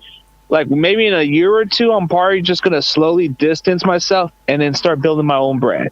And I'll still be able to. I'm trying to do, CG. I'm trying to build my own brand too. Remember, but I'm not going to ditch them. I'm just going to do what I got to do. I'm going to help them grow their brand too, of course, but I'm going to still keep in contact with them, but I'm not going to be around with them too long. I'm only going to be there for maybe a year or two, and then as soon as I start finding my own brand and find my own partnership to work with, I want to do it on a daily basis to where we talk 49ers football. And then the NFC West Roundtable, I'll still be in there because it's only once a week. I can work with that. I'm pretty sure that's fine with me because that's what's going to get my name out there. Because the guy Nick from Nothing But Niners, he built up. He started off on the NFC West Roundtable also. Anyway, that was the guy I originally replaced because he was supposed to be the guy on the roundtable, but they couldn't find anybody to replace him.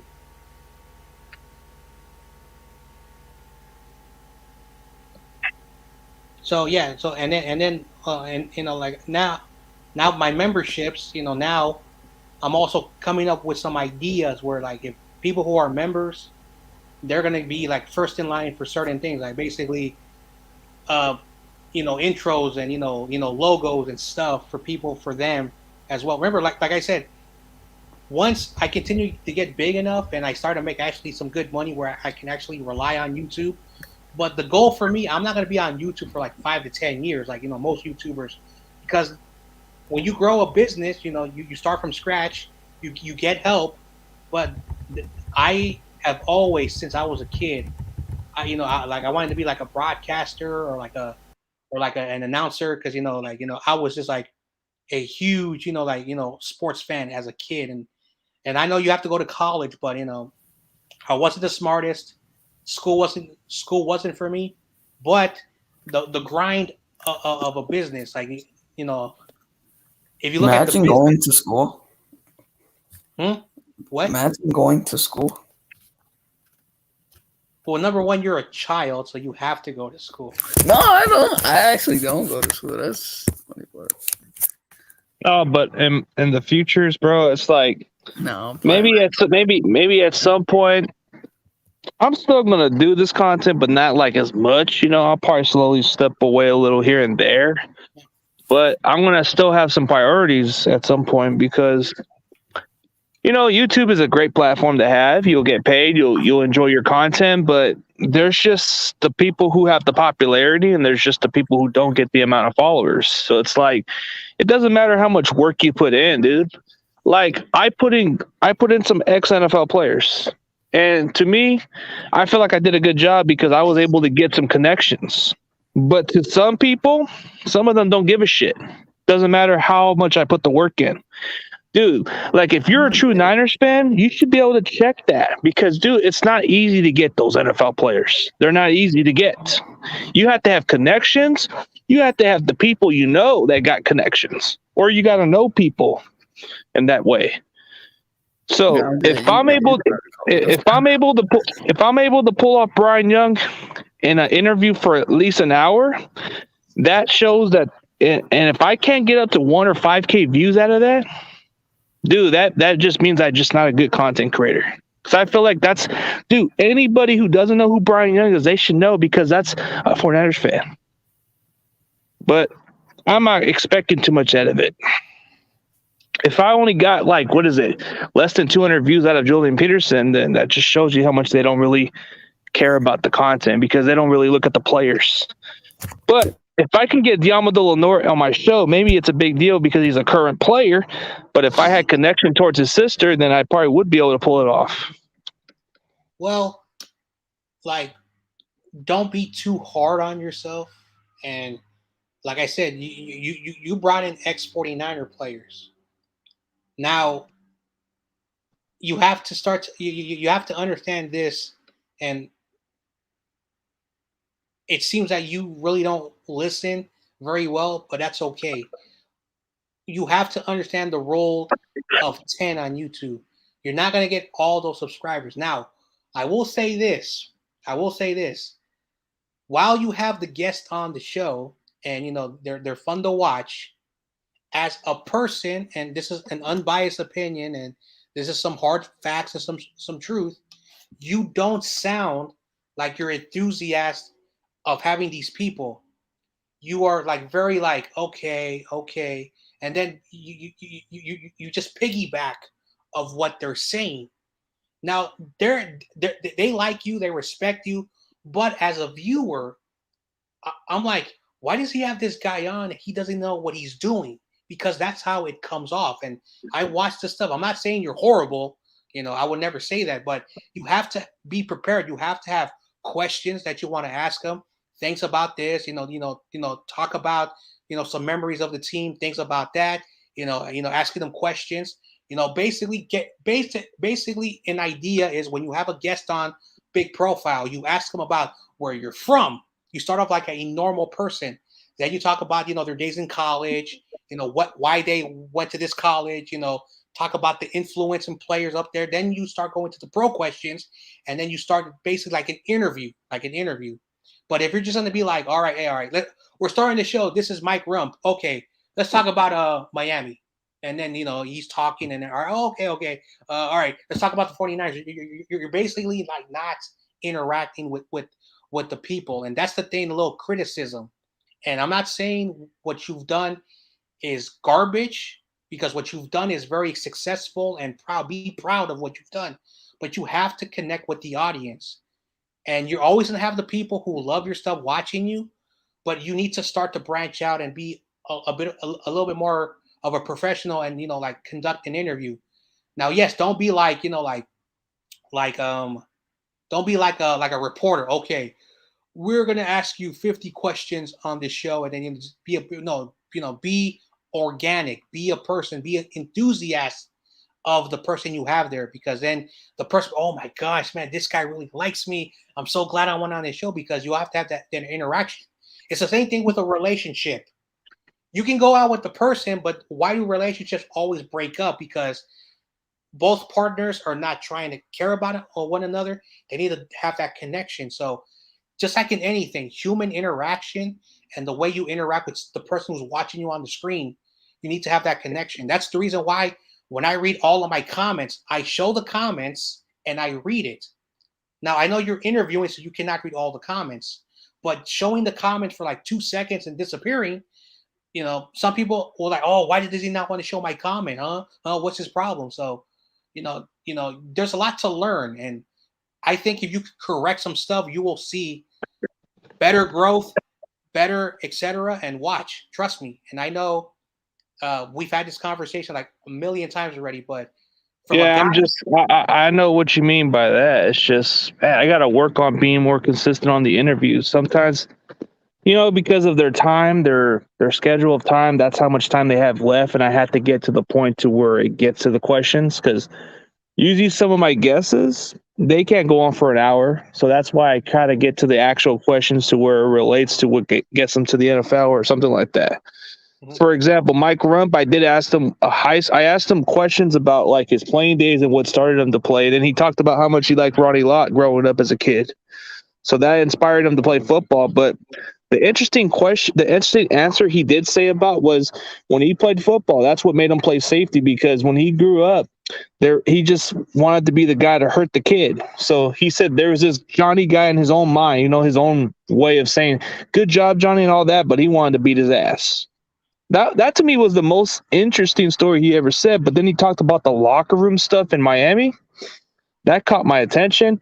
And then the way he was getting like death threats for hitting Jerry Rice, that had some good golden stories right there. Don't you think? Like I said, I've watched the interviews now. Yes, your early interviews, I've watched them live, but I've been very busy.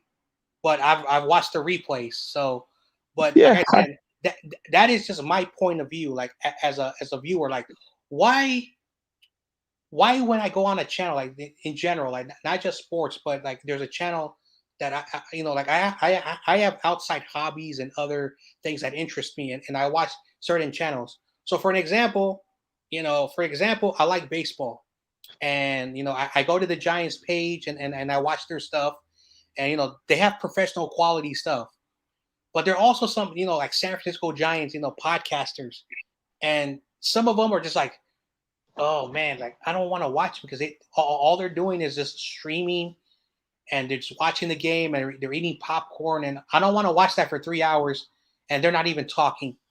And then there are other guys who have custom overlays and custom box scores and the players that is pitching in the back, and then they're narrating the game and etc.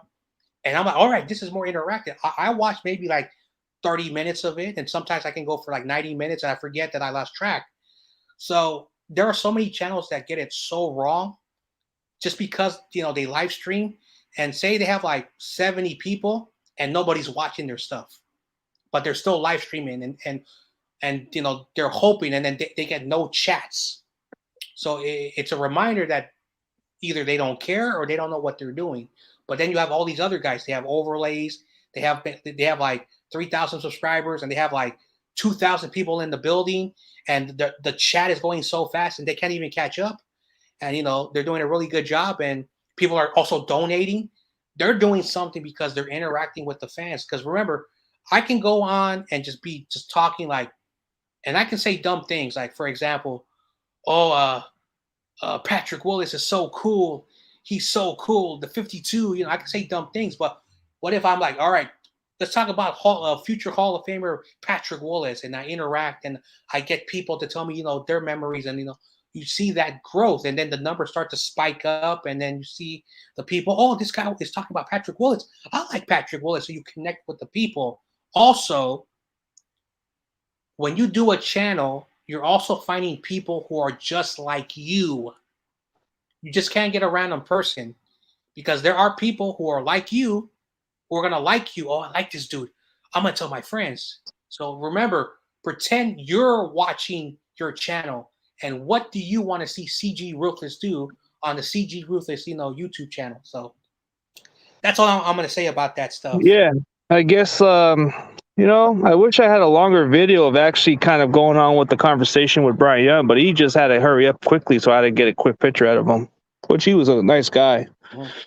Maybe I should do like some more experience of how I met up with Brian Young, and maybe that would probably get more people interested. Mhm. Oh, let me show you guys the video again. I guess for some reason I have it on here. It's on my video live stream. I don't know if I'll get a strike or something like that. Hope not. You don't think I'll get a strike for this one? I don't know. YouTube. Hey, Parnor, you think it's kind of considered like an issue if I had to show that video or no? I have no clue. I don't know. I don't have a channel to know if it would or it wouldn't. I know. Well, YouTube would just either warn me about it, so I don't think I'll be in any jeopardy. I know. Today I put 2 videos and I had to take them both down because copyright claim.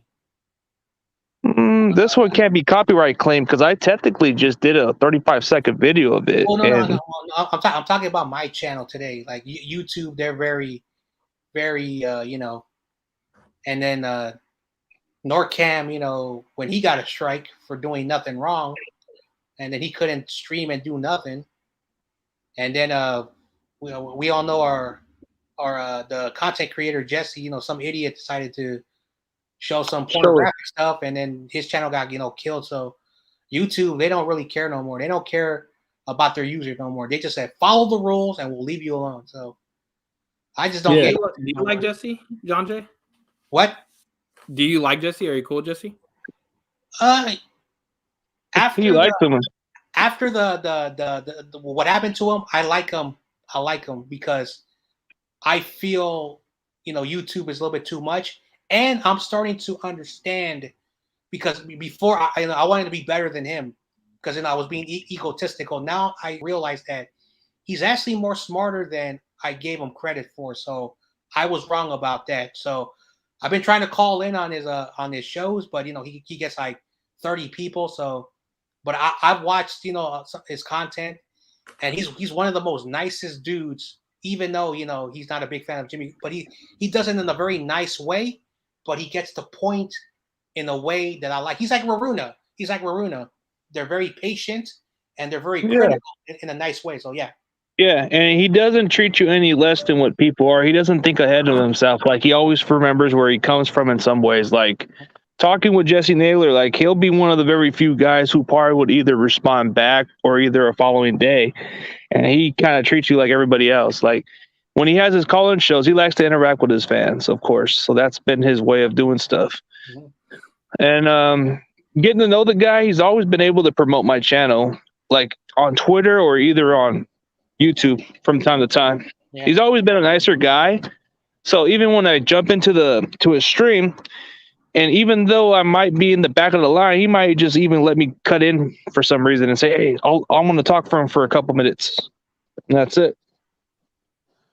Jesse is one of the smartest people I know as far as the 49ers community. And the fact that he has his own group of people, like the Lions fan that was on my show, I like Bradford. That dude can test your limits, bro. I like it. That's what I like about him. Here's a good example from Jesse. Like I said, so there's a guy called Coach who, for some reason, I don't know if Coach Johnson, if he likes Jimmy Garoppolo, but he's a black dude. So and then he said some stuff that maybe Jesse that he was saying that Jesse was a little bit too harsh on his criticism. And you want to know how Jesse said? He said, "Listen, me and Coach, we go on Twitter and we banter and we disagree, but Coach, you're always welcome on my show. And even though we disagree about the quarterback position, that's a person right there who he is very intelligent on his arguments and his points of view, and he still welcomes in the guy, and they have like a real conversation of different arguments and different opinions, better than all the other ones to where I get what you're saying, but you're wrong. I don't like those guys. If you're able to come together and put a little bit of of compromise, but you don't destroy your opinion, I like that. I like that type of content, and that was a good. Yeah, he's a really kind of like a really mature dude when it comes down to it, and he doesn't let it get in the way of what people think. Like, he likes to support any content creator when he gets the chance to. But for him, he's got a good follower, and he's still kind of. I get that some people are going to say, like, some of the criticism might just say to him, like, "Oh, it's because you're benefiting under Grant." But in some ways, he's been building his own brand. He's got his own thing called Last Second Sports with just 3 of the other YouTubers. So I think the way he's doing it, he's actually helping out some people. Maybe at some point down the road, he is going to probably start his own branch where he has his own, what is it called? The Jesse Naylor type groups or the Last Second crew. It's not going to just only be those 3 guys that he has. It's probably going to be some more people in. Well, okay, if Jesse never was associated with Grant Cohn, right? If he never was associated with him, I can guarantee you that he would have his fan base come either way. Yeah, all Grant did was made it faster. That's the only thing Grant ever did. He put the spotlight on him so he can get people faster to check out his channel. But regardless, Jesse's still a very intellectual guy. Yeah, he's an open dude. And you can't fake that. That is who Jesse is. Him. That's how you can tell. There's just a lot of great people that Grant puts on, regardless of how you feel about Grant. He puts people on that are smarter than him on his show, and he's not afraid to be the dumbest guy in the room, and that's not even making fun of Grant. I think Grant Grant is smart in his ways, but he's not the most intellectual when it comes down to people that he has on that show. There are people on that show that are smarter than him, and he's not afraid to be embarrassed. But he isn't Yeah. embarrassed because he's just Grant Cohn. Well, when it comes down to arguments, when Grant Cohn puts in people like, I mean, I'm surprised he's starting to put in some other YouTubers, but the more he puts them on, the more people are going to tune in for their other channels. So it's like, why can't I just get one of those segments? Maybe I'll get some of those people coming around, but it's not the case. Like, he has his favorites, like most people would say. So you look at the way Grant Cohn does, like if you're his kind of guy and he likes what you're saying and whatever point of view, you're going to get up there. But especially that time where I didn't know who Amid the Dream was at first until I saw him on Grant's show. I didn't know much about him at first, but he kind of popped in. He was in front of me when it came to that line, that stream line. He was in probably before me, and I wanted to see what he was saying. I was like, man, okay, he knows his stuff. I like it. I like what he's got to say. And I think before he only had maybe 10 subscribers or something like that. But he started picking up on his football knowledge, and I started liking what he had to say. And I'm like, man, he knows his stuff, and he's like a younger kid, Most younger kids have to get coach on it and learn the game. But the way how a meme is, bro, he kind of has the intelligence of what you look for a guy in their 20s or older, bro. He kind of gets it. Amin reminds me a little bit of myself when I was younger. Not to say that I was smarter than Amin when I was younger. I think that he would have been smarter than me when I was younger, but he reminds me of how passionate I was, how passionate I was about the Niners as a kid. I think if you took me at Amin's age, I think Amin would be smarter than me. Not even just football wise, but just decision making wise. Amin knows how to be mature for his age, and it's pretty good. And nobody didn't know much about him, but when he first went into the call show, bro, I don't think he was even considered promoted at that point. First, he was starting to talk football, and that's when they started liking him, and I guess the audience wanted him around a little bit, And then they were starting to call him Baby Vish or something like that.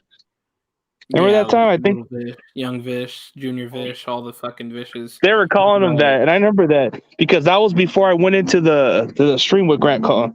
Yeah. And there was 2 different occasions I was there. Yeah, like when I was 6, 7 years old, I started watching the 49ers and sports in general. And I don't know if you guys ever been to those barber shops, those black barber shops, where it's oh yeah, those are fun. They talk their sports and all that, and they tell you what you need to know. I'm a young little kid because I would walk out my house and goof around on the street. I basically never had a leash like some of these kids today. Their parents still have a leash on them, but I would go outside, and hang out with the neighborhood kids, and that's how I got into so much trouble. And I got to learn, the banter and the fun thing. And then I remember they were all watching the 1998 playoff game against the Falcons. I don't know if it was 97 or 98, but I know there was a playoff game the Niners were playing against the Falcons. And I think that was the year where the Falcons and the Broncos played that Super Bowl. So I was watching in there, and I was listening to all these adults, curse. He said, "What's going on with the Niners? Why are we letting this weak Falcons team, etc." So I got to learn at a very young age, how passionate 49ers fans were. So Amin the Dream, I said one time he was on the Beast Rider, and I said this, hey, Amin the Dream, shout out to you, man. I think you're 13, 14 years old. If your YouTube channel is successful, and by the time you're 18, if your channel is big enough, and I don't know if he's going to monetize himself when he gets to 1K, but he can be one of the future of the media, of the online media, and he's going to have a really good leg on because he's very intelligent. He can be like another Vish. So shout out to him. Shout out to him. And I'm not saying that I'm in the dream, but I remember that I had that enthusiasm. I was 13, 14 years old, already arguing with the adults, and I was beating them. I was beating them in my arguments about the football when Alex Smith, when Alex Smith, you had the Alex Smith, like today right now you have the Jimmy people, and you have the Trey Lance. You had the Jimmy, you had the Alex Smith, and the JT O'Sullivan camp, the Sean Hill camp, Sean Hill, and eventually the Colin Kaepernick Belford. camp. Yeah, and then you had the Blaine Gabbert train also, dude. I hated the Blaine Gabbert shit. Oh my God. Dude, look, I remember a time I had a stupid argument with a guy who was on the pro Gabbert shit. I'm like, God damn, this guy's just a one. I hated that stupid Gabbert guy. I know. And it may sound harsh back then, bro, but I always wanted Gabbert to fail so I can just admit that I was right about it. But some people would say you're not a real fan if you think that way. I'm like, dude, I never liked the guy. I thought he was just overrated. Yeah. But when I looked at when I see a lot of different content creators, dude, what kind of inspired me to do some more content is, man, dude, like as much as I started watching a lot of YouTube, bro, I wasn't really much into it like a couple years back. But then when I started watching some channels because I was bored, and a lot of people will always say, oh, go check out YouTube and watch something when you're on your, because usually when I have these appointments or stuff, or when I'm bored, I just watch YouTube randomly. And I was just a regular subscriber or just either didn't have a channel at the time. So I checked out a lot of videos. And the one video that came to mind was John Chapman. I would always watch John Chapman's videos. And John Chapman had some good breakdowns. So I would always watch his entire video, like his whole entire hour video of what he would say about breakdowns and stuff.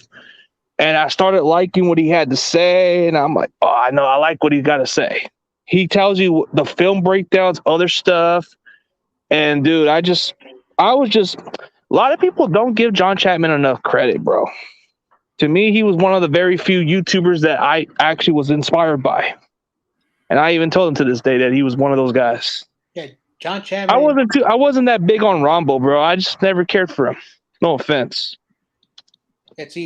I remember when I discovered Rombo Sports, I was mad because at the time Nick Bosa got hurt, Solomon Thomas got hurt, and all the injuries. And I went on YouTube and there was this thing called Rombo Sports. At the time when I discovered Rombo, he was just about to hit 20K subs. He was I think 19.7K subs when I discovered him. Compared to Grant, when I discovered him around February, he had about over 20K subs. And you've seen how Rumbo slowly has got just only barely like 7K versus Grant, who's already surpassed 20K. So I kind of fell for Rumbo. I remember I would call in from after the season ended all the way to May, because then I had to go back to work. Then I would watch the show, and I started to see something that opened my eyes up, and I would call in occasionally. And now I don't even call or even watch the show no more, because Rumbo's too much of a homer. And while he is knowledgeable about football, the X's and O's and all the stuff, and I'm not saying Rumbo's dumb. I just think that for some reason you're looking at this season, and we're 3-5, and you still have a poster of a quarterback that's not going to be here at the end of the year. He might get cut, he might get traded, or I don't know what's going to happen, but he's not going to be here at the end of the year. And he still, for some reason, is not opening his eyes, and it took him until this season. So he's a homer. He's a homer. Yeah, dude. The thing was, I didn't know too much about him, but once I saw like a lot of his videos, I mean, I've seen it come on Facebook. Somebody kept showing Facebook accounts of his channel, and it kept popping in. So I checked it out and see what he's all about. And I like any Niners content creator, of course, but when I watched a lot of Rombo, I liked his energy, liked his enthusiasm, but the more I started watching him, the more I started thinking, man, he's too delusional. Not to sound offensive. I mean, I respect what he does, but it's like he just wasn't the cup of tea of mine. So I was on his channel for different occasions, like maybe like 5 calls in 2019, where I would go in, but I would have to wait hours to get onto his show, dude. Wait like hours and be on his call for like 5 minutes at best, bro. And he would always give you those questions, those energetic questions, bro, those team questions in general, like, how do you feel about this matchup, or what do you think of this, or something. But he would like give you some of those energized type of stuff. But I just don't really, I don't know. I stopped watching him. I stopped watching him since 2020. I started leaning towards Grant Cohen's channel. I know for some reason some people don't like his takes, but when I watch his takes, I kind of relate to him in a way. When I watch Grant Cohen, I watch a little bit of myself because I want to be more truthfully about the team. But he's a different kind of brand. He just does it for click. I do it for the heart. Big difference, you know? Well, one thing I have to say, though, Grant kicked Rombo's ass when it comes down to all the analytics. Like, he just completely kicked his ass. He's at 40,000 subscribers. Yeah, 40, and the fact that in the fact amount that of what, 2.5 years? Rombo, you've and been here that's forever. amazing. That just shows you how fucking plateaued Rombo is. Like that's it. That's all the homers of the Niners right there. 27,000 Rombo. That's all. Well, he started his. Yeah, we're comparing like 5-year difference. Like Grant's had his channel for 2.5 years, and Rombo had it for at least 7.5 years, right? Yep. He was the original. Like yeah. But look at Grant. He's already doubling the amount of subscribers than Rombo. Mm-hmm. And not to sound harsh on Rombo, I like what he's been accomplishing, and everybody's going to still follow him. But not everybody's really interested in his takes no more. Like some of them are growing old. You know, Rombo's like the Barney, bro. Kids grow old out of it. Nobody cares no more. Grant Cohen's like you know what? You know, oh no, I'm comparing like metaphor. You know how kids still, you know how some kids back in the day when they're little kids, they like Barney. People like that enthusiasm, energy. They like that stupid song. But as soon as you get older and get tired of it, does anybody want to watch that crap? No. But I'm not saying that Rombo is terrible. No, he knows how to get audience. That's what makes him good. But when you watch Grant Cohen, it's like watching the freaking Simpsons. Everybody likes the freaking Simpsons. They like any takes. I'm trying to think of Grant Cohen's worst take. But there is a take that I think is getting annoying, and that was the Ross Dwally take. Oh, yeah, the Ross Dwally where he said that he's better than Kittle. Yeah, he was. Well, I wouldn't. I don't know what it is. I'm just paraphrasing, but dude is always trying to build up Ross Dwally as he's gonna be. He's such a. What's up, Nico? Like nah, like Grant has like flaws. He has flaws, but he's definitely better out of the two. And I don't want to say I'm a Grant guy, but I definitely would side with Grant any fucking day compared to. Well, I mean, I don't know. It's just, you know, I'm not saying it's a bad thing to compare the difference, but you know how some kids had their favorites when they were little kids and they get tired of watching it? That's kind of like I'm not saying it's an insult, but in my metaphor, the kids of that generation, Rombo would be like the Barney, bro. As you grow older, you get tired of it. And then you want to watch The Simpsons. That's Grant Cohen. Grant Cohen is PG. Everybody likes to watch Simpsons. Even if you're this old, bro, people still watch Simpsons. Well, if he's The Simpsons, then that means that it's entertaining. Jesse it's Naylor is Akira. Yep. If that's what you're trying to say. Hey, Grant Cohen's not The Simpsons. Fuck no. Grant Cohen is fucking Futurama. He's something like that. I get what you're saying though, but now I'm just saying Akira is like one of the greatest animes ever created. Like really sophisticated, thought out. You know, that's why I'm saying like, okay, the Jesse's Akira, Vish is Spirited Away, and fucking Jackhammer is like, I don't know, another fucking anime. Jackhammer would be like Home Improvement. He would be like Home Improvement. Bro, Jackhammer, he belongs on a fucking TV show. He looks like a fucking dad on the TV show. Yeah, like, TV dads, the ones like making fun of him. That's not making fun of him either. Like Home Improvement or something. Yeah, like he just feels like he came off a TV show. And but Jesse Naylor looks like Jesse Naylor would be more like a guy who can do skateboard superstars, bro. What? He could be like one of those pro skaters on a reality show, enter a contest, kind of like my cousin did. Jesse Naylor. I'm pretty sure outside of YouTube, he probably does enjoy skating. He does not look like a skater. That dude looks like Jesse Naylor. I don't even know what he looks like, honestly. Like as far but as, if you look at the way he dresses up, doesn't he dress up like a skater? Doesn't he kind of seem? Like, that's what my cousin dressed like. My cousin dressed. Yeah. Dude, you don't. But Like, okay, the way he wears the hat, the way he dresses up, you would automatically see him as a pro biker or one of those BMX guys. Those kind of guys. And Maybe just style. John Chapman is like fucking South what's the Park. greatest anime of all time? What's a respected? He's Dragon Ball Z. Okay, that's John. Oh yeah, Chapman. he's Dragon Ball Z. Yeah, he's Super Saiyan Dragon Ball Z. Z. And let's see. Well, nothing but Niners. Nothing but Niners would be something like a what is it? The cartoon of something funnier. It would be like the Ed and Eddie. Hell no. No, I'm just playing, bro. What the Will they be hell is Family he Guy? talking about? Man, they're. You got Wayne Breezy, you got Tony, you got Brian, you got Mike, you got Nick. Huh. I don't know, something about those other YouTubers, bro. Like Wayne Breezy's always been hard to get a hold of. I've been trying to get him on my show, but he's been kind of like, I don't know, he's been doing whatever. It's hard to get him on my show. I remember. He's like, listen. This is how much I know about all the 49ers content creators. I remember when Wayne Breezy barely had 200 subscribers, and all on his channel were like videos of him at the stadium. And then one day, I don't know what happened, he started to do podcasting and his channel blew up, so I remember that.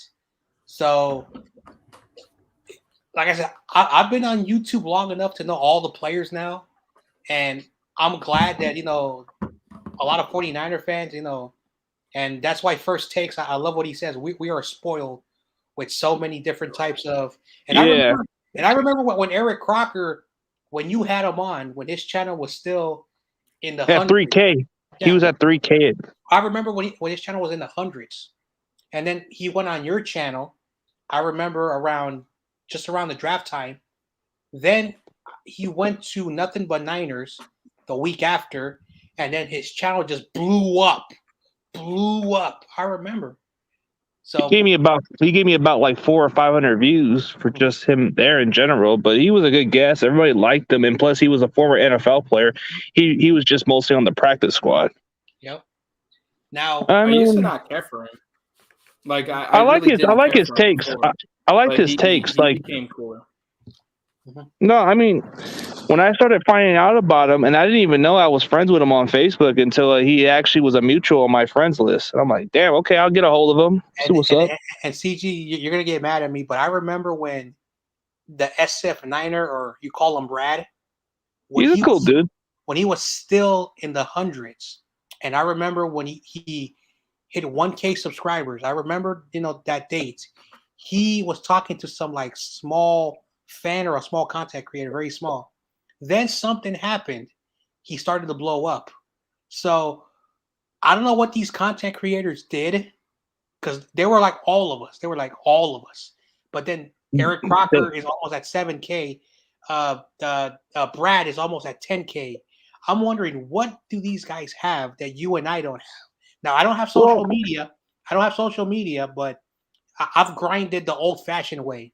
So yeah, but I think what makes them separate is they associate it with bigger YouTubers. Like, look at Grant Cohn can make anybody look good, dude. Yeah, and don't get all upset about it. But if you have to deserve to be on there, though. Yeah, but look at go on Grant Cohn. You have to at least be somebody that's knowledgeable on this channel. But if you had Grant Cohn promoted you, bro, you'd probably be hitting off the same amount of followers, just like Jesse Naylor and Mish and Vish or whatever. And then but that SF Brad guy was never on Grant.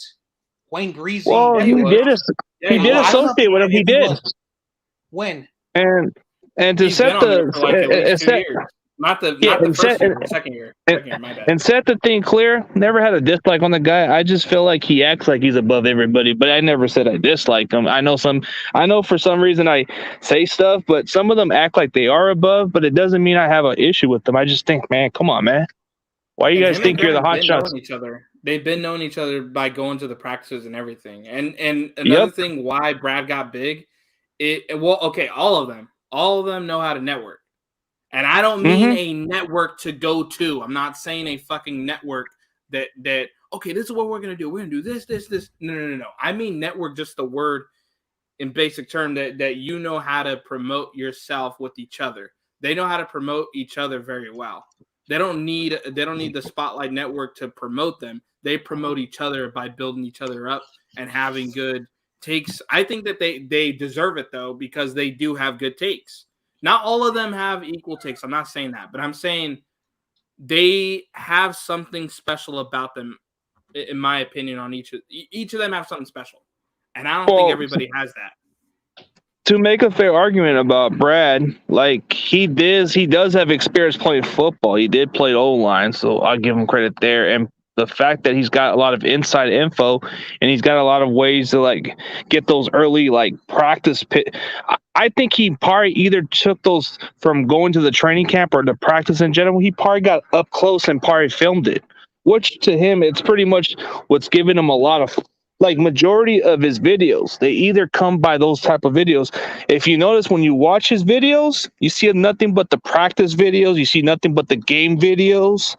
You see nothing but what we post, right? But he gets like gigantic views, bro. He can get 100K views on some of them, dude. It's ridiculous, but I give him much prop for that, because he knows how to get the followers, bro. And if I can get him on my show, then he's got good knowledge, bro. Like I can relate to him when it comes to playing O-line.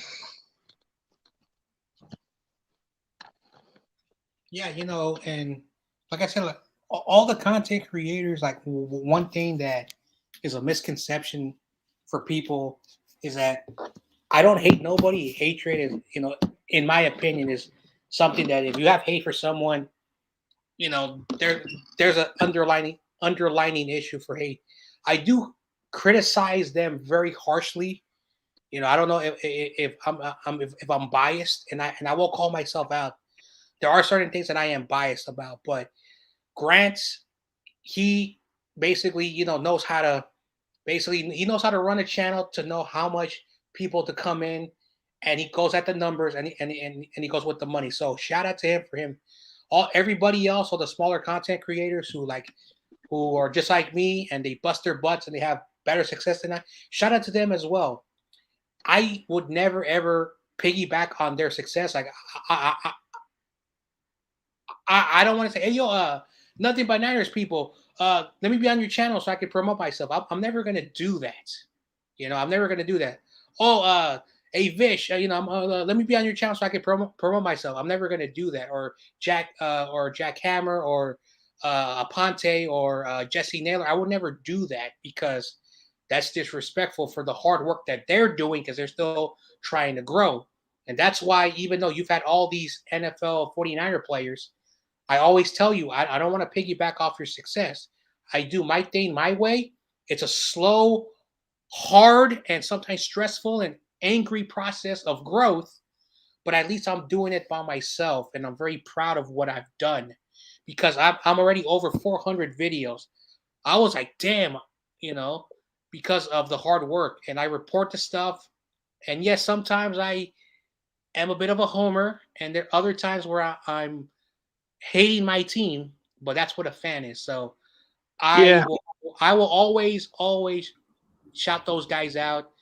And even when there's another channel that's bigger than mine, I will still promote them because that's the type of person I am. And when people give me super chats and join my membership and etc., and even like that British dude from the UK, he likes me for whatever the reason. He was like kissing my butt for whatever, but I was actually very thankful that he came on my show, and he only has like 150 subs, but he has a job. He's a DJ, so he doesn't care about the money.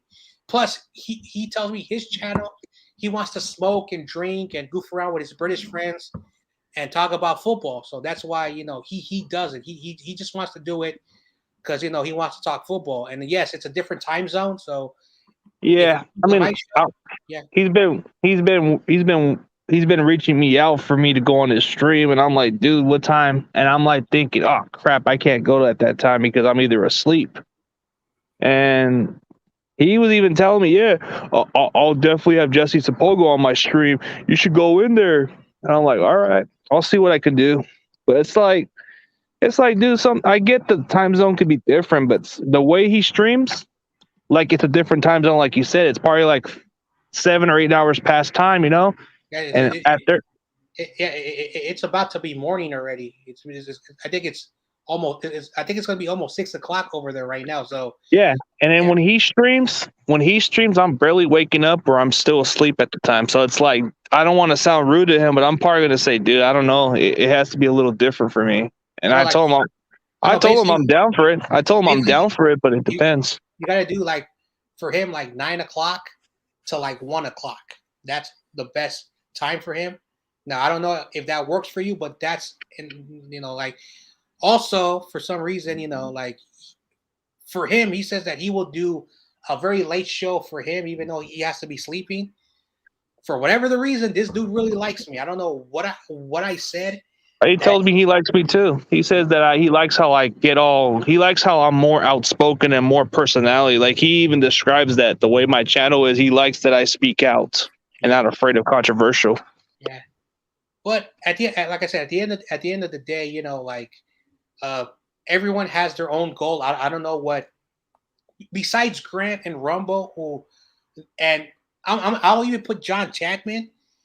Those guys, they're making good enough incomes where they don't really need real jobs.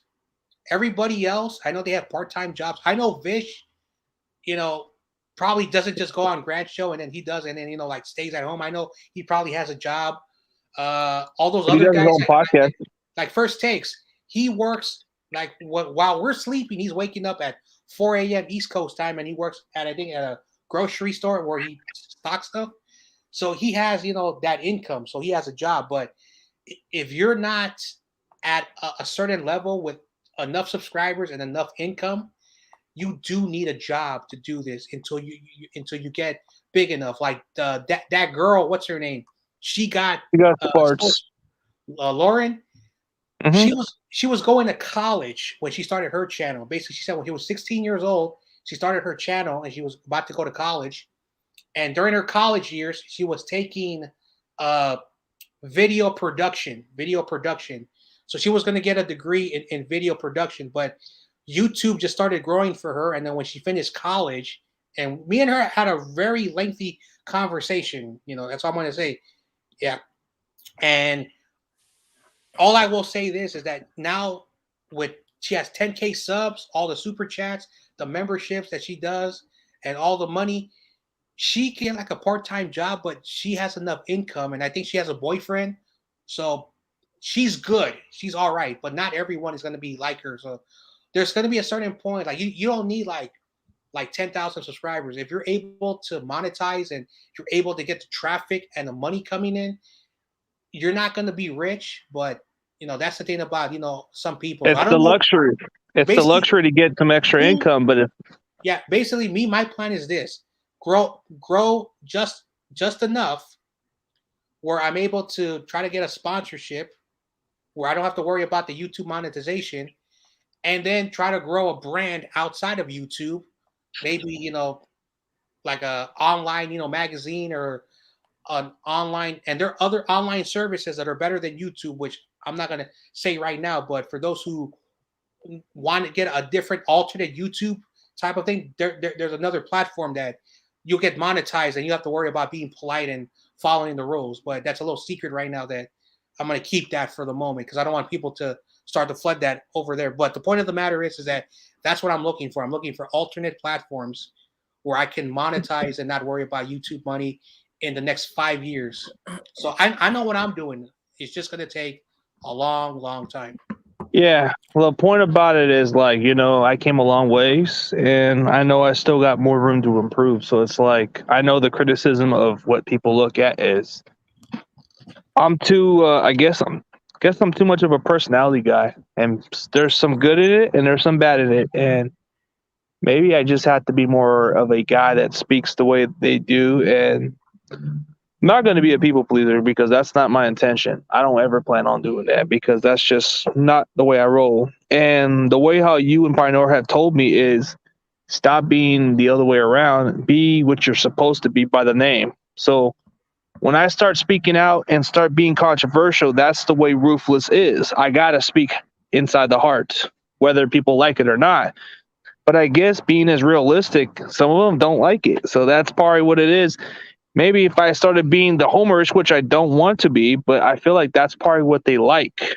You got to be one of those false prophet people that gets what they want to hear, you know? Like you get a lot of these other content creators. You look at them, I don't think they're really like homerish like you think they are, but they play a good role. Like you look at guys like Lord Brunson, I don't think he's really like a delusional Eagles fan. I think he just plays the role better. Then you got guys like I don't know, Cutback. I think they just do it what works for them, you know. And then you got other content creators that do it the same way. I mean, you got a few other Giants YouTubers who think differently. Like you got the realistic ones, like the Bad Dog. He'll speak outside the heart and he'll tell you like it is. And then you got guys like Ed Oliver from Washington that kind of go the other way around. But you got some of those people that try to just do it for the money, right? Well, okay, I'm gonna be honest with you. When you told me that you do this for the money, right? Like, I'm not saying that that's the only reason why you do it, but just the fact that you said that, it made me think in my head, well, I can't really tell CG anything anymore as far as like trying to, I guess, try to give you advice or anything, because if that's your lane, that's your lane. I'm not going to tell you what to do. And if you feel like, you know, you're getting upset about, let's just say like people viewing your channel and clicks and likes and stuff like that, and, you know, just viewership, I guess, that, well, I mean, I'm just saying that you can't act surprised either.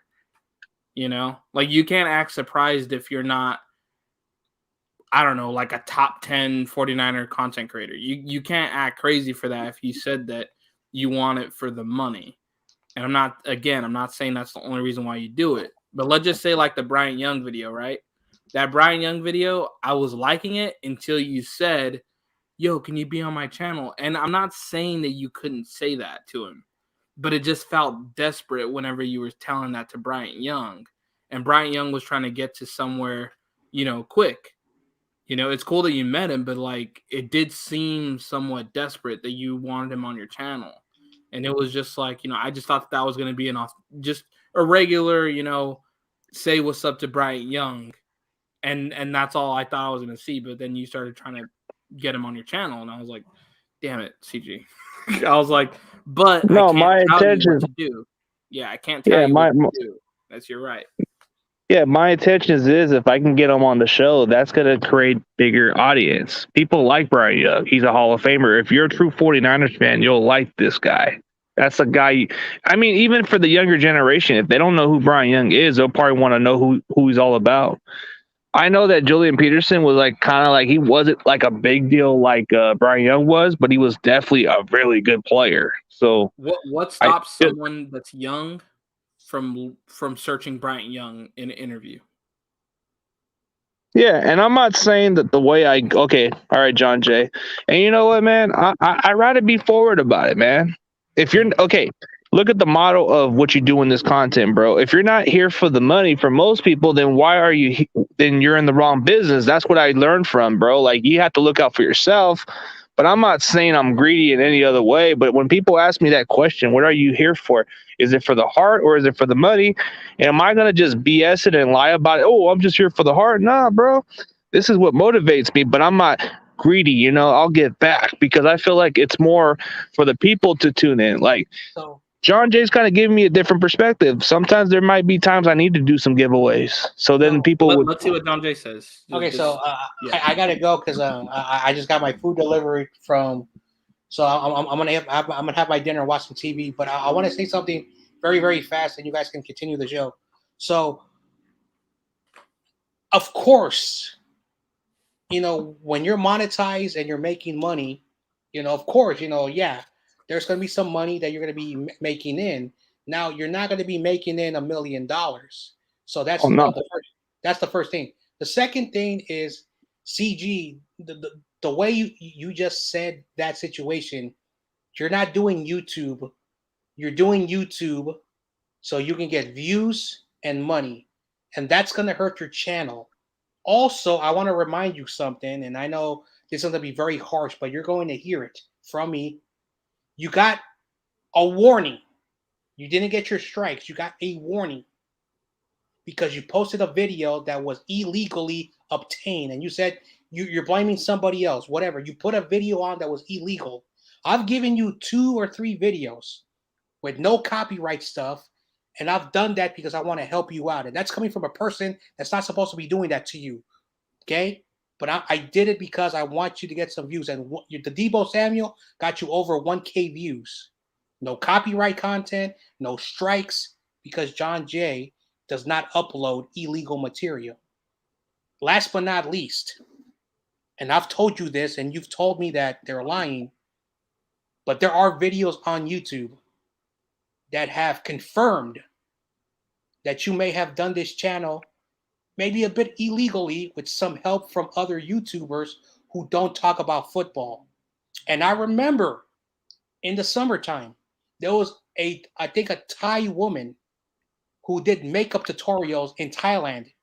And she said, I'm going to promote your channel to my Thailand people so you can get subscribers. And you want to know who reminded me that? I think it was either David or Luke Luna.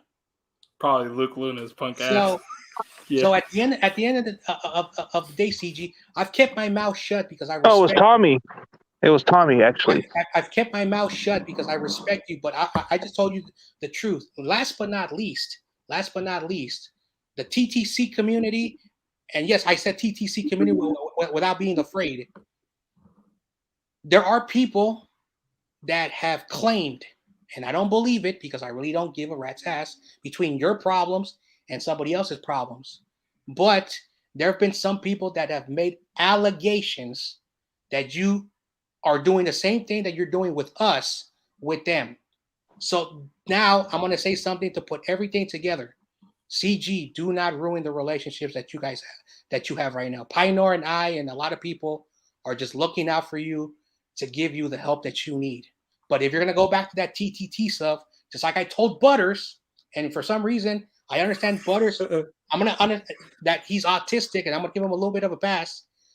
But Butters one day is going to get burned because of the stupid nature, especially where he was trying to feel himself on YTC and he got kicked out.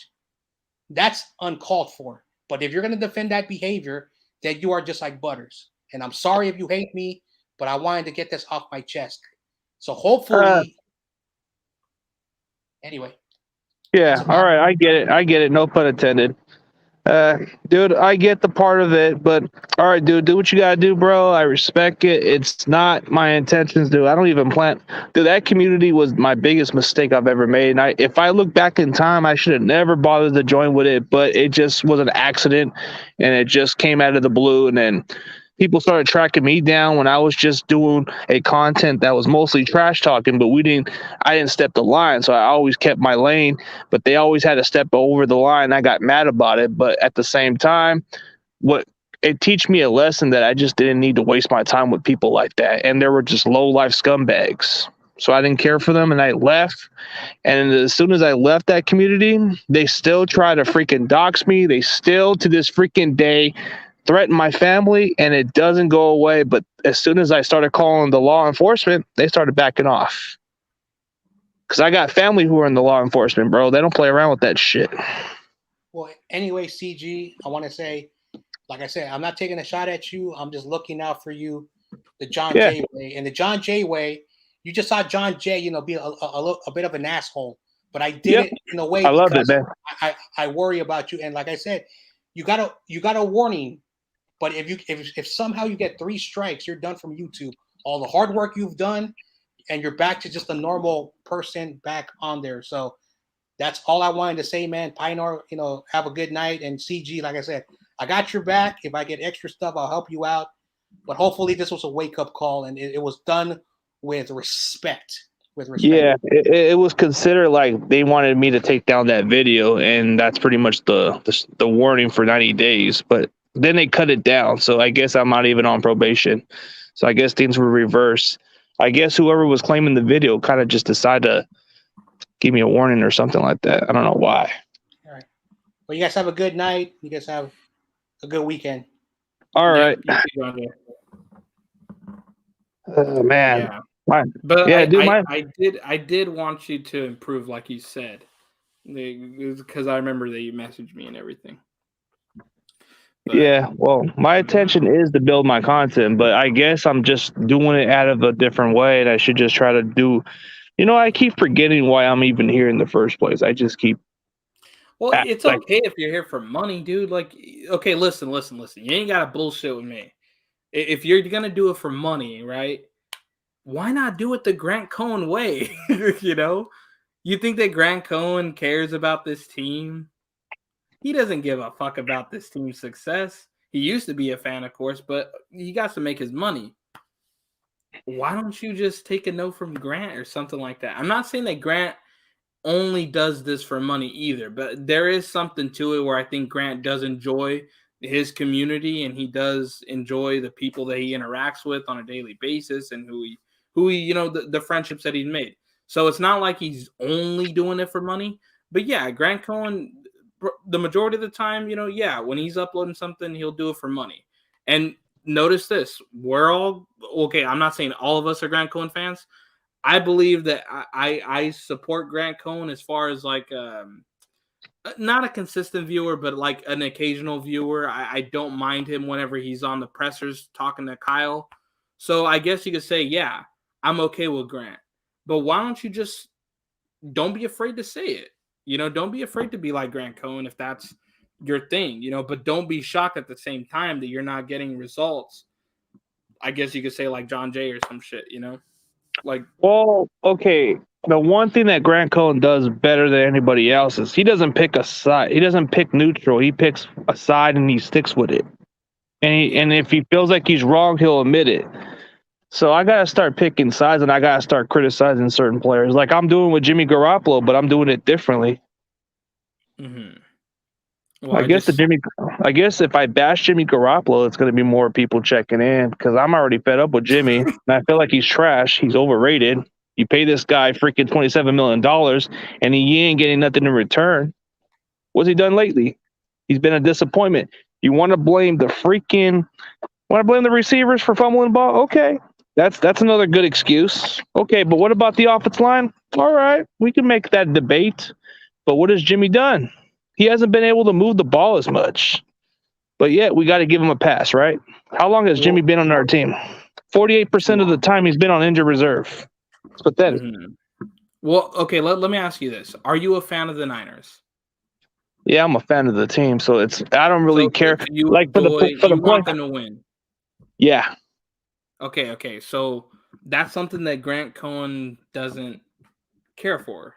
Grant doesn't care if they win or lose. In fact, I would say that he rather them lose. That way he can have something to write about. There's some drama there.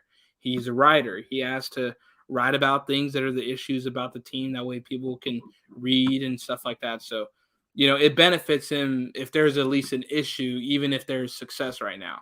But with you, the difference is like you're a fan of the fucking team. But at the same time, you want the channel for financial reasons, right? Yeah, just for the extra. I don't really need it, but I just do it for the hell of it because it helps the extra bonus. What's the top 3 things? What's the top 3 things when you fucking launch or put a video out there? What the fuck do you look for? Like, what is the number 1, 2, and 3 things? Number 1, 2, or 3 when I look at videos? No, when you upload a video, do you want the recognition? Do you want the money? Do you want clout? Do you want what? Well, what is it that you want? Man, just the recognition. The recognition comes a long ways. Like as soon as you get the recognition and the hard work you put in, then people start to notice it, and then it takes care of the rest. I know when people say it's all when you want the money, it doesn't work like that. You got to get your recognition. You got to build your reputation. You got to build a really good intrigue. You got to make your videos stand out. So maybe I got to do more evaluation of what gets like. I guess, like you said, I have to be my own fan and look at what I would want to watch. Oh, I guess I don't even know if you watch. Do you watch a lot of the? Like, I see you in the comments, but do you watch the whole thing whenever someone uploads or anything? What, like guys like John Chapman? I haven't been watching much of it lately, but I've been watching the replays of it. So I check out his breakdowns, but most of his videos doesn't really relate to what I want to do. It's mostly me being realistic, something like Grant Cohen does. I don't know, just that's my kind of a style of videos. Is something like Grant Cohen. More like I want to piss people off, but I want to make them either agree or disagree with me. Okay, so let me get this straight. The money, of course, you want the money, but like, let's just say when people think about content creators, you want to be that guy that's recognized. Like, you want to be that dude that's like, oh yeah, CJ Ruthless, like he's another one, you know, or something like that. Well, it'll come along, but I don't see myself up there. I mean, maybe top 15 or top. Not as high as Grant or anything like that. But I just mean like someone that people would bring up, like, yo, did you see CJ Ruthless or anything, right? Yeah, I want to get something like that where some people just tune in and say, "Hey, did you see what CG put in? Oh, I gotta check that out," or something like that. But now that I gotta look at it, you guys are giving me the best advice. I gotta look at it as a fan myself. What do I like to watch, and what do people like to see? I gotta think outside the box more. A lot of people like watching Grant Cohen's videos, but it's got to be more of myself. That's the difference. It's got to be more of my own personality, and it's got to fit me. So I enjoy something. See, when it comes to a content creator, I like watching some fans have some rants of their team. I like to see a lot of that because it kind of entertains me a little bit. But I like to see a different perspective. Like when I watch Grant Cohen's channel, bro, I like what he got to say. But some of the time I may not agree with him. But dude, that guy amazes me in some ways, bro. Hey, what's up, Resurrection? He's a cool dude. Hey, I'll be right back. I gotta do a quick checkup, and then we can still keep on talking, bro. It's up to you.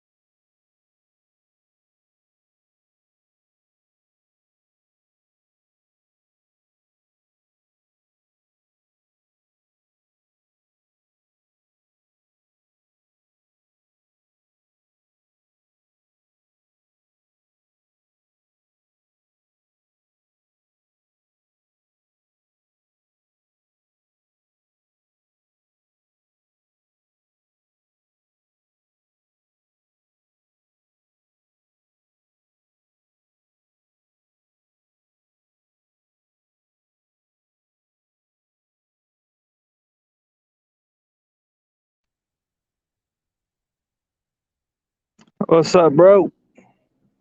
Yo. But now I just I just seen some crazy shit on Twitter. But now I'm at a point where like I'm not gonna tell you what the fuck to do, CG.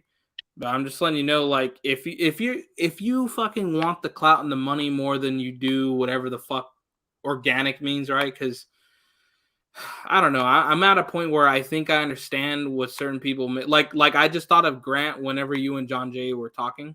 Like John Jay was telling you, you need to be true and stuff like that, which is fine. John Jay isn't lying. He's telling you some shit that I think would benefit you. But in my opinion, I'm hearing you guys, and I'm just thinking like, well, fucking Grant Cohen isn't really. He's not really what John Jay's talking about. Like he's about his money, and he's about he's about the clout too. I'm not saying he enjoys the clout or anything like that, or that's what he does it for.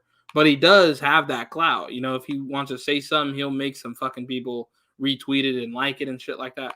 But I don't know. I'm at a point where I'm not going to tell you what to do anymore, but I'm going to tell you, don't be afraid of admitting what you want.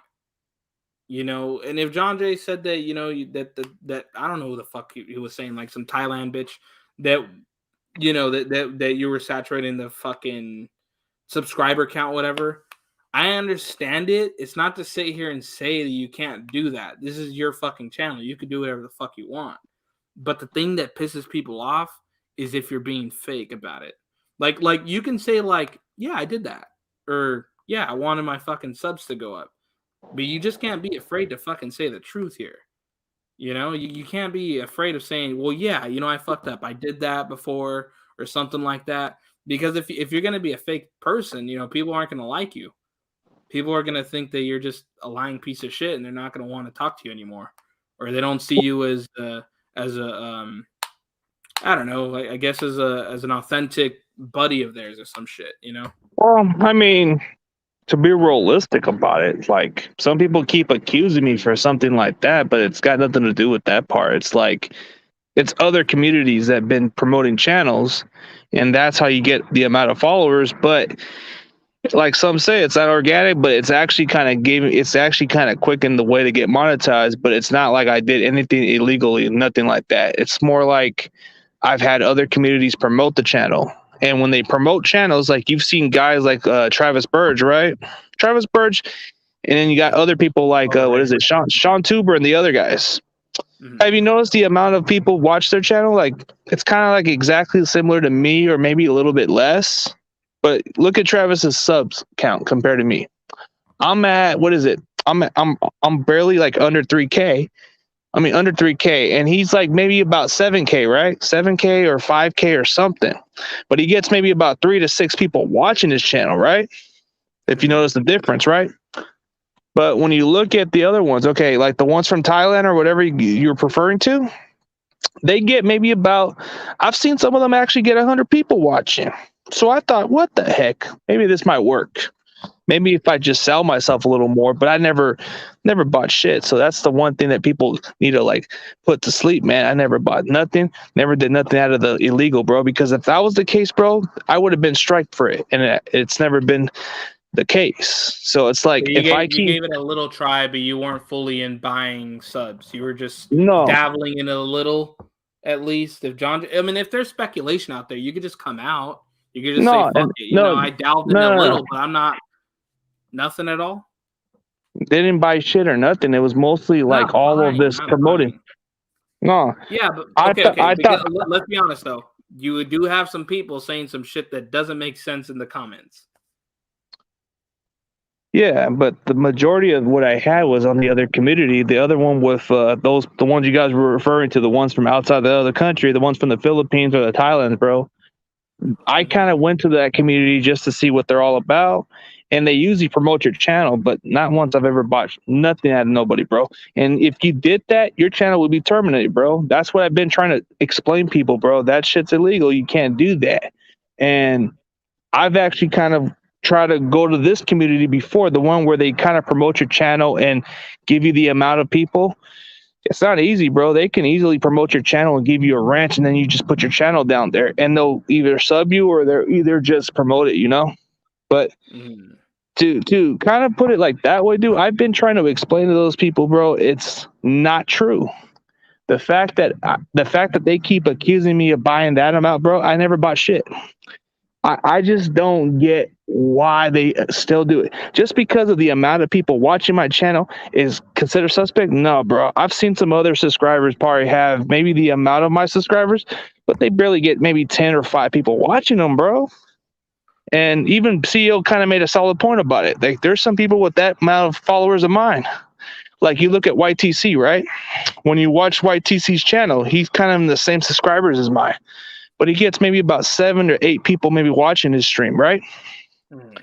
But nobody suspects that, right? It's kind of similar. So I think it's me. I think I'm far from that category. Like, if I'm not getting people watching, maybe if I'm getting 2 people watching, and it doesn't go consistently, or maybe nobody watches, then you can think it's suspect. But nah. Like, I've seen other people with the same amount of subs as me, and they're not even like as worse as me. I understand what you're saying. I don't know. Yeah, but I think we all have different philosophies on creating content. We just fucking do, bro. Like, you know, I feel like John Randomly, Jay is doing his thing. You know, I think you're doing your thing. I BP's think doing his wrestling thing. content. I think wrestling content is actually killing my purpose. So that's probably why I need to cut off the wrestling content. Well, all I'm going to tell you, like, okay, listen, there's no rules to fucking doing anything. Like, don't get me wrong. If someone gives you advice, it's in good nature. But you don't got to do what anybody fucking tells you to because it's your channel. But at the end of the day, you know, I think that there's this mold that people want to mold you in that you just don't fucking want to do it. You know, if John Jay says you have to be quote unquote organic or, you know, be true, you know, and just, you know, do it the way he's telling you to do it, you know, it's all in good nature, right? John Jay means good when he says that. But, you Yeah, know, I just don't think you give a fuck. Like I'm I just not that you don't give a fuck consciously. I don't think that you give a fuck subconsciously. Like there's something in the back of your fucking brain that says, you know, I'm just gonna do me. No disrespect to John Jay sometimes, you know, or even if it was Joseph, you know, the Cardinal rule or some shit, you know, I don't know. not that What I I do? don't take advice for it. It's not like I take their advice or nothing. It's just I have to. Sometimes it gives me time to think about it. Like sometimes I'm a little stuck in the head a little bit, but when I think about it, sometimes I look at what John Jay says and I'm like thinking, you know what? There's some side of him that I have to agree with. Like a lot of what he says is true, but then there's other stuff I think of and I'm like thinking, I don't agree with it all the time, you know? But I respect it and I'm not going to let it get to me. But now that I look at the side of me, I gotta look at myself and say, you know what? If I'm a fan of my own self, what do I enjoy the most of a content when I watch it? When I watch other content creators, what entertains me the most about it when I watch these channels?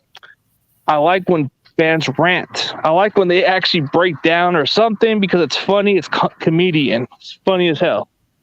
I like looking at pick'ems sometimes. Pick'ems is something I'm intrigued by because you can pick and you go by the weekly basis to pick a team. And I do like a little bit of those roundtables because you get a different perspective from another fan base and you talk your football. I enjoy that. And I'm actually happy to even be a part of a roundtable that even debates football. So I do Yeah. like stuff like that. What up, GG? What's up, man? But when I watch an NFC West roundtable, I like more of what they got to say. AZ can talk his stuff. Steezy, when he's on time, you can get a good debate out of him. But I like when I get into a little debate with Steezy. When I go in a one-on-one debate with Steezy, bro, everybody likes that. They like that I kind of, like they say, I kind of buried him a little here and there, but we always shake it off and be cool with it. You know, we just do it for entertainment. You know, I'm stuck in between because I thought that the clear way to do what I wanted to do was just to create a website. But I just started thinking the other day when I was it's not football related. I watch other channels and stuff like that. And I realized that it doesn't benefit anybody if they have to go on a website if they can't find you. You know, like it's hard to network a website when I was looking up like how to get people to watch. And I'm not doing like when I create content, dude, I'm telling you right now, I'm not doing it for money. In fact, if I did get monetized, I'll like for I guess like let's just say if I did have a YouTube channel, right? I would want people to know how much money I'm making. I would literally report it out and show people how much money I make from the channel just to show them what they could do if they wanted to fucking copy the layout and shit like that, you know, because I'm not about making money and that's why I make the content, but to each their own. I'm not saying you can't do that because obviously, you know, Pat McAfee and whoever the fuck out there is on YouTube, you know, some of them do it for money, you know, but they also enjoy doing it. So I'm stuck to where I don't know if I should create a channel or should I create the website. The website, I could do whatever the fuck I want to, but it doesn't get out to people. And I don't care about the cloud either. I don't care about the fucking subscribers and all that shit. I just care about making it accessible for people, you know? Like I don't know. I would just enjoy talking about the team type shit Well, and getting my narrative out there. well, But to make your channel go up, bro, you gotta at least create your channel and actually maybe do it for a year or two, and then as soon as you get tired of YouTube, that's when you can maybe promote your website, dude. It's like you got to get some, like you say, you don't want the clout, but when you get enough recognition from people that seen you around before, but if they see you post videos and if you tell them down like in the near future, hey, I'm going to start a website at some point, you guys should check out my website. But as the more they start watching your content and they like what you got to say, bro, they're going to follow you. So just give YouTube maybe a year or two, and then you can evaluate yourself, and then you can go to the website. see, here's the problem with the YouTube. The YouTube, I can't create what I want to create. That's the fucking problem. Like if YouTube was just like Pinor, you could like, let's just say if I was in my car or something, and let's just say like it's a fucking Drake song comes on. I don't need YouTube fucking on my ass that there's some person playing Drake in the background. I'm talking to somebody. If I was just vlogging in a car or some random shit like that, right? So that's the thing that I hate about YouTube. Like I wish that it wasn't so fucking, monitoring every move you make. It's like, dude, like if it wasn't like that, I would just be like, okay, I'm gonna create a channel. I don't really give a fuck if it's monetized or not. It's all about just creating good content. And I don't know why, but I don't know if it's because I don't think it's not because I like hearing myself or anything. I think a lot of people are like that, by the way, that are in sports. I think a lot of people think their narrative is the only narrative out there. But I would say I don't know. I enjoy putting my point of view out there, and I also love hearing others too. I'm not sure if Jamal watches this or not, but like I love to listen to Jamal's takes on things, Jesse Naylor's takes on things in the Twitter spaces. And I don't know. I just feel like there's content out there that I want to create that I can't put on YouTube because they will fucking strike me or some bullshit. But I don't know. I don't want to hog the fucking mic. BPS, what do you guys say? Whoa, Pioneer, to be fair with you, Drew, you're not going to even be around YouTube for long, bro. You don't got nothing to lose at this point, bro. If you get some good followers, bro. And plus, in order for yourself to get strike, you had to at least get something with monetize or something like that. Because if you don't get monetized, they're not going to strike you unless you do something like kind of like a violation. But dude, what you got to lose with your channel, bro? You don't care for the money. You don't care for what you feel, bro. Like I've seen a lot of other YouTubers do stuff like this, and they have yet to be strike. There's quite a few that actually stepped the line, but they've lost their channel. But then there's some that done what you're trying to make your purpose to be, but they never got strike for it, dude. They never lost their channel. So you pretty much need to like speak out on how you feel. Maybe the way you said it, like the music wise. I hate the rules of it. No doubt. I hate the rules of it. It's stupid. Like, why not you just have any kind of music you want to put into? But it's like, dude, it's stupid in some ways. I really think that the content that I'm going to produce, I don't think it's out there. It's not to say that I'm going to be the fucking greatest thing ever lived or anything. But what I'm saying is I don't like how the Niner content is the same. Like, it's always the same. It's always, like, we're going to do StreamYard, and we're going to talk about the Niners sucking dick this week and Jimmy fucking up, and we want to fire Kyle. Oh, we're on StreamYard. Oh, look, I got a donation. Thank you for sucking my dick. And I don't give a fuck about your comment, really, bro. I'll get the money. That's kind of fun. Like no, but that's how StreamYard has worked. It's like it's not that I hate StreamYard. I just hate that every single Niner channel out there is utilized with only StreamYard. I feel like there's content that isn't there that I want to put out. But it's not to say that I hate people that use StreamYard. That's not the point. The point is there's only StreamYard. That's what fucking drives me insane about the Niner content. Okay, BPS, what do you guys say, bro? There's also one more other website called Restream. It's basically like StreamYard, but a little different. Yeah. But CG, like I heard you talking about like the whole like you want to grow and stuff. Like there's a lot of concepts of attracting people's attention. And it all starts off with your thumbnail on streams and stuff. When people look at your content and they search up something on the search bar, they want to be interested. They want to be attracted by something that gets them interested or like gets them fired up or something. I don't know, but like the thumbnails that I've been seeing you use for these streams, they're not bad. But if I'm being like honest, I feel like people won't get attracted by it because like if they click on the stream, it's just a bunch of guys talking through StreamYard. What's happening?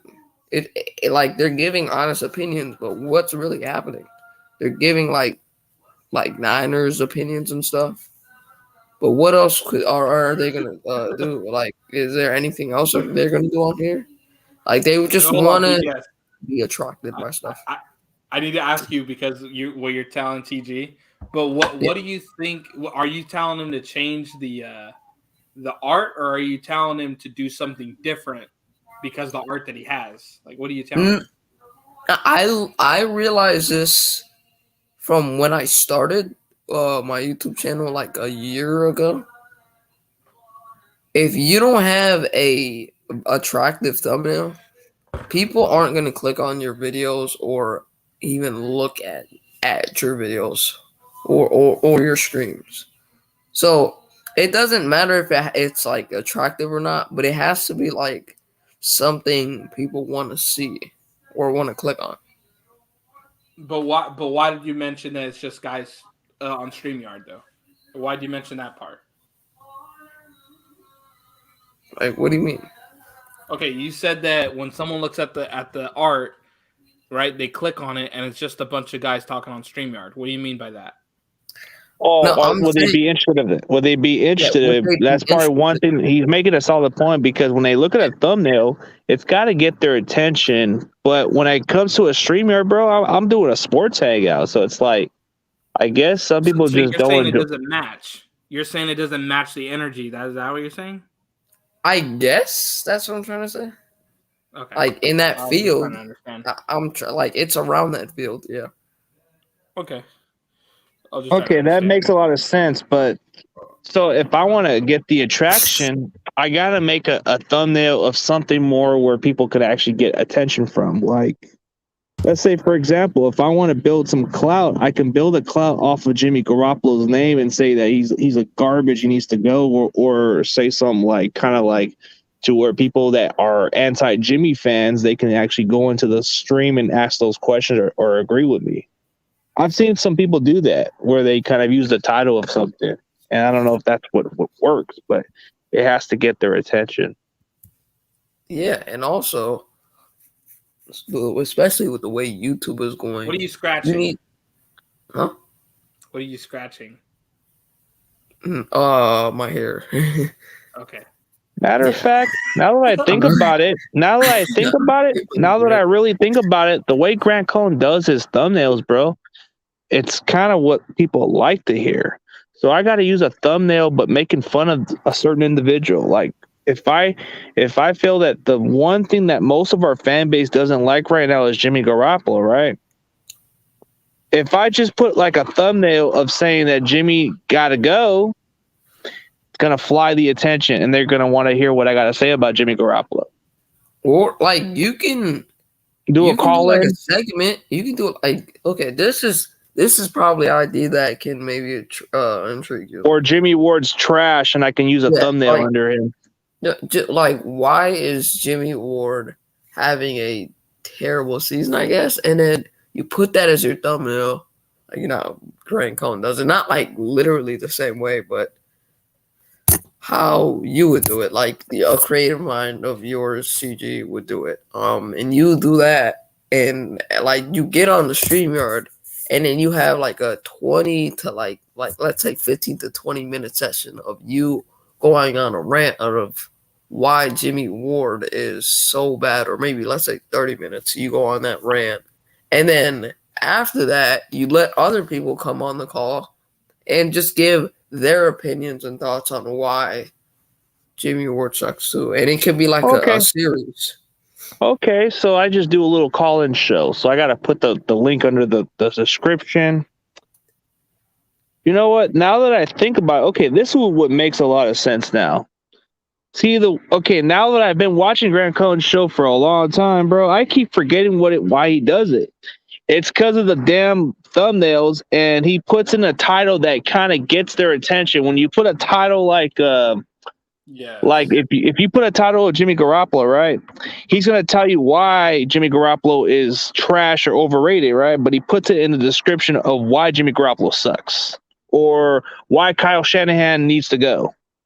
Yeah, He like does. he would do titles like that. Even like if Jalen Hurd just got cut, you know that's immediately a fucking Grant Cohen clip of his stream that he's gonna rip out.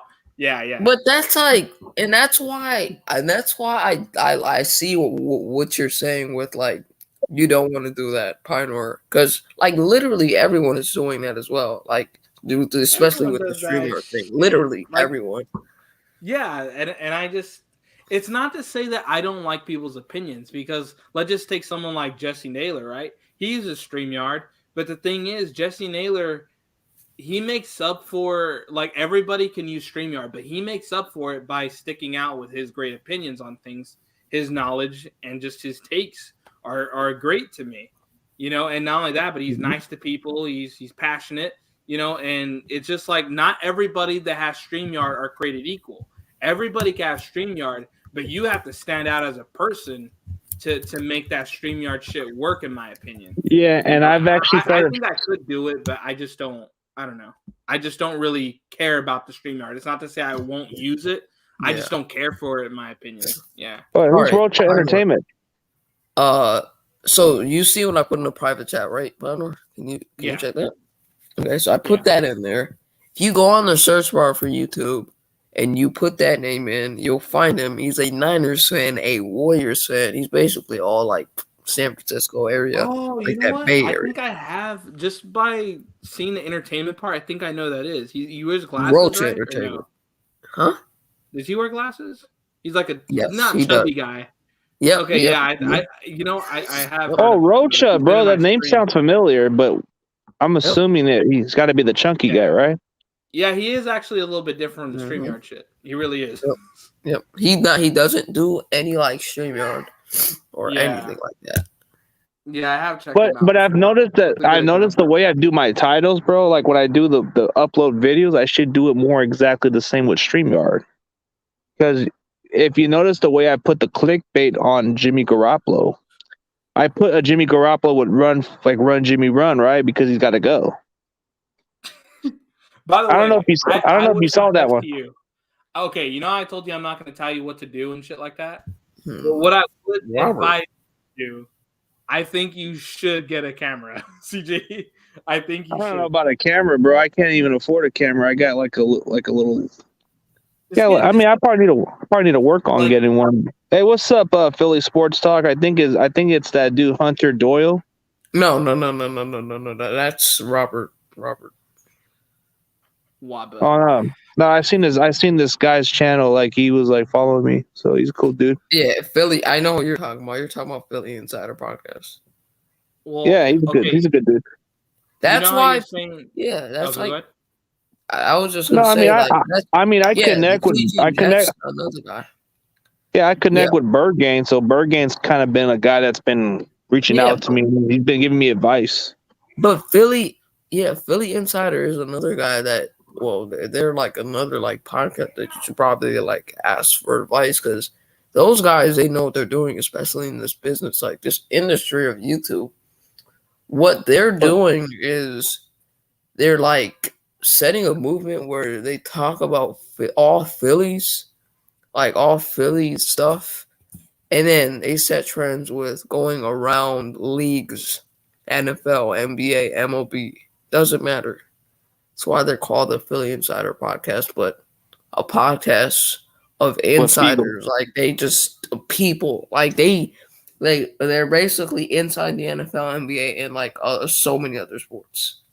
So if you find that like that week 10 pick, you could do the pick'ems, like the weekly pick'ems, and like for each week. If you do that, then people are gonna start like finding you through search bars if they put the week 10 or like weekly pick'ems for their search bar. If they find that, then you can blow up in an instance in terms of like your chat. Yeah, I've noticed that Mr. YTC does mostly these pick'ems editing videos, bro, and he gets a pretty good amount of like views, bro. Like I've been trying to work on a pick'em channel, but the problem is, bro, I haven't really launched off of it because I've been focused on my Niners content. So it's like I've been wanting to do pick'ems, but it's kind of been a hard time to even be focused on it. Like I have intentions to do pick'ems, but it just has to be at a perfect timing.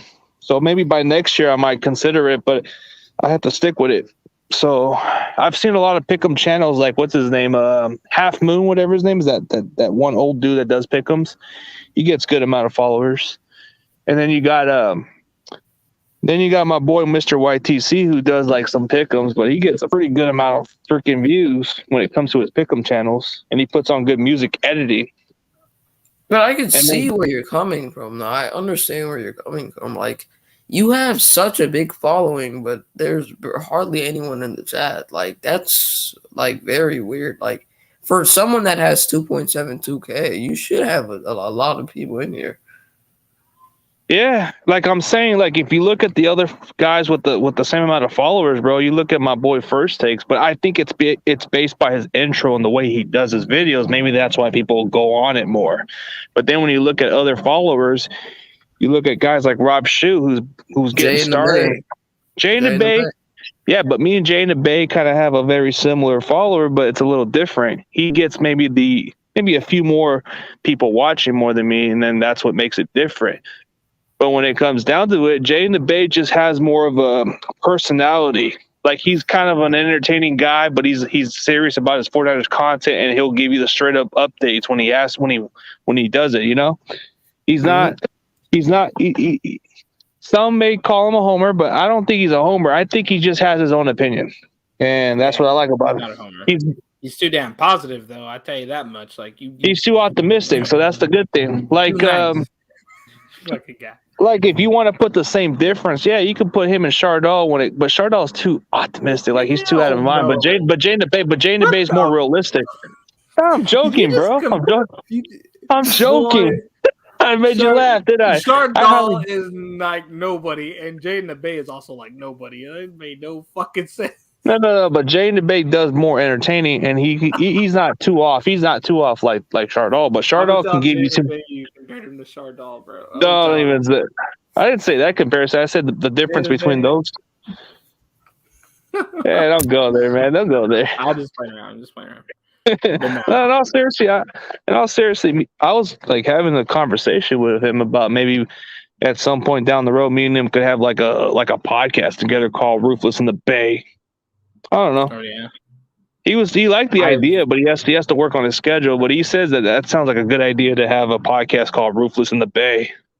I've turned down a lot. I'm not gonna say who because there's actually I was surprised on how much I've turned down so far. I'm not gonna say how much times I've turned down to be on someone's like channels and podcasts because I was thinking about one. I was thinking about one, but I was thinking about a 400 podcast. But it's got to be more.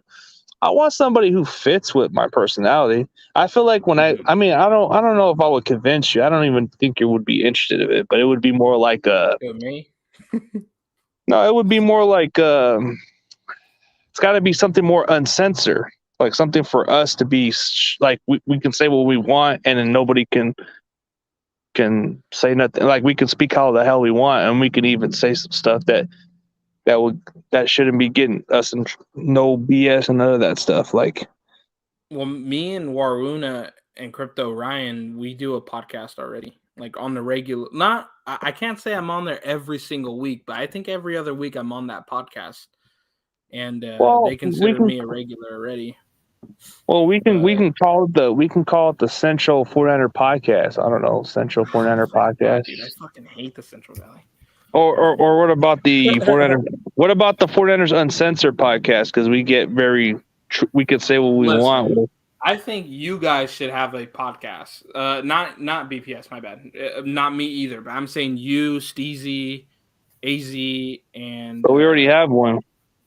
But no, It's I just mean a fucking real podcast. Like not fucking waiting for Steezy's punk ass to show up late and fucking.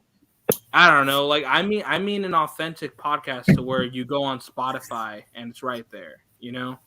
Yeah, I Because a love lot- your kicker. Piner, I love Well- your kicker, man. Your kicker. Well, Ram Showcase was telling me something like that. He's been doing a little bit of a podcast like that, but he's saying that he's looking for a partnership for his division. But I don't know. There's quite a few other people offering me love some. podcasts. Like if someone offered me to be on different podcasts, I would consider it more than to be on a channel. But I love what me, Waruna, Crypto, Ryan, and Randon, like all of us, we talk on their podcast called The Genuine Podcast. And Yeah. you know, like I'm not saying I'm all that or anything either, but I do enjoy the freedom of just cussing whenever the fuck I want to or something, you know. Like that's just something about the podcast I love. When you start your channel, bro, you're gonna blow up. I swear to God, especially with your personality. Dude, personality goes a long way. Than the fact that you've been around other YouTubers, bro. If you've been around with the likes of other, but dude, like if you start putting yourself out there, bro, it wouldn't matter about. Dude, you got nothing to lose with YouTube, bro. If you lose your channel, oh well, bro. It's not like you really give a shit about it. Like Pioneer, you need to launch your channel. You need to go as controversial, bro. You shouldn't care about how many freaking. You shouldn't care. You shouldn't care. You shouldn't give a shit, bro.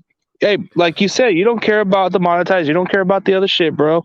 You want to be out there, right? Well, there is one thing that I do care. Okay, let's just say if I did do the YouTube thing, the only thing I would care about as far as following the rules is, let's just say if I did have subscribers, right? I'm not.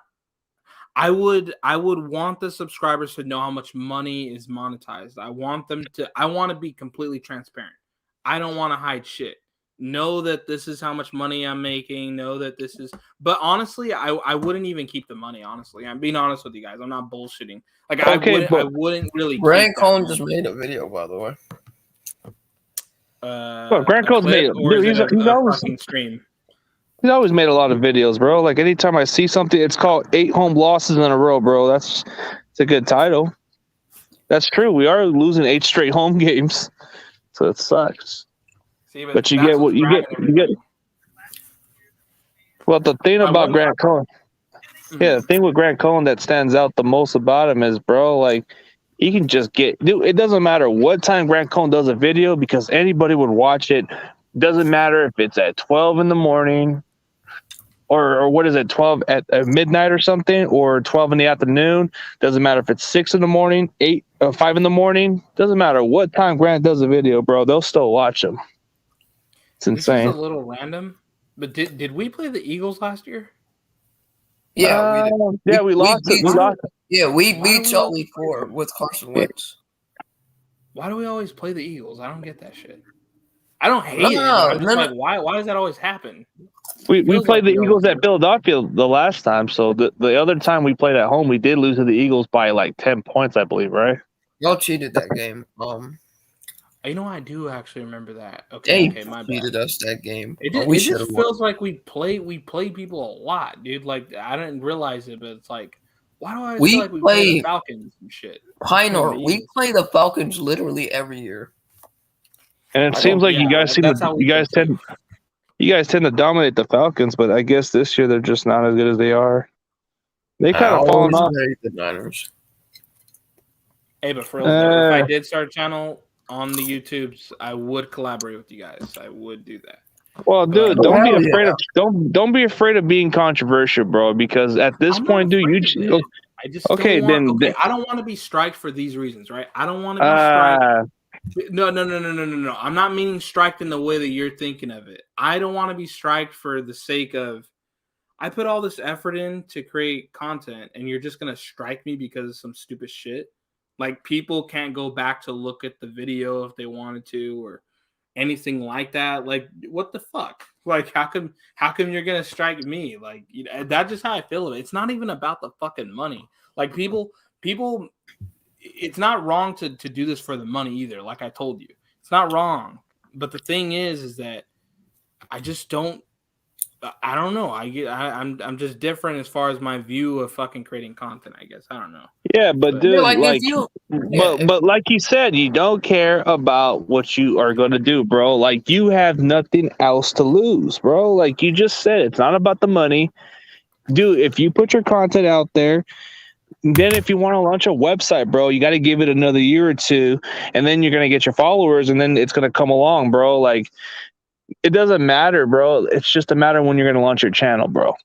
If you feel like get this is striked, if you get striked, like over some petty stuff, like let's say you just get striked, and you have like a video that you probably put your you worked on for so long, or maybe a lot of videos that you worked on for so long. Like let's say you're on YouTube for like a couple of years right now.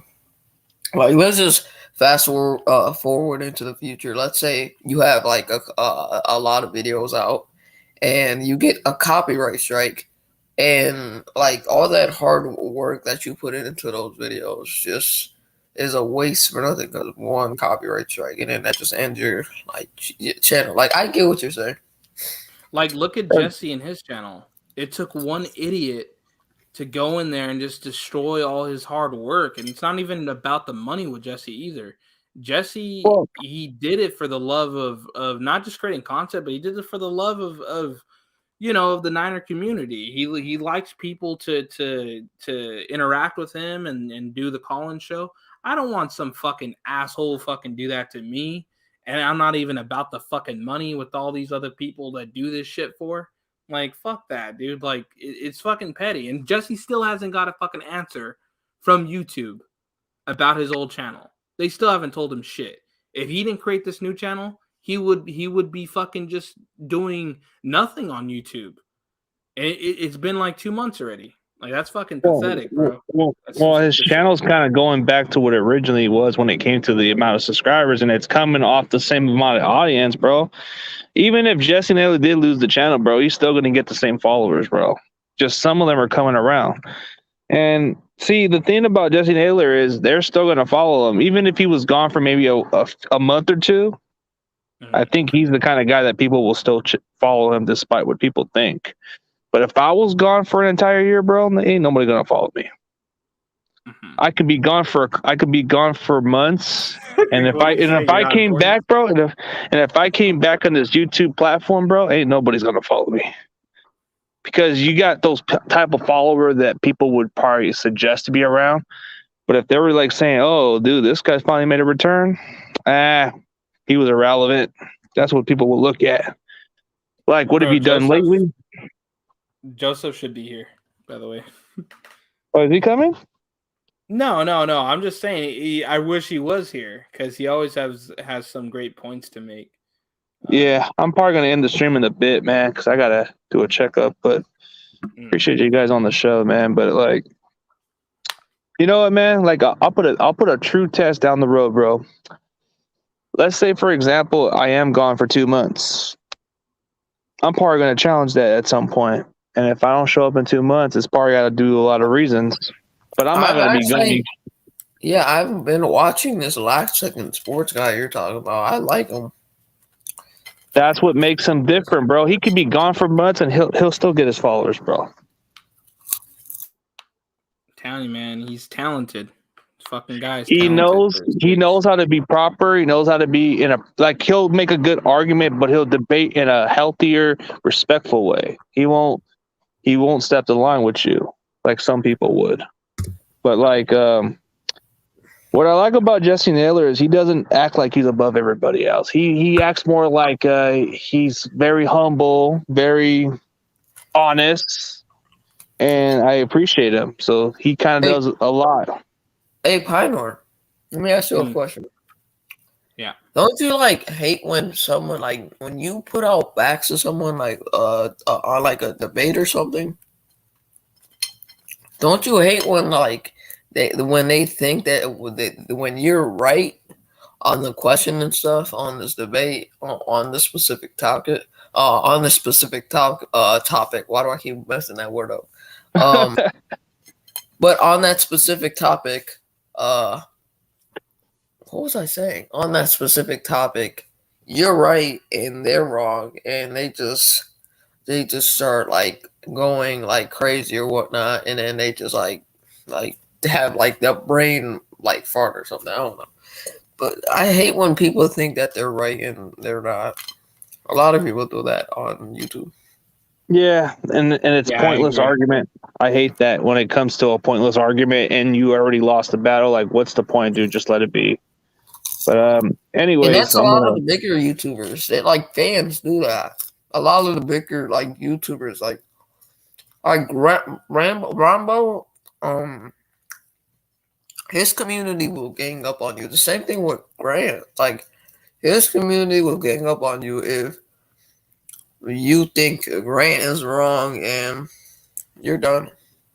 They don't say shit to me. Well, okay. It's not to say that you're wrong. You're not wrong. But a lot of You the better people who. they better know you. Like they Yeah, already but know when I talk shit to Grant. a lot of the original like followers of Rambo, bro, they're not even into the same category. They don't even want to watch him as much as they used to. Like, if you look at the difference, Greg Cohn's got like twice amount of like probably 3 or 4 times more people 40,000 watch. compared to 27. Yeah, but he has like 4 or 6 more times people watching his channel on a live stream than what Rumble gets. Rumble averages maybe about 200 people watching his channel on a daily.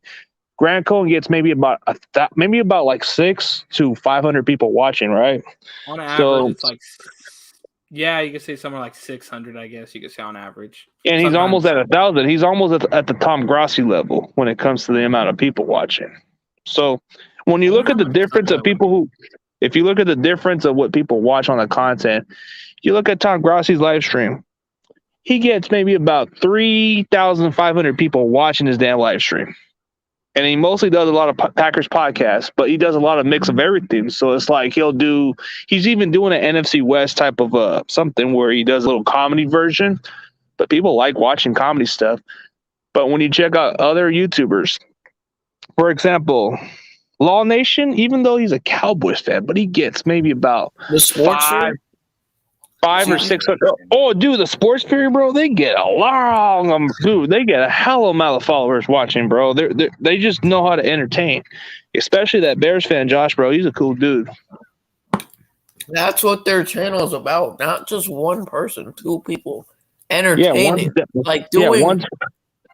And one thing, people that have actually met them in real life, what they've said is they're the same person that you see on camera, and they're not ever going to be fake. And that's why I respect Josh and Sean the way I do. Yeah, and that's why I feel like Pioneer is going to be a good YouTuber. I feel like Pioneer has the same potential. Well, like the thing I see about Pioneer is, bro, like you got to take the chances. So if you want to be like, dude, all you got to do is just build on your channel, slowly start on the way you want to build your purpose, and then go exactly the way you want to go, dude. But give it some time and start building up the way you want to be. Like, start off with maybe not much of the music stuff that you want to put. Just start off of the way you speak, and then put your take on the 49ers. Be like the way how some of the YouTubers that you checked out, but you want to be more authentic. You want to be more of a different version. So you want to be your own self. Like, I if just you don't think want to that have a fucking handcuff on me. Like, why can't I say fuck? Why can't I say what the fuck I feel? You know, like, I hate that there's this fucking. okay, I get your purpose, but you got to give it a music chance. in the background. Oh, there's a check. Oh, you're cussing. You're saying this check. Fucking. Okay, There's a whole bunch of weird shit. I don't know. Okay, here's one thing they won't take. Here's one thing they won't strike you on, dude. If you use intro music, they won't do nothing about it. Like, what is it? Instrumental music, bro. They won't strike it. By they the won't way, do shit.